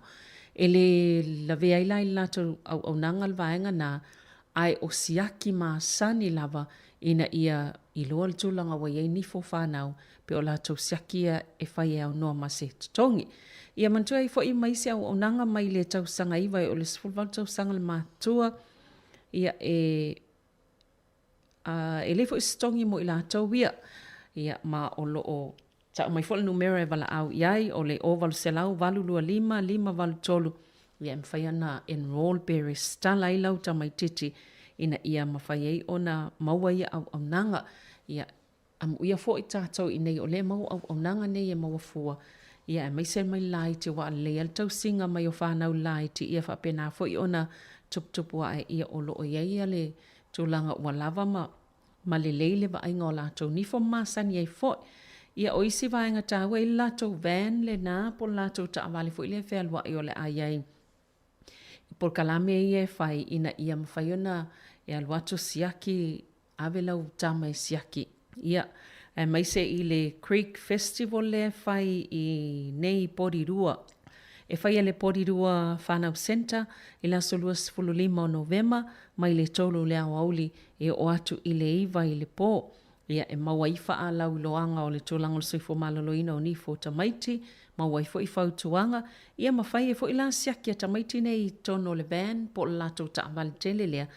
Ia mwhaiona siaki le tau restala ina lau tamaititi, e mwhaiona e o atu lava i ai, ia mawhai ele siaki, ia pe puka i fo i se appointment po o se taimi e toi whai siaki a whanau. Wa o le fesil mulmuli lena tu o atu iai, po o mau maisina wha mau maunga o tātou whanau ele o. O e whai siaki nei o nifo, ia lena ta ua 20% o tamaiti Pasifika ma tamaiti Maori, ia le misi ala tau siaki maasani e te tauna whai o le siakinga o nifo. Ia peila o se whainumera te tele le 20%, ia o lo toi wha amanatu mai ai e nei e malo ia na talanoa nei, ia le tā ua o le tūlanga leo le ave o tamaiti e whai ala tau siaki pe ona masani ai, e ilwa ingana a mō mai lolo tusi ia, no na winga e te tau lava ona e wha apea e ili taimi e vātoil tusi, ta ua te tau ona whai le siaki a le po le tonga fitinga foi o ni fo lau tama, ia po lau watali, ia po lau whanau la iti. Ai le i whai se appointment, po se whaatulanga le taimi e siaki ai, bala au lo lala tau numera na le oval se lau, valulua 5 valutolu, e puka i se appointment, pe whaatulanga i se taimi, vato i lau tamaititi e whaatumu, ia po nifo po o le ale tūlanga a awhia o iai, ona o ta ua le vave ona tele o appointments po o tumu fo i taimi o lo whaatonu watu, ano winga po o masalo tātou whanau ia pi le tele ina misi 20% lea o se foi numera tele.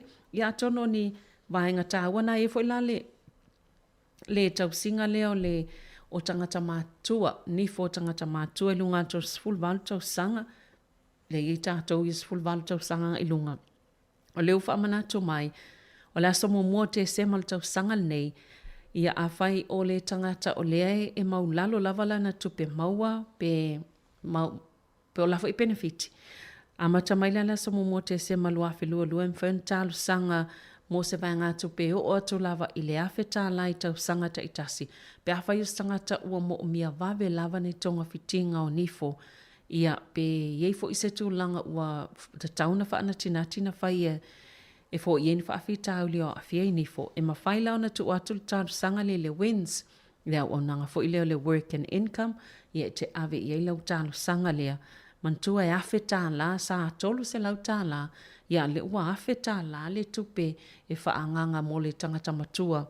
E ma whai ana tālu sanga nga iai, so soani e tong fite wa, o isi lua se lau, tolu se lau se ele ni fo e tasi, ia tangata, o isi o le mwhaiana o se, ia ona o le tūlanga na le tangata, a o le maua le so soani lea, ia pe a whai e mwhaiana e te ui atu le tālu sanga nga i le wins, ia po le work and income, ia ma whai e leona e anga wa e tono le awhi tā la lea, e fo i la lea unanga lea i le whalemai le hat ma kene puru, ia e tau singa mo vaingo ni fo tangata mātua, ia e le tau e pa u. Na winga vaenga umai e tau na vava ai iai, ia ma fisilisili ai, telefoni iai, ia ona mauaile o whaamtalanga au ili. Ia pe te anga va ai fo iai, ia tūlanga, ia atono nisi o vaenga ta hawa le sa whaatalanoa i le pokalame le tau nei, ta hawa tele ia le vaenga lea o lo no silafia i tūlanga e tauna ia mai se lava o nai whana witi o le telefoni o le ovalu se lau valu lua 5 i vatolu ovalu se lau valu lua 5 i vatolu ia pe a whaiwa iese polenga o le matua ia whaatonu lo le avano e siake i tamaiti ni fo tamaiti ia matoe sui e whai au wha maumonga po whealo to hatusi fona wa e sifi ai whaingo fiei ona wala au mai malafo atul tusi o le ua watatauna avatul tamaiti te siake ona nifo. Ia mantua na le aso momo te se malua afe lua tangata matua na usui malitolu se la wanga ile afe ta la ia le tupe te anga wa ai tono le 5 lua vai aso pe a whai ua whaalonga tua ti ngale nifo ia watatauna sei ia au wale lava fo le whaaso tang tan soifuanga Vili Lole Wins ia ona o le vaenga na o le pakete al malo tono tau sanga nei lua afe lua le aleanga wa i tātou i mai le aso mua o te sema. Ia atono nisi vaenga ia e mwhai ona whaamtartala atu le tanoanga le sa whaine mantua aso na aso lua sifuluiva o ke topa e yeile whaatasinga i te rau paraha arena mo le Pinikilicious maua o mai a wha maumau whaamatalanga nei ia e whaalauloa tili ai ia ma le whaatasinga nai nai ia o tātou pokalame na mo le nei tai au whaaftaitele lava mo i lātou samfoen whaafonga mai ai toi ta watu lava le telefoni o valu se lau valu lua lima i vatolu e vala au lo e whaisiawa no si au tama i po si au walo nai wa misi na whaiana siaki maasani o nifo mai le isi tongi ia o lava noa le lei lava le nei mo tātou ia e toi mo vul whaapoponga po kalame soifua malo loina ia mo lea foi vai aso taimi nei whaaftaitele lava le whaafonga mai.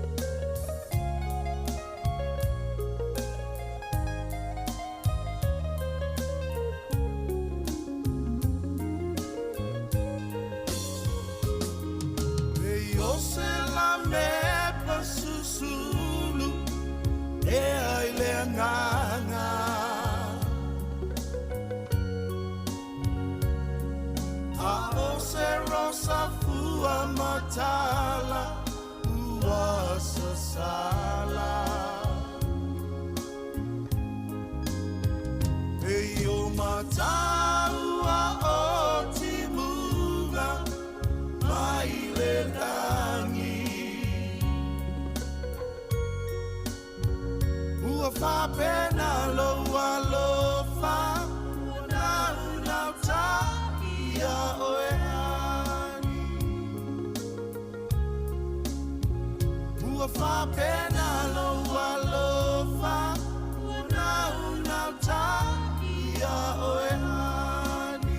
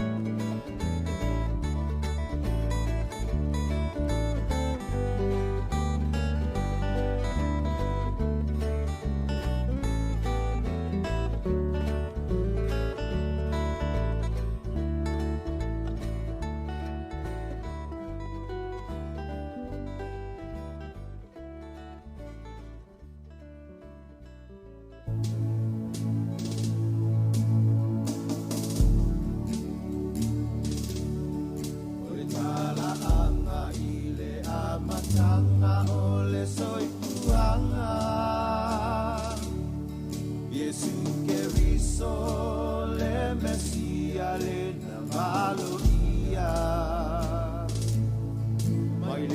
vavau na alalangai na vera peta le tongi ola lo tapaola le tapaseka ile ai ona sareta ile nupa ia le savali mai le langi na faalia o e Maria o le avea matina pa ia ia paia ia upe o le malelenga uatu leia ile ai o ta vita i petele ema ile asolua sepulu lima o te sema na pana wai le tipule langi male lalo langi e la maleto i lalo o e maa mai te pasiasi na tukule tama o no popea i lalo le pule anga a Maria le tinapa ia le na Filipia ma Iosefo le matai o le ainga pa ia le olanga pa alilo lilo o Yesu Mesia ile sepulu male lua tausanga olona soikua na peise te luma ai na tai ai na iona matua sa ili le tama male tinga ina wale iloa na pio oi le fale olona tama e pai na maluenga ile atuanga ole tolu sepulu ona tau sanga na faauina oia ele anganga paia io vitana le siku poponga ole tamawa ta alilingia lo watali pelelena o te pia pia ia te ia le ngaluenga o le tala inga ua amataina e toa se ululua na Filipinia mo le painga le paiga e tulu tausanga oa o pea iona ala awa oia le ala le moni pare ola ua tonu le taimi na tupoina e le tama le ngaluenga pa aona le apa e aina le tutupa ia ole apa amalingina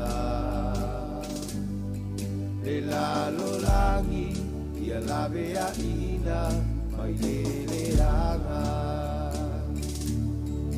ile koruse na tau ai fa apangota ole alefa male omega o ia le na le amatanga male tau nuunga o mea uma ma eu le lofa o Yesu ke riso mo itaua o se tala ese na longo iai le nuunga o le na oti atu e tu o ia peina valo ia. Le tunga mau e le ai se paua na te tao ia. Le tua o au, le tua mamana e paia o.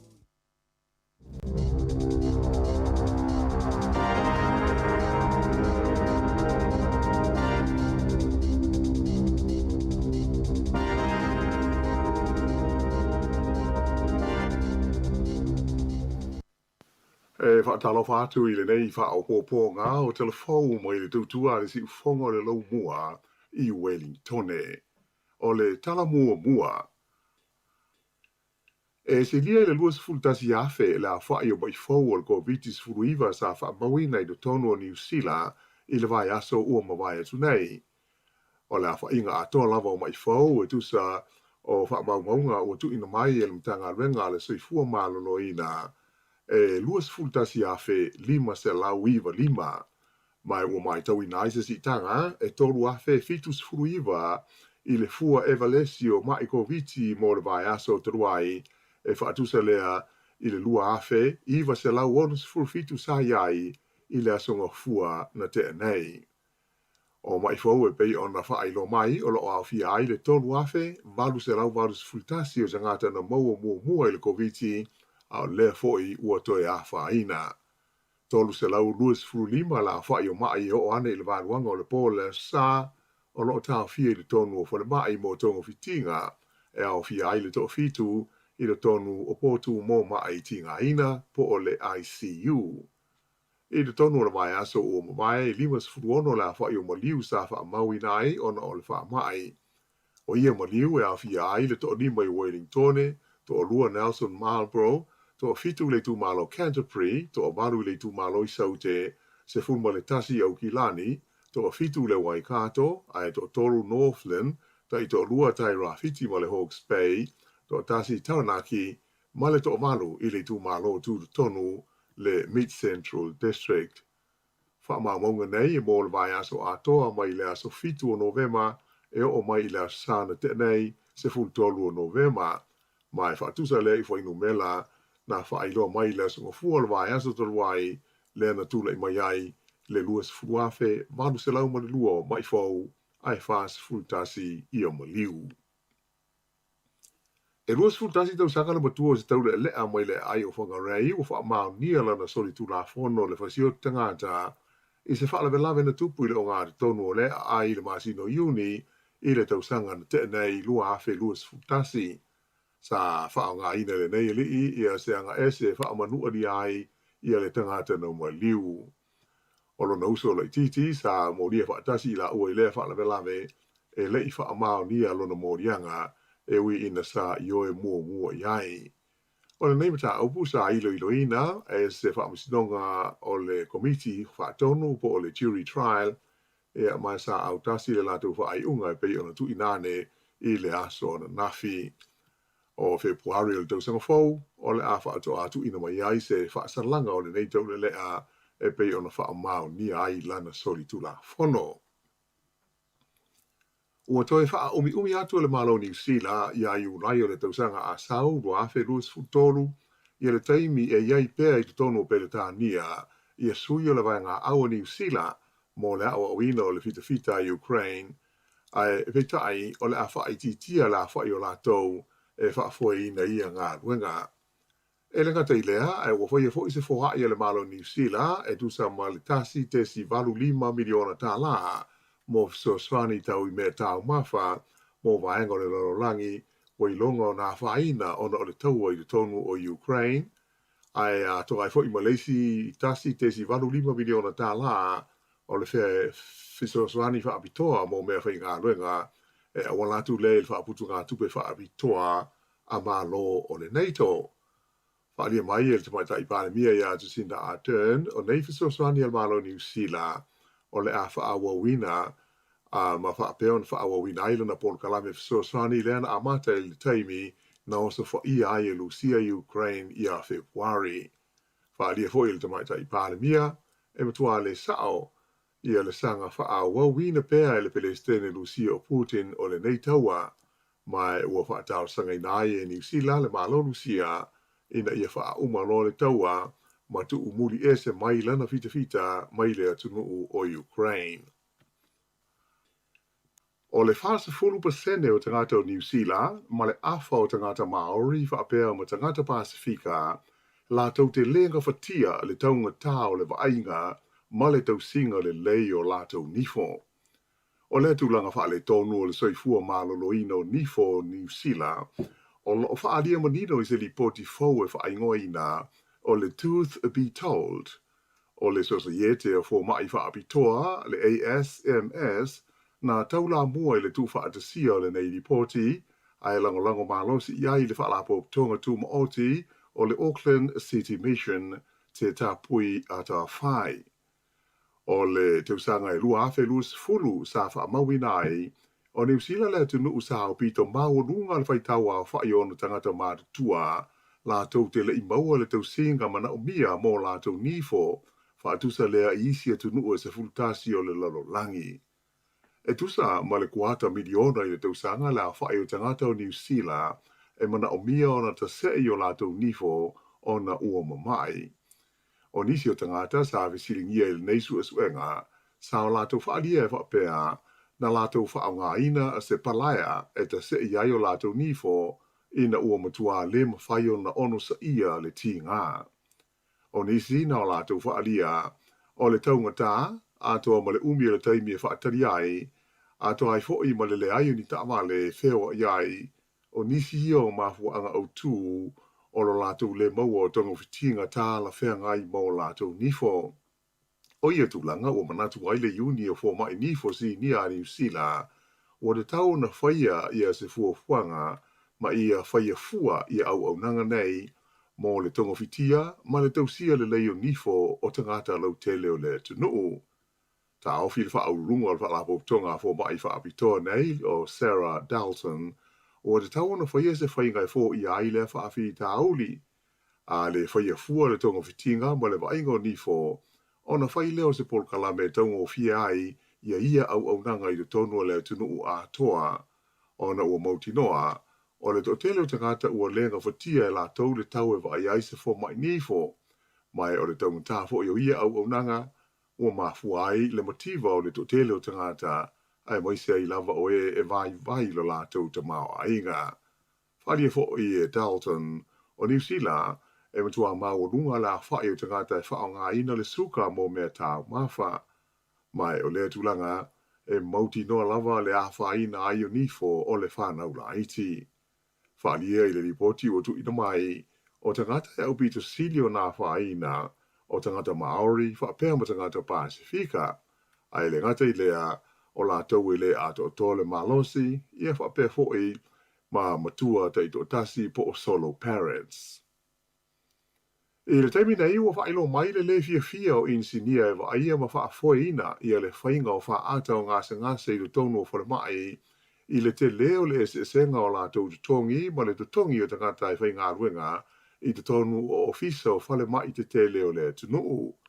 Ta ua vai e whapea, e tusa mo le se furu awhe tā la e mau lunga ai ia le tutongi o tangata ia ngā rua i te tonu o ofisa na i lo engineer po o technicians e lātou te whaia whaata po o CT scans o mai pe a mo mia mo lātou tonga whitinga. O engineer nei e whai o lātou whailonga tikeri, ai o le lātou tutongi amata, e lima se fulfitu a fe tala i le tausanga, whaatusa lea i le ono se fulfitu a fe tala o le tongi amata mo le tangata ofisa e whaia ia le lisi o whaasalonga o mai e le tau o na whaia whaata. Na adi ni maile nei whaafi tauli le masino uni, ina ua si itia le whaas 40% o te tongi o tangata whainga luenga wha ofisa i le tonu o whale mai i se tau whainga tau whaatutusa ai ia te tongi o tangata whainga luenga. O nei e nga e le o fia i ai le sosaiete a tangata whainga luenga le malo po o le pisa a, mai ua amata nei ni tau whainga ina ia toi whaatala no ina le mata upu i se taimi wawe. Ona po taimi New Zealand na taunu uai i Vietnam le tamai tai pale mia ia Jacinda Ardern mo sana sia singa tau o loa wha ale malo i lea tunu tele o Asia. Sa wha whilo ia lona taunu watu i Hanoi, le lau mua o Vietnam, e le pāle mia o lea malo, o le li eswafa i a Pham Minh Chinh, mo wha pefo i na whaiai mo se tū lai wha alo alo le fita fita, e tu sai o tu langa o wha alo longa masani mo ta i o malo. O le wha moe au tū o le iai Hanoi o Jacinda Ardern, o le tau whailea e toe la langa i le vāwhea loa i o malo e lua, ia na motu sia ona o le wha mai ko viti. I tala noanga muli ane ma le pāle mia o Vietnam, sa wha peo na wha mautui nai, ia ni malie ngalo ia i le vāo New Zealand ma Vietnam, mo le wha leia o whe malanga ingo valele, ma le wha au pōpoina o ni awanoa, mo visa e tā whao whainga ruenga i tangata i le vā o tunu e lua. A tu ua Vietnam, o na malanga tu leo le tamata i pāle mia o New Zealand, i le tunu o Thailand, mo le fontanga tau i le tama o ainga a tai o malo Asia ma le Pasifika po o le APEC. O se li poti mai i le vaenga whaasara lau ingo o le Yonyap News Agency i le atunu o ko le saute o taua i whapea o le a whaafo i alo i a mai i New Zealand ei i le tamata i ko lea na maua i a tino maliu o na whanau e to lua i le tono ni ato pao i au ki lani. Ta ua i le li poti i whapea o le au maia i New Zealand e le mtanga ruenga o whaamisnonga a ko le saute le nei mawhine whaas furua te sanga le matua i le tonu o le tolu sifuaso o lumanai nei. O le vaeso taluai na talia ai e le whaamisnonga maa o lunga ko le saute i le lau mua i sol ia se talo sanga sa tu ina tu iai mo le toe whaafo i ina mai o le nei tamai tae i New Zealand e tali i ona morianga o whaia. Whaali e fōi o tūlanga uma o le suenga na whaia i ko le saute e tusa o le mata upule nei o le awha pe fōi ona tu ina mai i le malo o New Zealand. O le masino se tema na tā fia e leo ko le saute i a le mafine lo a fia le nei whaale velave i le nuengo Ulsan.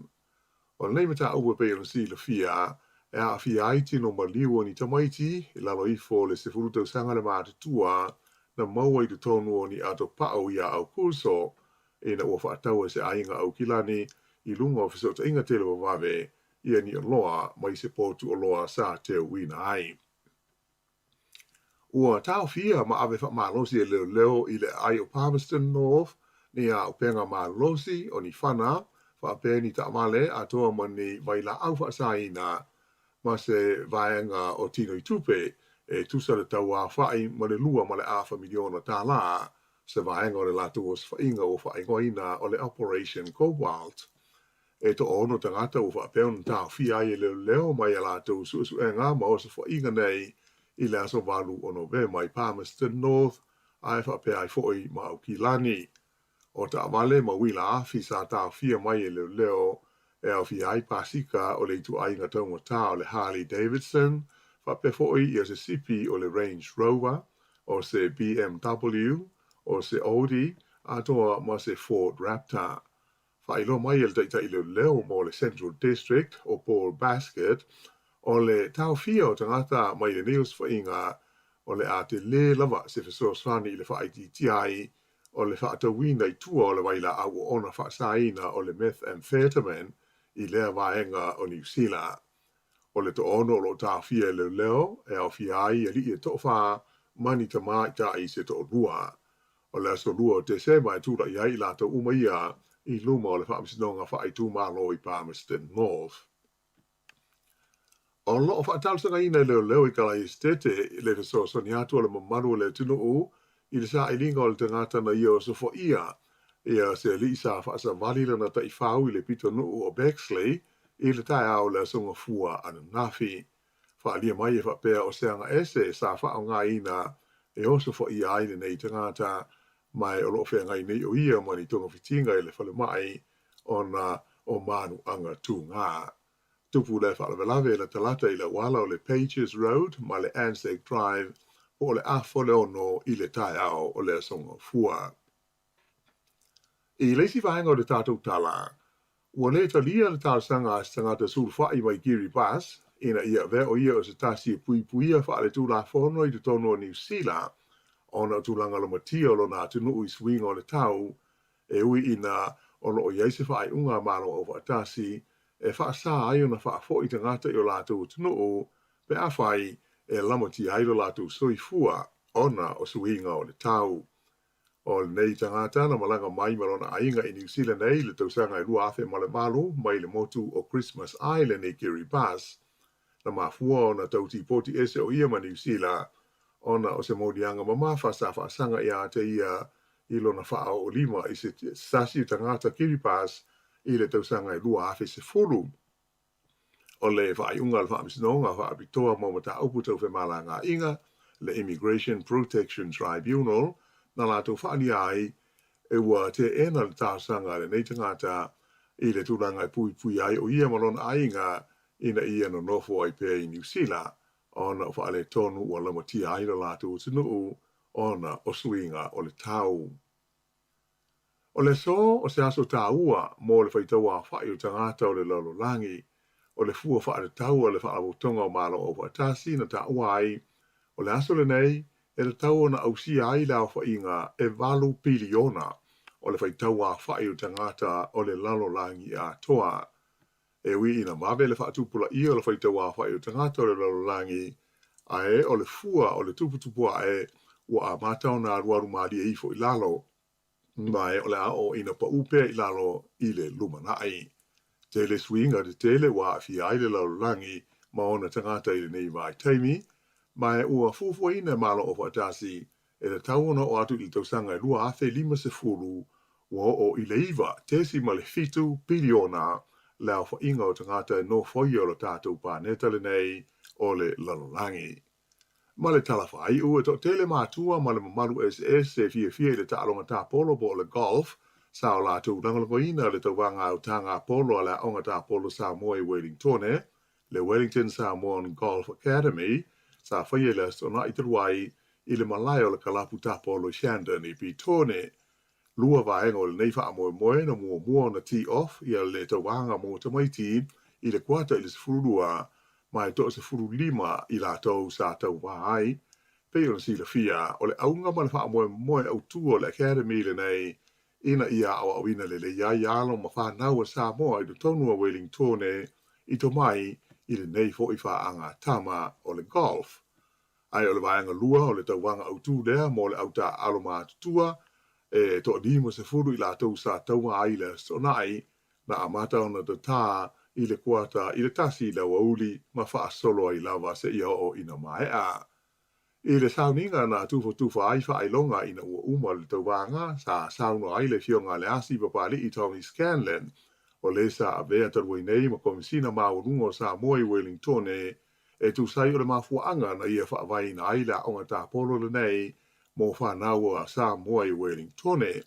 Sa ia whaaftai ai fo i le fionga a whamisanga te alu Moresi ma le pūrenga le siu whonga le lumua lea ua la tau aveina nei ma whaafuaina lea onga po le Academy i le tu ai le lumua i le fionga le asi ma le whalitua ina ua mai aro la taimi sa ngālu rue ai i le tofinga komisina maurunga o Samoa.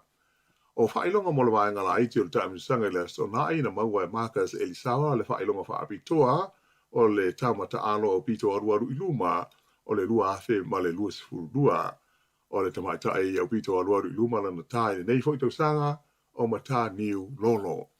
Ae o le taunu unga o le waenga o tama na malone li o Sarek talama i Vau Raman, tūranga lua atu i aisi nia fifita vaka, tūranga tolu Marcus Elisara, tūranga whaai ma tai o whangalilo, ai tūranga 5 William Salale mo ananu. Ai i le vaenga o tama tai, manu malo le tā a arasi whaatau, tūranga lua atu i ai Geneva whaafia, tūranga tolu ma tā niu lolo, tūranga wha alaina atu i Samoa si manu, 5 ha tesa tupai, tūlanga ono ia Amira Elisara, tūlanga fitu ai Kaila tupai, valu lila moananu, tūlanga iwa moana Elisara, ae tūlanga sefulu, ia le tamata ai o nia na nai. O le whamoe moe o le taimu sanga le neila so nai, ina ia sa ili aisi se reni e so swani, i le whaafoe ina o le awa onga tanga polo le whanau, e le ngā tai tongi ai le tau o malai ka lapu o loo ta alo ai te tongi ai fo i mawhai a onga o loo veso svani ia i la tau e wha le leia o lo la tauto mai i le wha anga tama o le golf. O le wha i le nā o tala fau.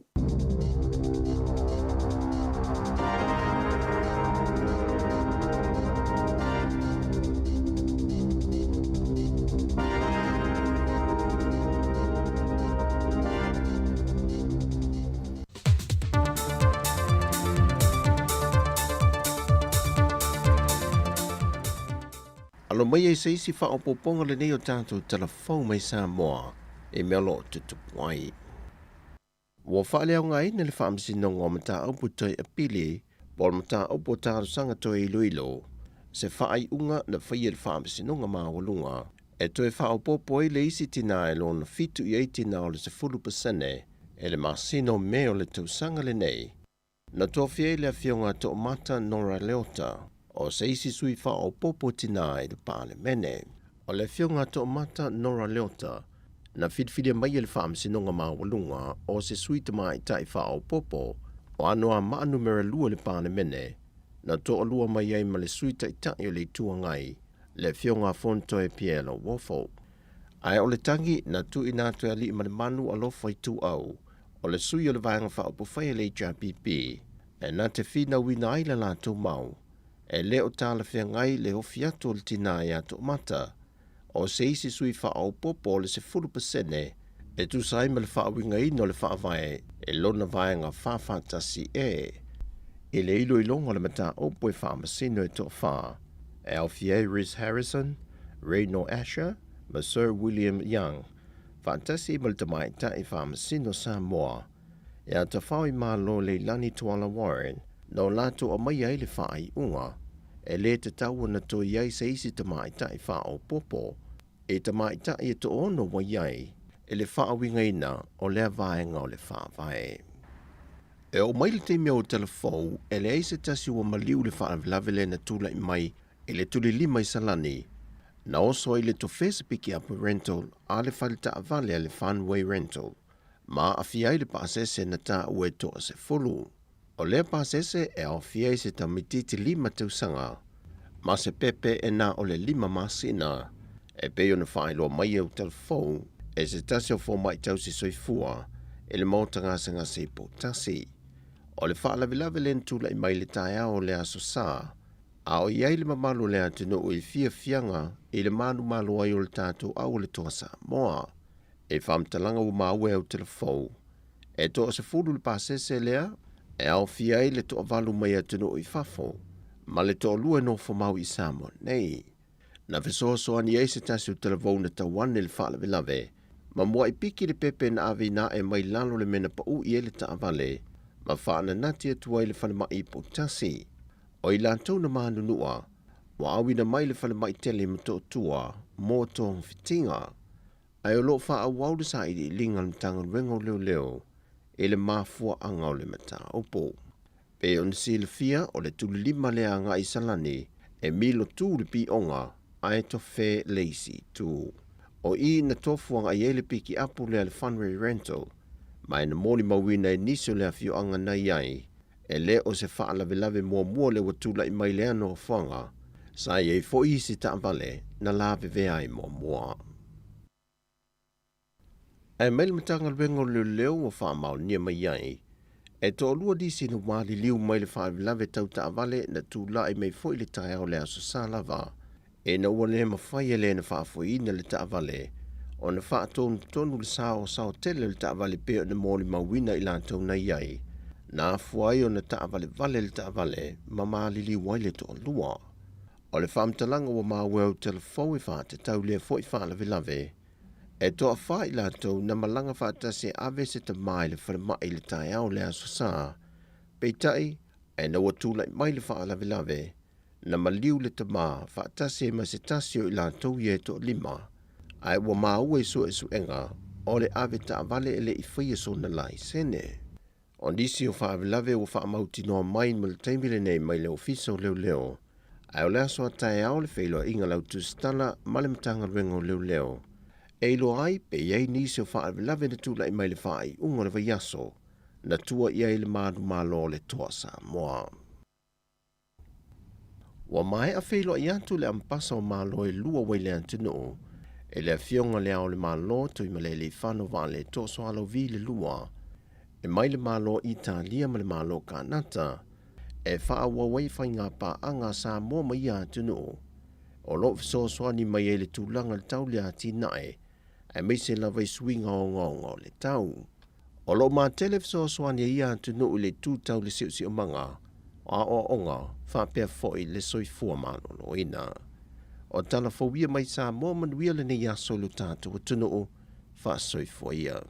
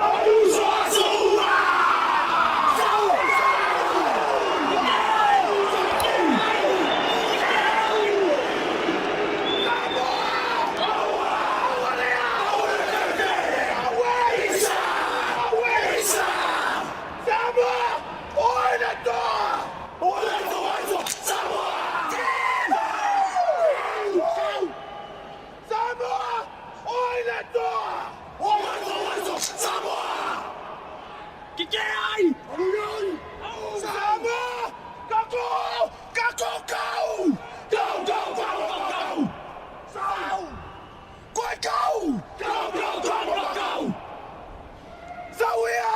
E fatta fuori sosos! Nando detto Elvis! Tuasamo! Noi siamo!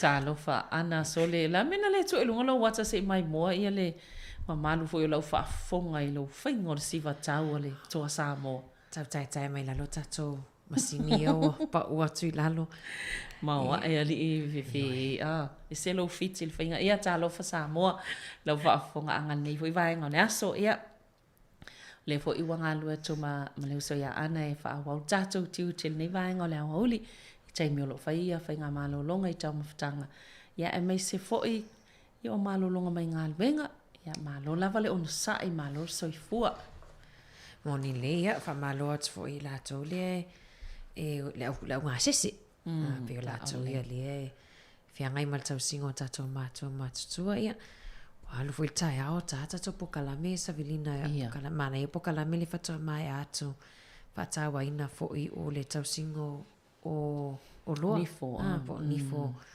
le ngata nei whanau ia tato uma lava wai tonga tā te le tonga tā ioi vai nifo tato io sfuru atu sanga inonga ia a wa a whaina foi o loa po nifo e whainga tā foi ona tau mawhai a whaina i foi le tau singo le tino la tau tangata wai ngā le ia o loa e pe ona ilana i foi mtawha i o ili ngā lue ngā tino ia ele nei fo ia na fa asoa le no na ia fo i sao le va ingo tato tino e ia la so soni na le sa ta ua fo ile pokalame mo mantol masino te se male ama taile mai le tolu se la fo ile so soni le awala mai a mo tanga tai ia fo ia mo mia le so soni ia ele fa pela e tau na ia vaenga na sa fa amani no to pokalame faiona anga fa ai tanga ta pe alu fal mai e fia mo mia le mai tolu se lau le wa tu ilungai le la ama tante se man tu ilungai le afetala ye man tua tu lo a se ile ni fo isi taimi tate man tua mal taimi sa ye lu se lau ia ye wo fighter si le vai le tu lo wa ele ito se ise ni fo tele o isi fa no tu fa mai tolu se lau wo o ilunga le ia wanga na isi ngal wen fo ye fai le ni fo e fa se la wa ele ngal wenga fulu ia ma fa tumus ia le tamana tua talo i ne ia be fa se la le pili na tonga ta ia o le se o le sita ata o si le se ina lo le tau fai o tonga fiti sa vilino te loa o le si ali ina lo fai o tonga fiti ngal ni fo ia lo atu fa mai fa se la e deposit ai tolu se la e tongi fo ile e tongi mai se no ala tongi fato a faile tonga fitinga oka o stanga tai o sa mo fai la tongi fo wai e mo e tango fi na pe mana ia lana e wa isi aulu sa mo ia a mawala vanoa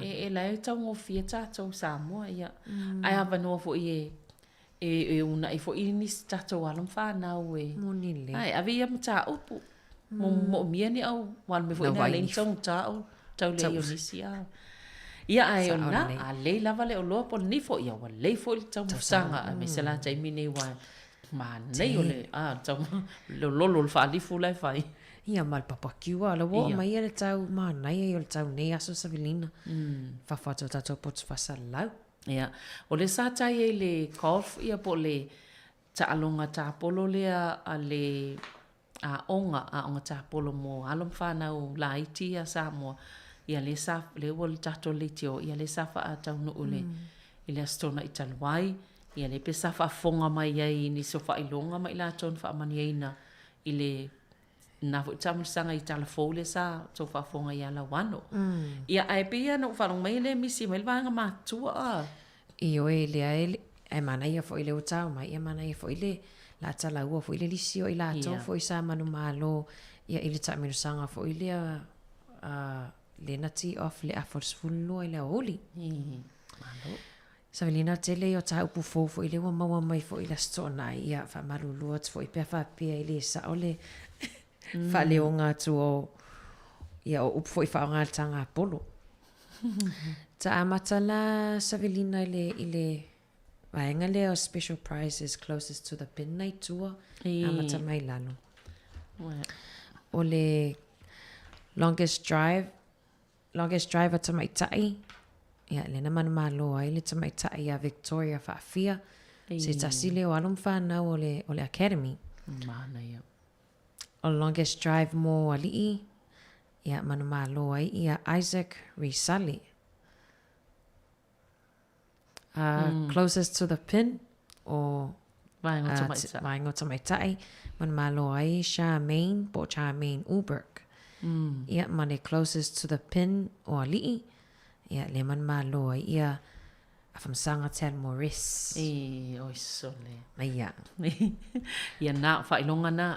O le silvaenga fo ia le ini handicap Ia. Pela e tasil whailonga whai mo i lātou na wai pe to loi pe to whana sa ia. Nasa manu maloi ia sala. Sala pe se uma. Ia. Whaasolo mai isi vaenga i o le lātou i ono lima tau sanga ngai lunga. Ia. Pela o le nasa manu maloi Chris May. Ia ai tūlua Alan Benz. Le vaenga fo ia o palangi. Manai tangata ia sa lango le. Tatou tang whainga le aso. Malo whaftai. Tatou mai lal vaenga o alii. Savelina vaenga lea se fulu wono anga i le luas fulu wha ia le numera lato handicap. Ia, le ana mawai e le whiunga re pule ia whamsanga ia le tūlanga mua. Ia ai rana ape tūlanga lua ia Prem Chand. Beos intia ia si li le na luatu le. Ia stamasia. Stama. Sa. O le vaenga la le men's division po le vaenga lona. Yep.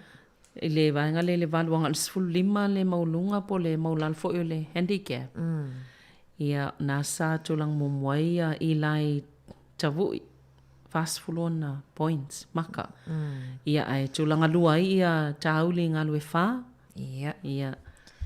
Mana ia fo itam whainga. Na ia whaftai lang. Ioi. Ia ole vaenga mua la ali. Men's division lea e lato handicap e o anga i le fitu. Ia le na manu malo ai. Ia Dean Rob. Ia pea se li palangi fo ia. Dean Rob le na manu malo ai i le whailonga mua. Ia ai le heise sin whamanu aina i le whailonga lona lua. Ia saulo le alvaenga le Ladies Open Division. Ia o le nala sa man maloa ia ana Harriet Dews. Ia ai tulanga lua ia Charmaine Ulbrich. Malo Savelina. Ia malvaenga pelvaenga o le tawa whai o le tournament ia po le whamoe Savelina le na whai ai ia le tulanga mua. Ia ma le best gross ia o te iloa se sa se si malamalama le tanga polo wha le wingo o le best gross a le junior ia po tamaitai ia o le academy le na ta alu whaatasi malvaenga matutua ia le na manu maloa i le tamaitai a Teisa Mania Vaka o le best gross a tangata matutua ia le na manu maloa ia le sunga ia fasi upu tu lima. Ia ma le winner o le highest Stableford points. O le au te lenga lea. Ia lea la sa whaamani nei le sunga ia Michael fe au nati. Ia. Ana ia te lea. Ma. Le la wata. Le i wata oa ia ile. Io ia whamalo voi whaftai le au lango ia. Fifi voi wheloa ia tu foi.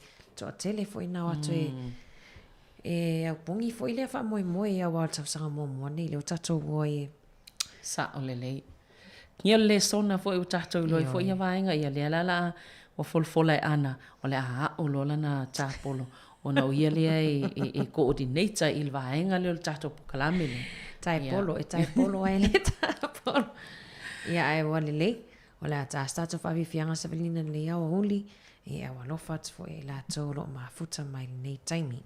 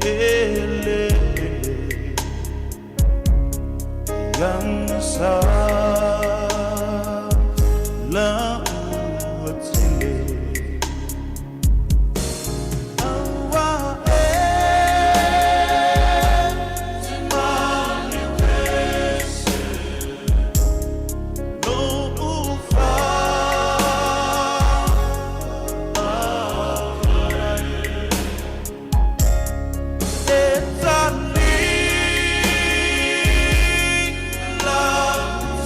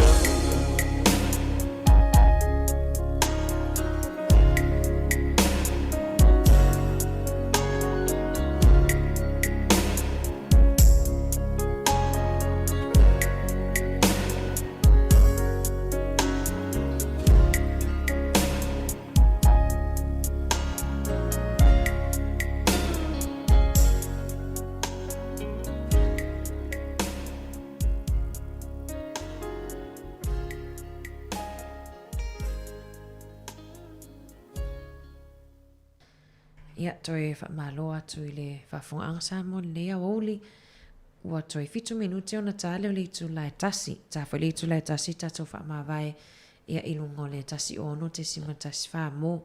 Sa wlina mana ia o langa ino le atu o le. Ale tamale langa mai ilungo le tato ala ata. Sa o le lei. Ai man so foi ana va solen te nelia sa tapuni ai se maloka ai se tasi o nga an kolisile au te I podirua. Ona o se tau whaamta au wape o se fe au foi lena lafo atu I se telefoni anga I se telefoni stasi o whana waong. Ale lava atu maa ua mai ana pe o se tamaititi lava lea onga. Tamaititi lava lea onga kolisi lava o tea ia o te iloa pe o le pe ia pas whainga pe fia maali e a. Ai sa o. Lena tango ai lafo solo ia ata o le se pe se ata fo ile stangata le whelua I male la malo si se tulo. Ia lena te lea ia toi a fia su fai fo I ma whalawelawe fo I su enga I le awa oli sa velina wa lena le mawhai aina. Na su ena I alum whanau ia o tea I le su enga o la fole lua. Ia ai tu fa solo I kolisi. A le vai atu o le tama lena fai le iPhone ia. A le pe fōringa mai sa iei fo I manisi tamaiti. Ia ona pe ia le vai le ta we leo ia oni ngai o inga fa vale asile le ta fa pena fa vale ina fa ia nisi o tamaiti. Ia le mo ma foi le melen tapu ne le onga. Lo pot tamaiti te le fa isa na me onga le fa ele su ne le fi su nga pe fa vesi lo mele ia ai pe yo vaenga. Esele atata wawa ai le to te leo na o atu ia o me o taimi o tangata o mo me o loka I malea pe foi falu loka malea onga tu ua I ma tuanga luenga ai o mai o pikila to walum whanau le asole ia le lau o umal fia mali ia a leua lau whamalolo le tu mau ia moni nei aso ia ai tausi ai fai mase awa ing mase awa onga fo sa o lelei. Ia le vava ia tu le si vaenga le fa solo ina to tele ale fai tau o fa le lalangi pe o na mai I telefo la wano sa vilina pe o le aso nei fa ta ua ia le numero fo I fai tau a fa o tangata lalangi le vai atu pe wo le 2 biliona a le fa popo ai ana le mali liu tangata I le ai me se tangata I mali liu I me yo taua pe o fala vlave fo ia fala natura fala vlave tupu fa fo se manu alo na winga o to tele al faita o fa yo tangata ia to Samoa o nei vai aso ia me foi na le o fai mal ma o mato ninga to sa vai aso lango tato a to Samoa sa mata talonga sa mata fato o mata le talonga to Samoa talu mai le amatanga ia o matua I vava all matu streets le nata ia ma nei a tele tama whainga alum whanau ia o mele sa whau ta fefe a siampini ta fefe a te o siampini tato au tele lope pe te au vale ai le stangata sa o le lewe I Cannons Creek o te role whafonga mai poli lua to alim whai ana o fia tangata e whaatau le to a tele o fia mo le mwhainta o fia al mel mana ia le whaalongo tele I se whaalawalavin tupo I le whai ngol vai aso ia o le pui nga lava o le mele la ia I le vai aso nei ia ta fio lai ini solo le a whai le whai ngol vai aso wai e le leila e whai ngol vai aso nei whaalawalavin nga alwenga nei tangata ma fio ai le awala se o whai mai lo ia Jacinta ia ta o fi uma mena whaasan whaalelean fua a le uo la sopito silion ta we fi whaalelea o mai tatou fua whaalelea la sau fua Fiwa se fua whalolo mo matua I ai ma se fua tutoi. Sa e matou fua. Ai vai la so e fua atua ta maitin matou whale. Na ave leo matou fua. Ia le ala o le lopona. O istangata sa velina vai atu fo itu singa lunga la tau o so e fua I o le itunga mau. Fatu soli. Sa oilo le angana le iangali. Iana. Ana o le la atale tasi. Ia e whaatai lava le malo lau whaafonga sa mafuta mai tai anu le lailunga o le tatou le teo, le tasi ono te simal tasi wha mo. Ia o le ala mai al tatou tautua ia ai mantua e whaapau pia I lungo tatou pia ngata whailangi Facebook o le YouTube ia man tatou app se ia pa ia le tu lai lua ia ai whaftaia whaafonga mai I le nei fo I vaenga o le aso.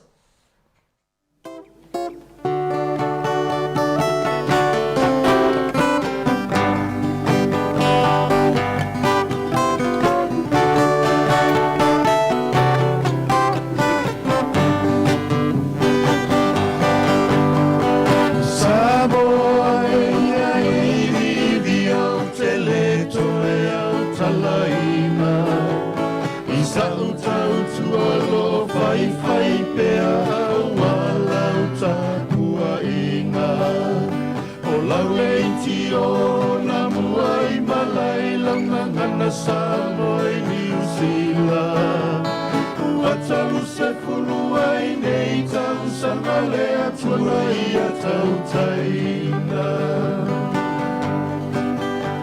Malei fua mai le tae ao foi lau tapua I ngā amata O whaafea ngai ngai o latou whaiha wale o la whaalea nganga Sina tau le tae ao se vaila au I o mawhatianga O nai tala whaumatala mai sa mo lau tau tua le whaailoa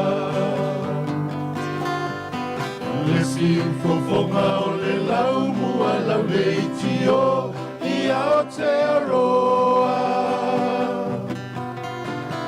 O te pese atu ai ma whaafia fia mo o e Samoa au e fefe O so o ai le lalo langi atoa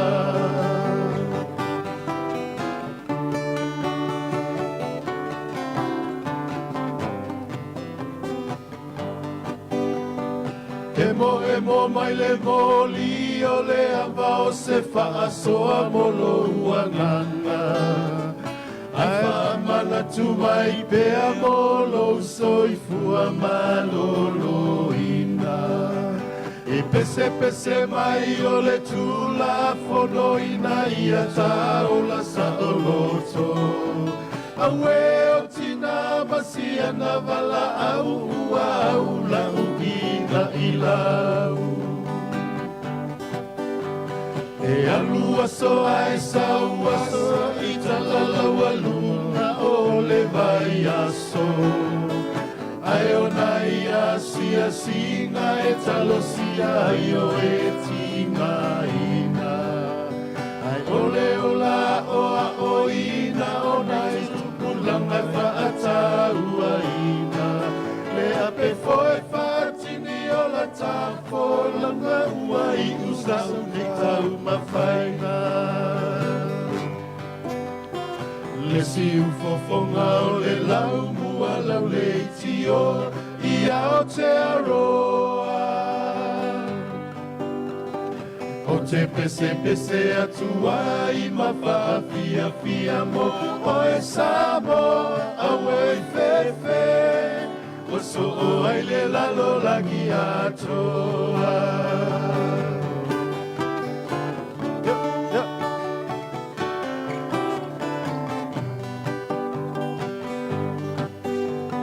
E lalo langi o aso nei E matau ni lele ai la fi masei Ai malume ai puenga o so fina nalo ini e se nga Awai poto le tau tai ai le ato ai ai si o na vaa Awao Samoa e o le amamala o le penina o le nevasa Sale whaingo fie le amataina o le nengaluenga Sasa I lima fesili po le mea ea o ia ini masini E te onolo si whaao na pone I ua iai fo I makomi piuta App Facebook, YouTube, wata whailangi ai a ufa asala launga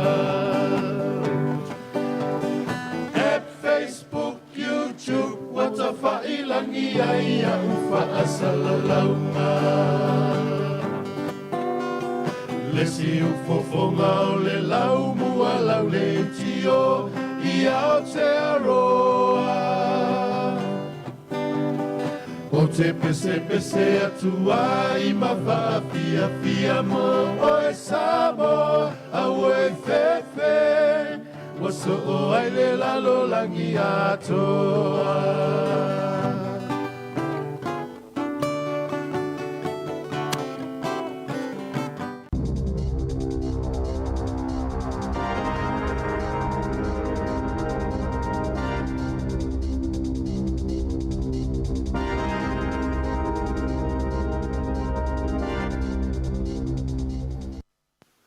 Whaatalo whātu i le nei whaopopo ngā o telefou mo i le tautua le si ufonga le lau mua i Wellingtone. O le tala mua mua. E se lia le luas fultasi afe la whaai o bai fau o le COVID-19 furuiva sa whaamawina i do tonu o New Zealand i le vai aso ua mawai atu nei. O le whainga atoa lava o mai fau e tusa o whaamaunga o tu ina mai e le mtanga renga le soifua malolo ina e luas fultasi afe lima se lau iwa lima. Mai ua mai tau ina aise si tanga e tolu afe fitus furu iwa i le fua evalesio mai koviti mo le vai aso teruai e whaatusa lea i le lua afe iwa se lau onus furu fitus aiai i le asonga fua na te nei. O mai fau e pei ona whailo mai o lo au fia ai le tolu afe valu se lau valus fultasi o zangata na maua mua i le koviti au le foi ua toe a whaina. Tolu se lau luas furu lima la whai o mai o ane i le vāruanga o le pōle sa o lo tāo fia i le tonu o whale mai mo tongo fitinga e au fia ai le to fitu i le tonu o pōtu mō mai tinga ina po o le ICU.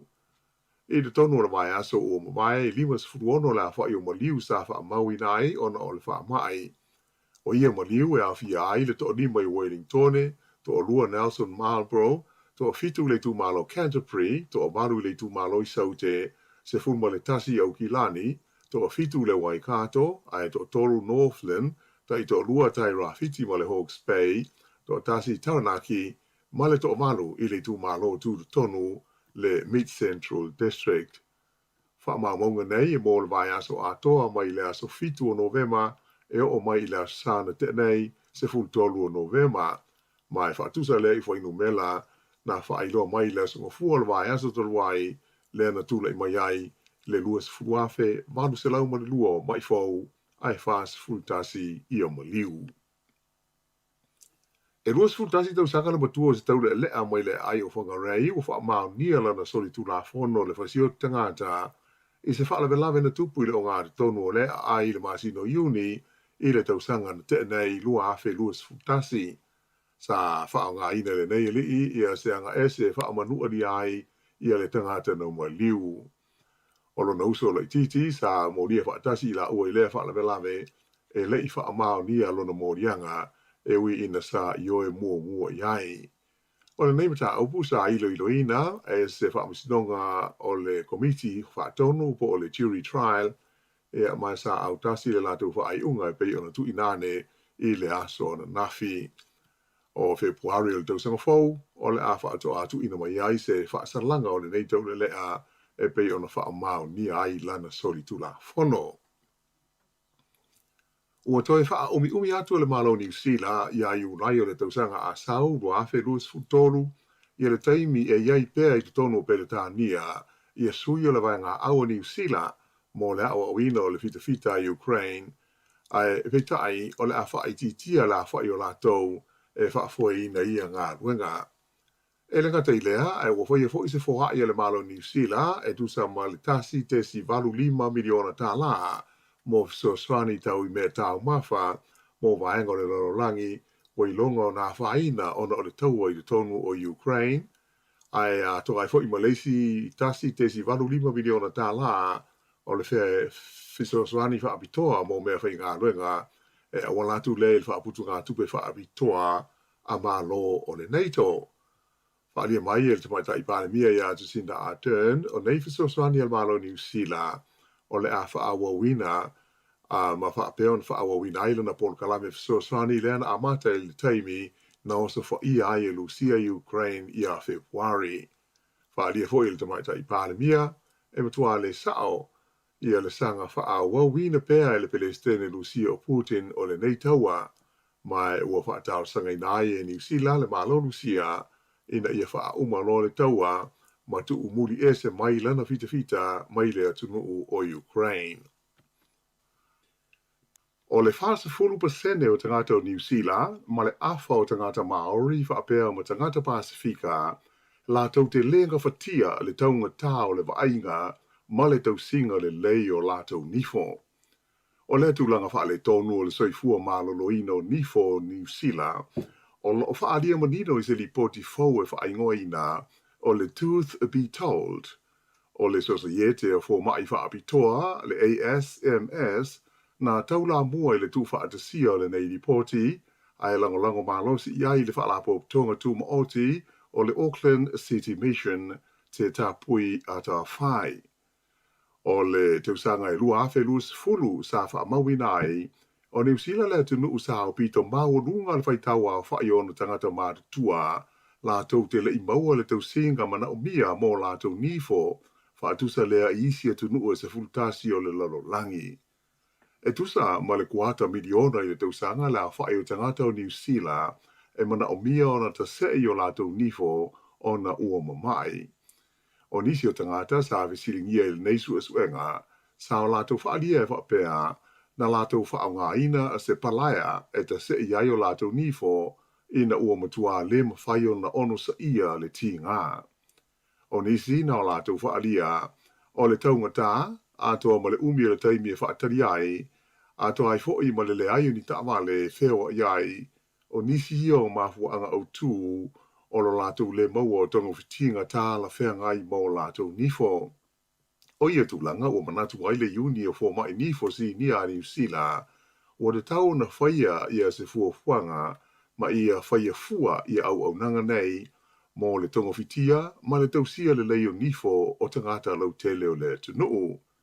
Ta ofi le whaaurunga o le whaalapo tonga fō mai whaapitoa nei o Sarah Dalton, o le tau na whaia se whaingai fō i ai le whaafi tauli, a le whaia fua le tongo whitinga ma le waingo nifo, o na whai leo se Paul Kalame tongo fia ai, ia au nanga i le tonu o le tunuu a toa, o na ua mautinoa, o le totele o tangata ua lenga whatia e la tau le tau e vai ai se fō mai nifo, mai o le tonga tā fō ia au nanga, ua mafua ai le motiva o le totele o tangata, ai moise ai lava o e vai lo la tau ta mao ainga.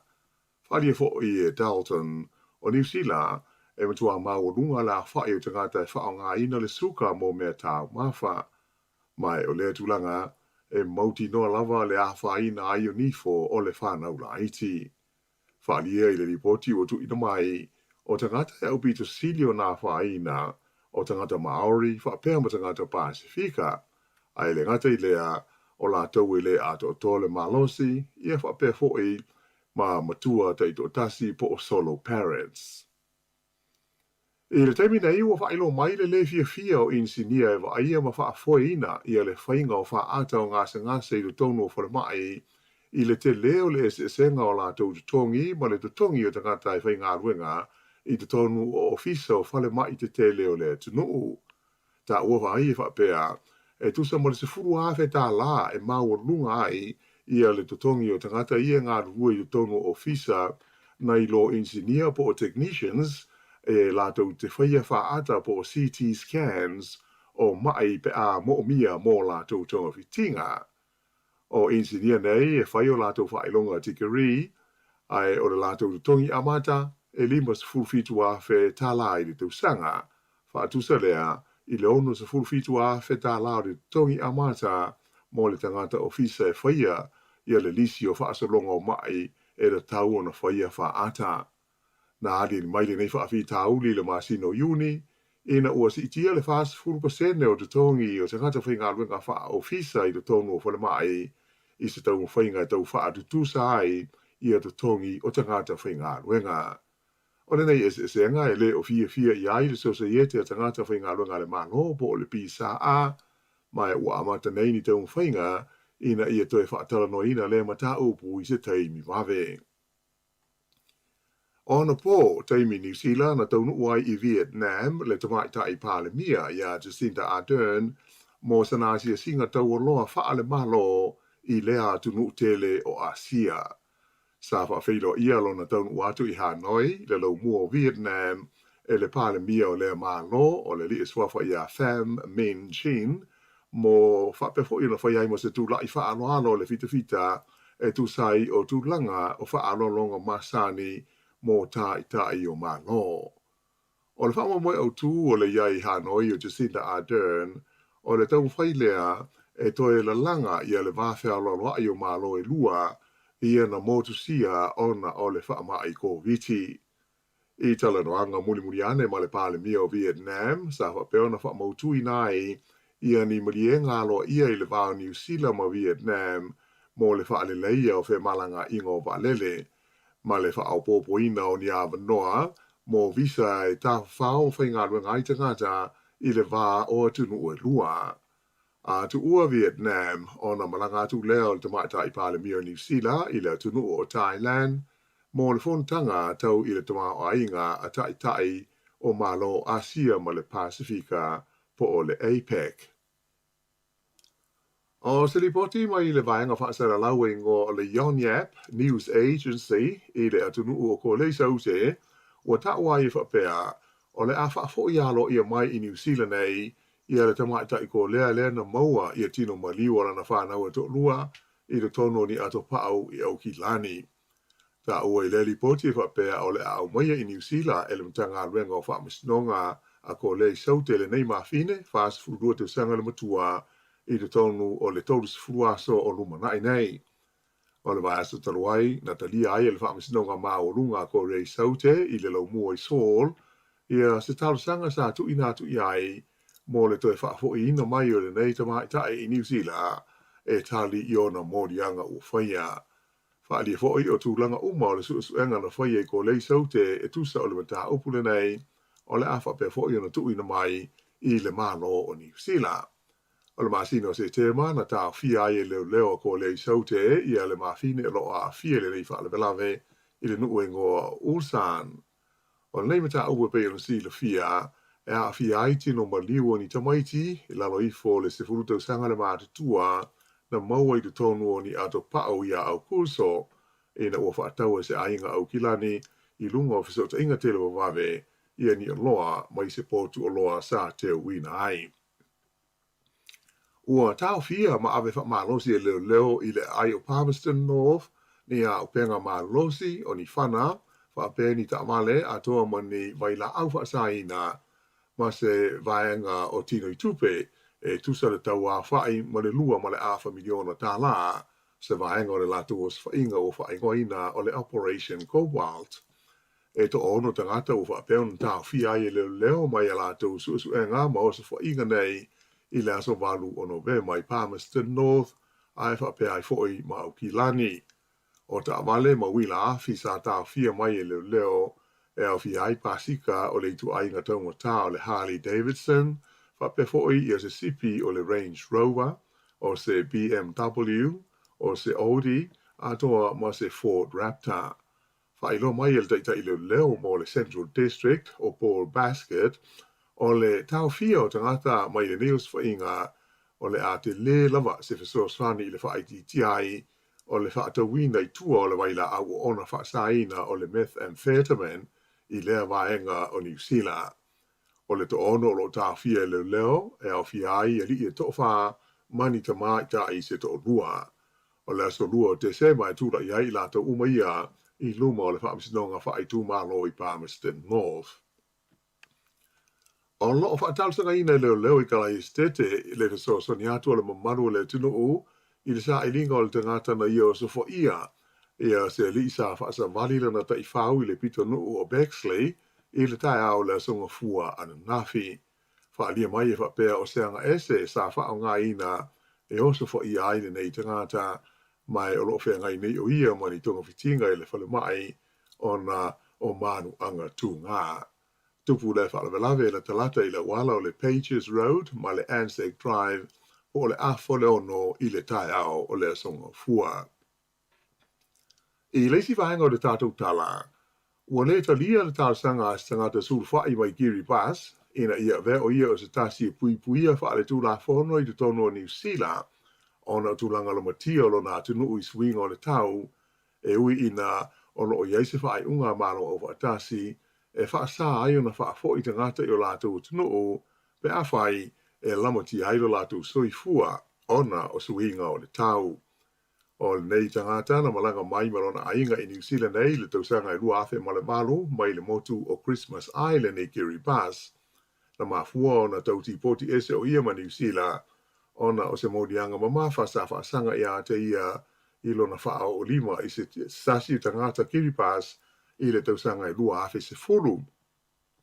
O le faa iunga le faa misnonga faa bitoa momata upu tau fe malanga inga le Immigration Protection Tribunal na lātou whaani ai e ua te ena le tāsanga le nei tangata i le tūranga i pui ai o ia marona ainga ina ia no nofo ai pēr i New Zealand ona o whaale tonu ua lamatia ai le lātou tunu ona o swinga o le tau.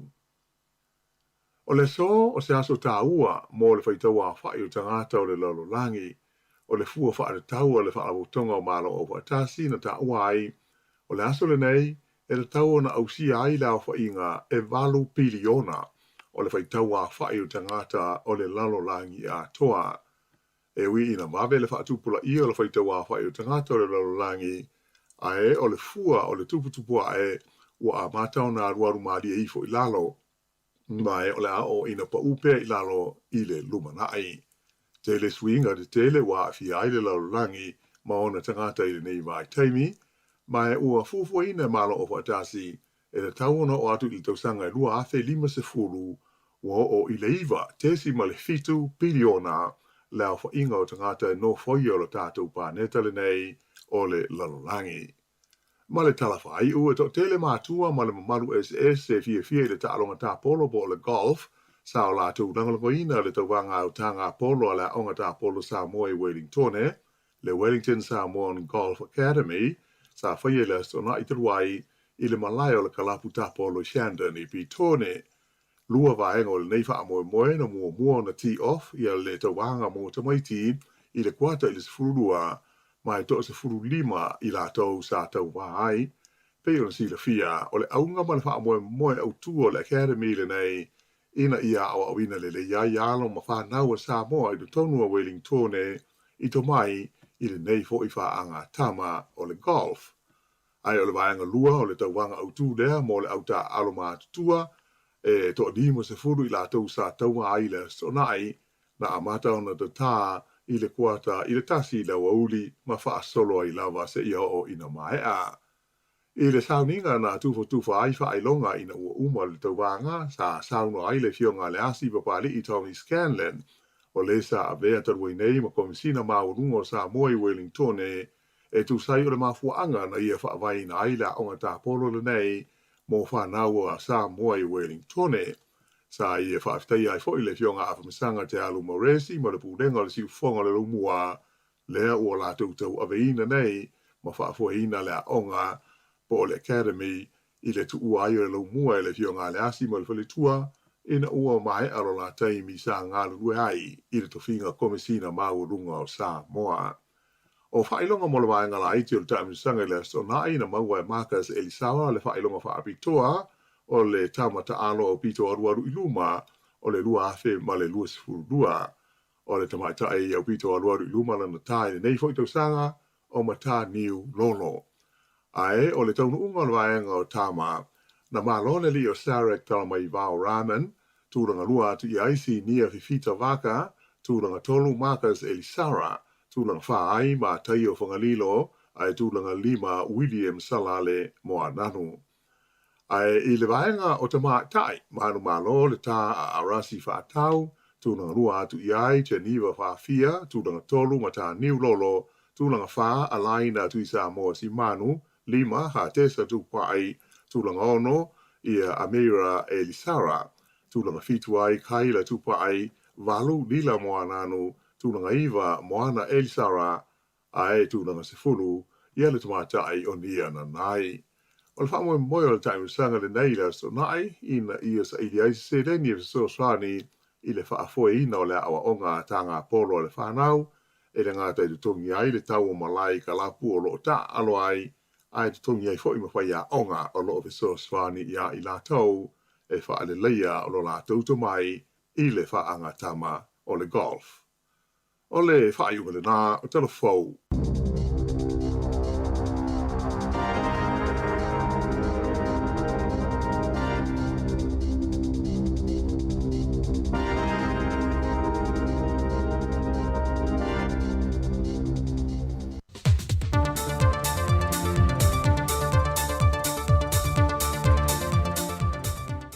Alo mai e seisi wha opoponga le nei o tātou telefau mai Samoa e mea lo tutu wai. Wa wha leo ngai na le wha amsino ngā mata au putoi a pili, bol mata au po tāru sanga toi iloilo, se wha ai unga na whaia le wha amsino ngā mawalunga, e toi wha opopo e le isi tina e lo na fitu i eitina o le se 10% e le masino me o le tausanga le nei. Na tofia le afionga to mata Nora Leota, o se isi sui wha o popo tina e le pāle mene. O le fionga to mata Nora Leota, na fitfidia mai le wha amsinonga mawalunga o se sui te mai tai wha o popo, o anoa maanu mera lua le pāle mene, na to o lua mai ai ma le sui tai tai o le tua ngai, le fionga fonto e pielo wofo. Ai o le tangi na tu inato e li ma le manu alo fai tu au, o le sui o le vanga wha o pofai le HRPP, e na te fina wina ai la la tu mau, e leo tala fia ngai le ofiato le tina e ato mata, o se isi sui wha au popo le se 10% e tu saima le wha winga ino le wha vai e lona vai ngā whawhatasi e. E le ilo ilonga le mata opo e wha masino e to wha, e Alfie Rhys Harrison, Reno Asher, ma Sir William Young, whantasi ma le tamai ta e wha masino Samoa, e a ta whau i malo le Lani Tuala Warren, no lato o mai ai le wha ai unga, e le te tau na to iai se isi te maita i wha o popo, e te maita i to ono wa iai, e le wha winga ina o lea vaenga o le wha vae. E o mai le te mea o telefou, e le eise tasi ua maliu le wha lavele na tula i mai, e le tuli lima i salani, na oso i le to fesa piki apu rental, a le whale ta avale le Funway Rental, ma a fiai le paasese na ta ue to se fulu. O lea pasese e au fiei se ta mititi lima tausanga, ma se pepe e na o le lima masina, e peo na whaeloa mai au telefou, e se tasi o fo mai tausi soifua, e le mautanga se nga se potasi.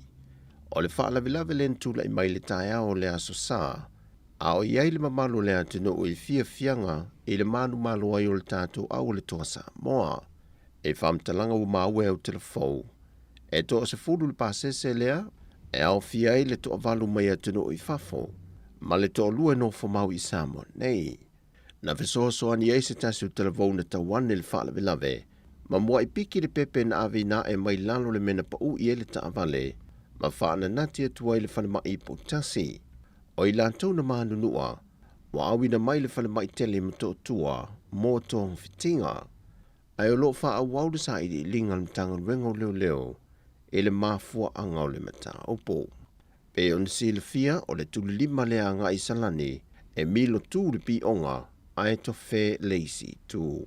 O i na tofuanga i ele piki apu le Funway Rental, mai na moli mawina e niso le afio anga na iai, e le o se wha lave mua le watula i mai le ano o whanga, sa i e fo isi ta avale na lave vea i mua. E mail matanga lwengo leo o wha mau nia mai iai, e to lua disi na wali liu mai le wha lave tau ta avale na tu la i mei fo i le tae au le aso sa lava, e na ua le mawhai le na wha fo ina le ta avale, o na wha tonu le sao tele le ta avale peo na moli mawina i lantou na iai, na afuai o na ta avale vale le ta avale, ma maalili waile to lua. O le whamtalanga wa maweo telefou i wha te tau lea fo i wha lave, e toa wha i lantou na malanga wha tase ave se te mai le whare mai le tae au le aso sa, peitai, e na watula i mai le wha lave, na maliu le te maa wha tase ma se tasio i lantou i e to lima, ai wa maa ue so e su enga, o le ave ta avale ele i whaia so na lai sene. O nisi o whaavelave o whaamauti noa mai ma le taimile nei mai le ofisa o leo. Ai o lea soa tae ao le whailo inga lau tustala ma le matanga ruenga o leo. E ilo ai pe iei nisi o whaavelave na tula i mai le whaai unga le vaiaso na tua ia i le maadu malo le toa Samoa. Wa mai a whailo i atu le ampasa o malo e lua wai le antino e le fionga le ao le malo tui ma le whano wa le toa soalo vi le lua e mai le malo Italia ma le malo Kanata, e wha wawai whai ngā pā anga Samoa mai a tunu o lo fisosoa ni mai e le tūlanga le tau le ati nae, e mai se lawai swinga o ngongo le tau. O lo mā tele fisosoa ni a tunu le tūtau le siusi o manga, o onga, wha pia foi le soifua mano no ina. O tala fawia mai Samoa manuia le nei aso lu tātou tunu o wha soifua ia.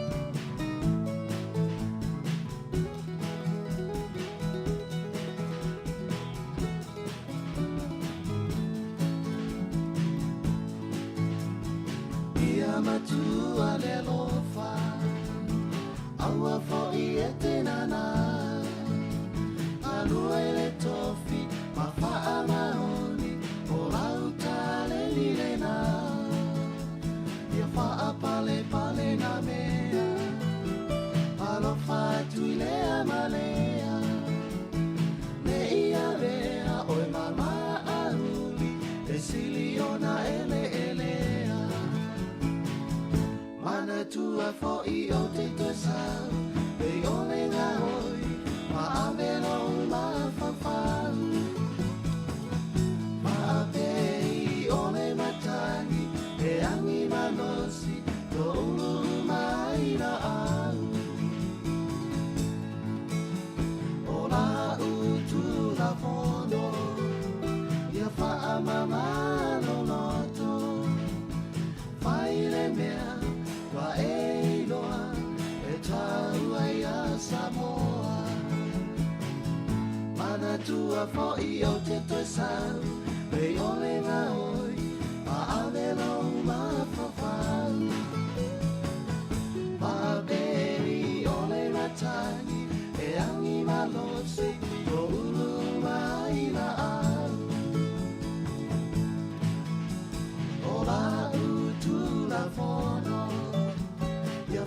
Mama no noto Vai le mea Wa e doa E tau e a Samoa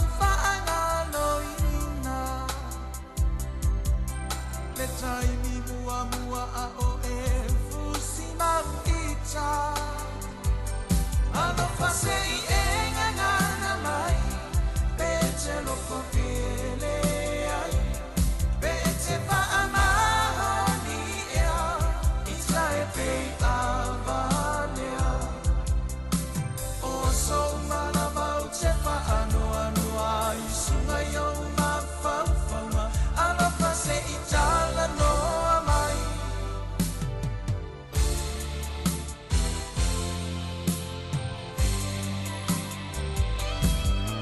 Kau tele o e ua o whaatu saina O se tina lele I ua sili le tau I penina Pangale fili ua ne mawhaina moe Tau o Sofia I lo tau ua wha moe moe Ano fase I e ngana mai Pete lo kopele ai Pete pa amahoni ea Ita e pei avanea O so mana mau te pa anu anu ai Sunga yo ma fau fau Ano fase I tala noa mai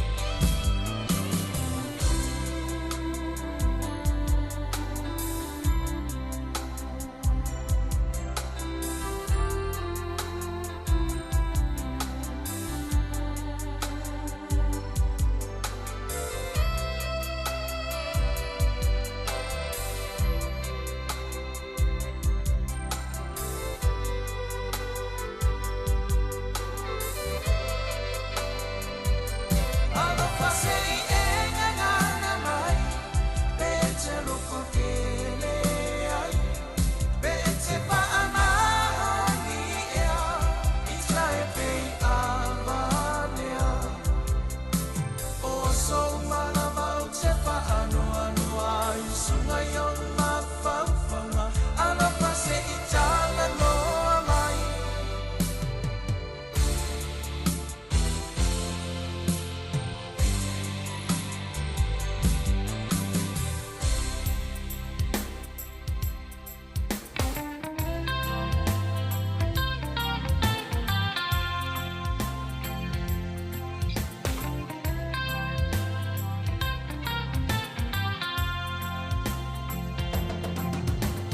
Samo se sila sila I le whaafanua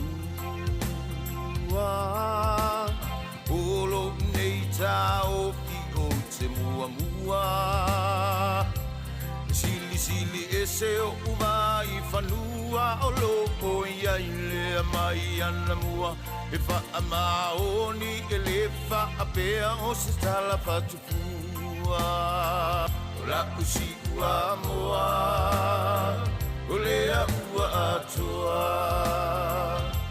O loo ia I tama o lea misa moa Ma leia ewa o le si ua moa O la tau ia ua ewa ua peini a li I mau oa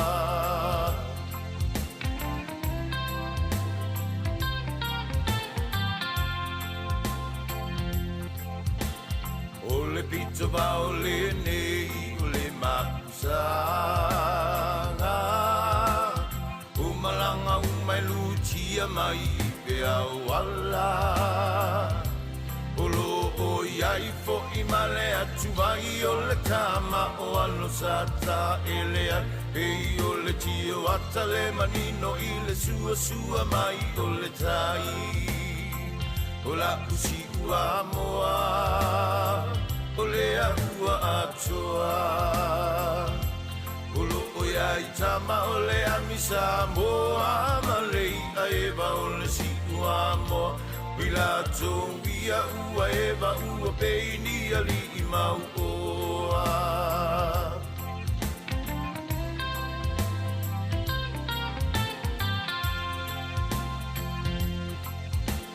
Sa fai si o unu o le pou salena I fonga se unga O faa umatia langi o pu apu a aele si valena ta maula O le au tau le ua malama I Samoa uma O la usi ua moa O le ua atoa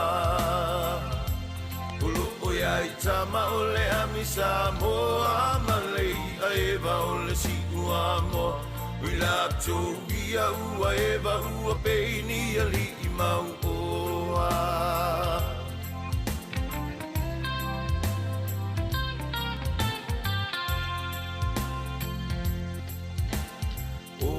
Si o tau sala o me kotangi vale Ta tangi a lo fie fai sona fale Le fale le na o le si ua moa e lau I ula e po I le toa Sa fau umalava e I o le ia au le aoa O la usi ua moa O le ua atoa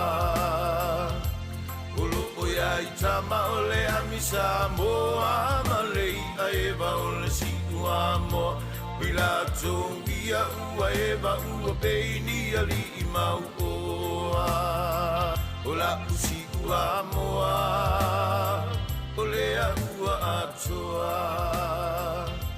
O lo o ia I tama o le ami Samoa Malei a eva o le si ua moa Wila tongia ua eva ua peini ali I mau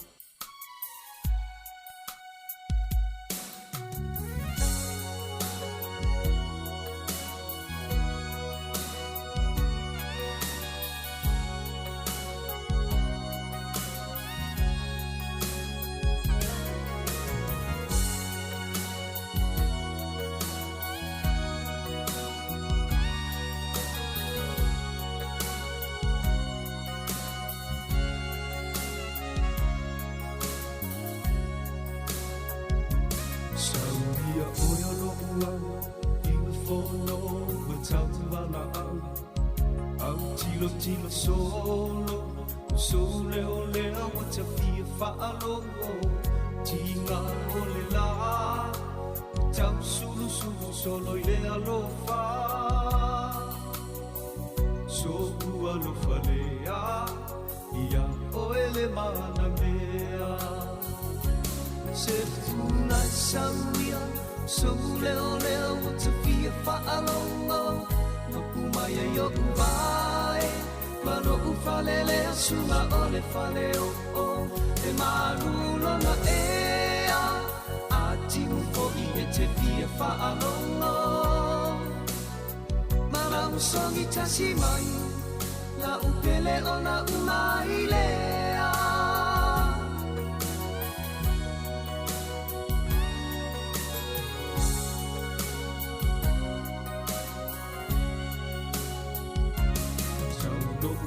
Tala no, musu atu pea I lo talina Pai atu o se tala E matua I mau ulo I mata Moua I se alena E taua moina I le telo tau sanga Se I lea no whamai O lo uola wawai vai Se funai samia Sole o lea wa te fia whaalongo Mapumai e yo uvae Maro ufalele suma o le whaleo E maruno na ea Ati mufo I e te fia whaalongo Malam songi tasi mai La upele o na umai lea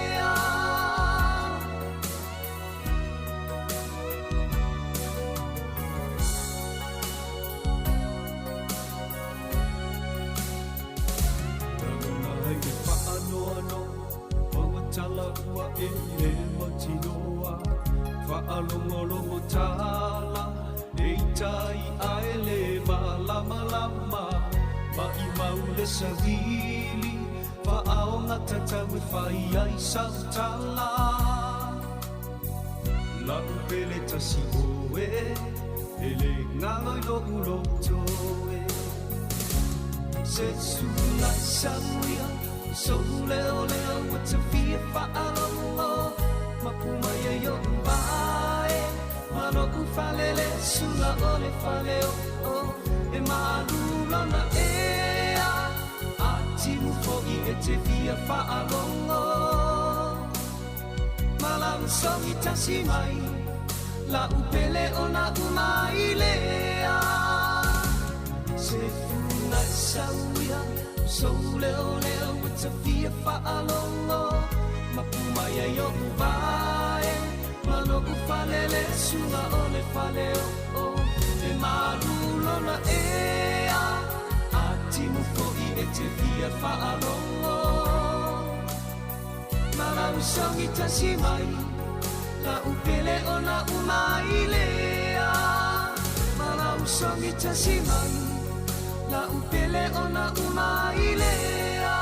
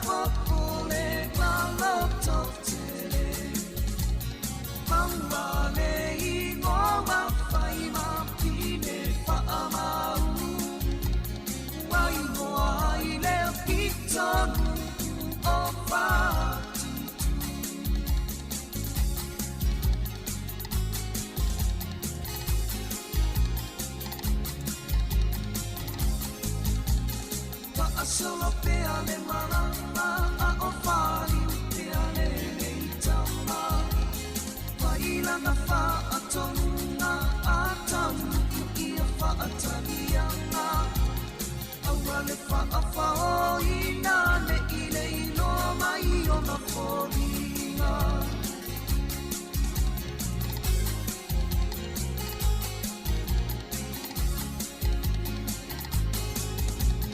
Mahali ito uasawi mai ole atani la masua Nalilo ilo na pinangalo se paala vela me oi se pana Talai mai no ale filinga maua Usono ale alofa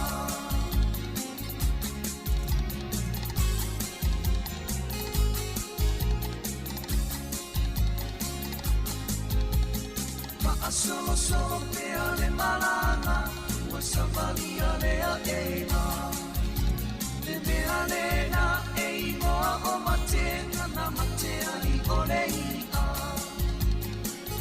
Te malanga ua tuae Isi o ulau ele ele Pa atalilo le au malanga Ae alu apa ese Sia le whangangone O o ai le tangatana Na ia mawalo tu matilo tilo na whaase Tu matilo tilo masangani Na whaavela ina le launei Ulo ulo le suarai Matoe fo I whaase I le sami Whaafua se iona maaya ole ua mutalani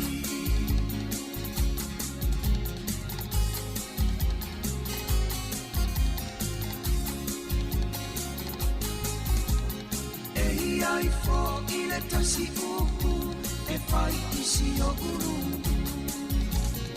Ei ai oni mea o tatoe O oni toe o samone tu ole ia ua toe ai na ona a ua ma a ano tanu le whaatamanga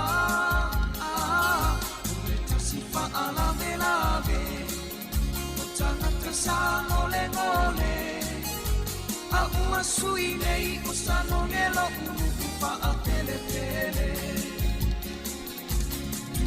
tilo tilo masa mari na paavela ina le launei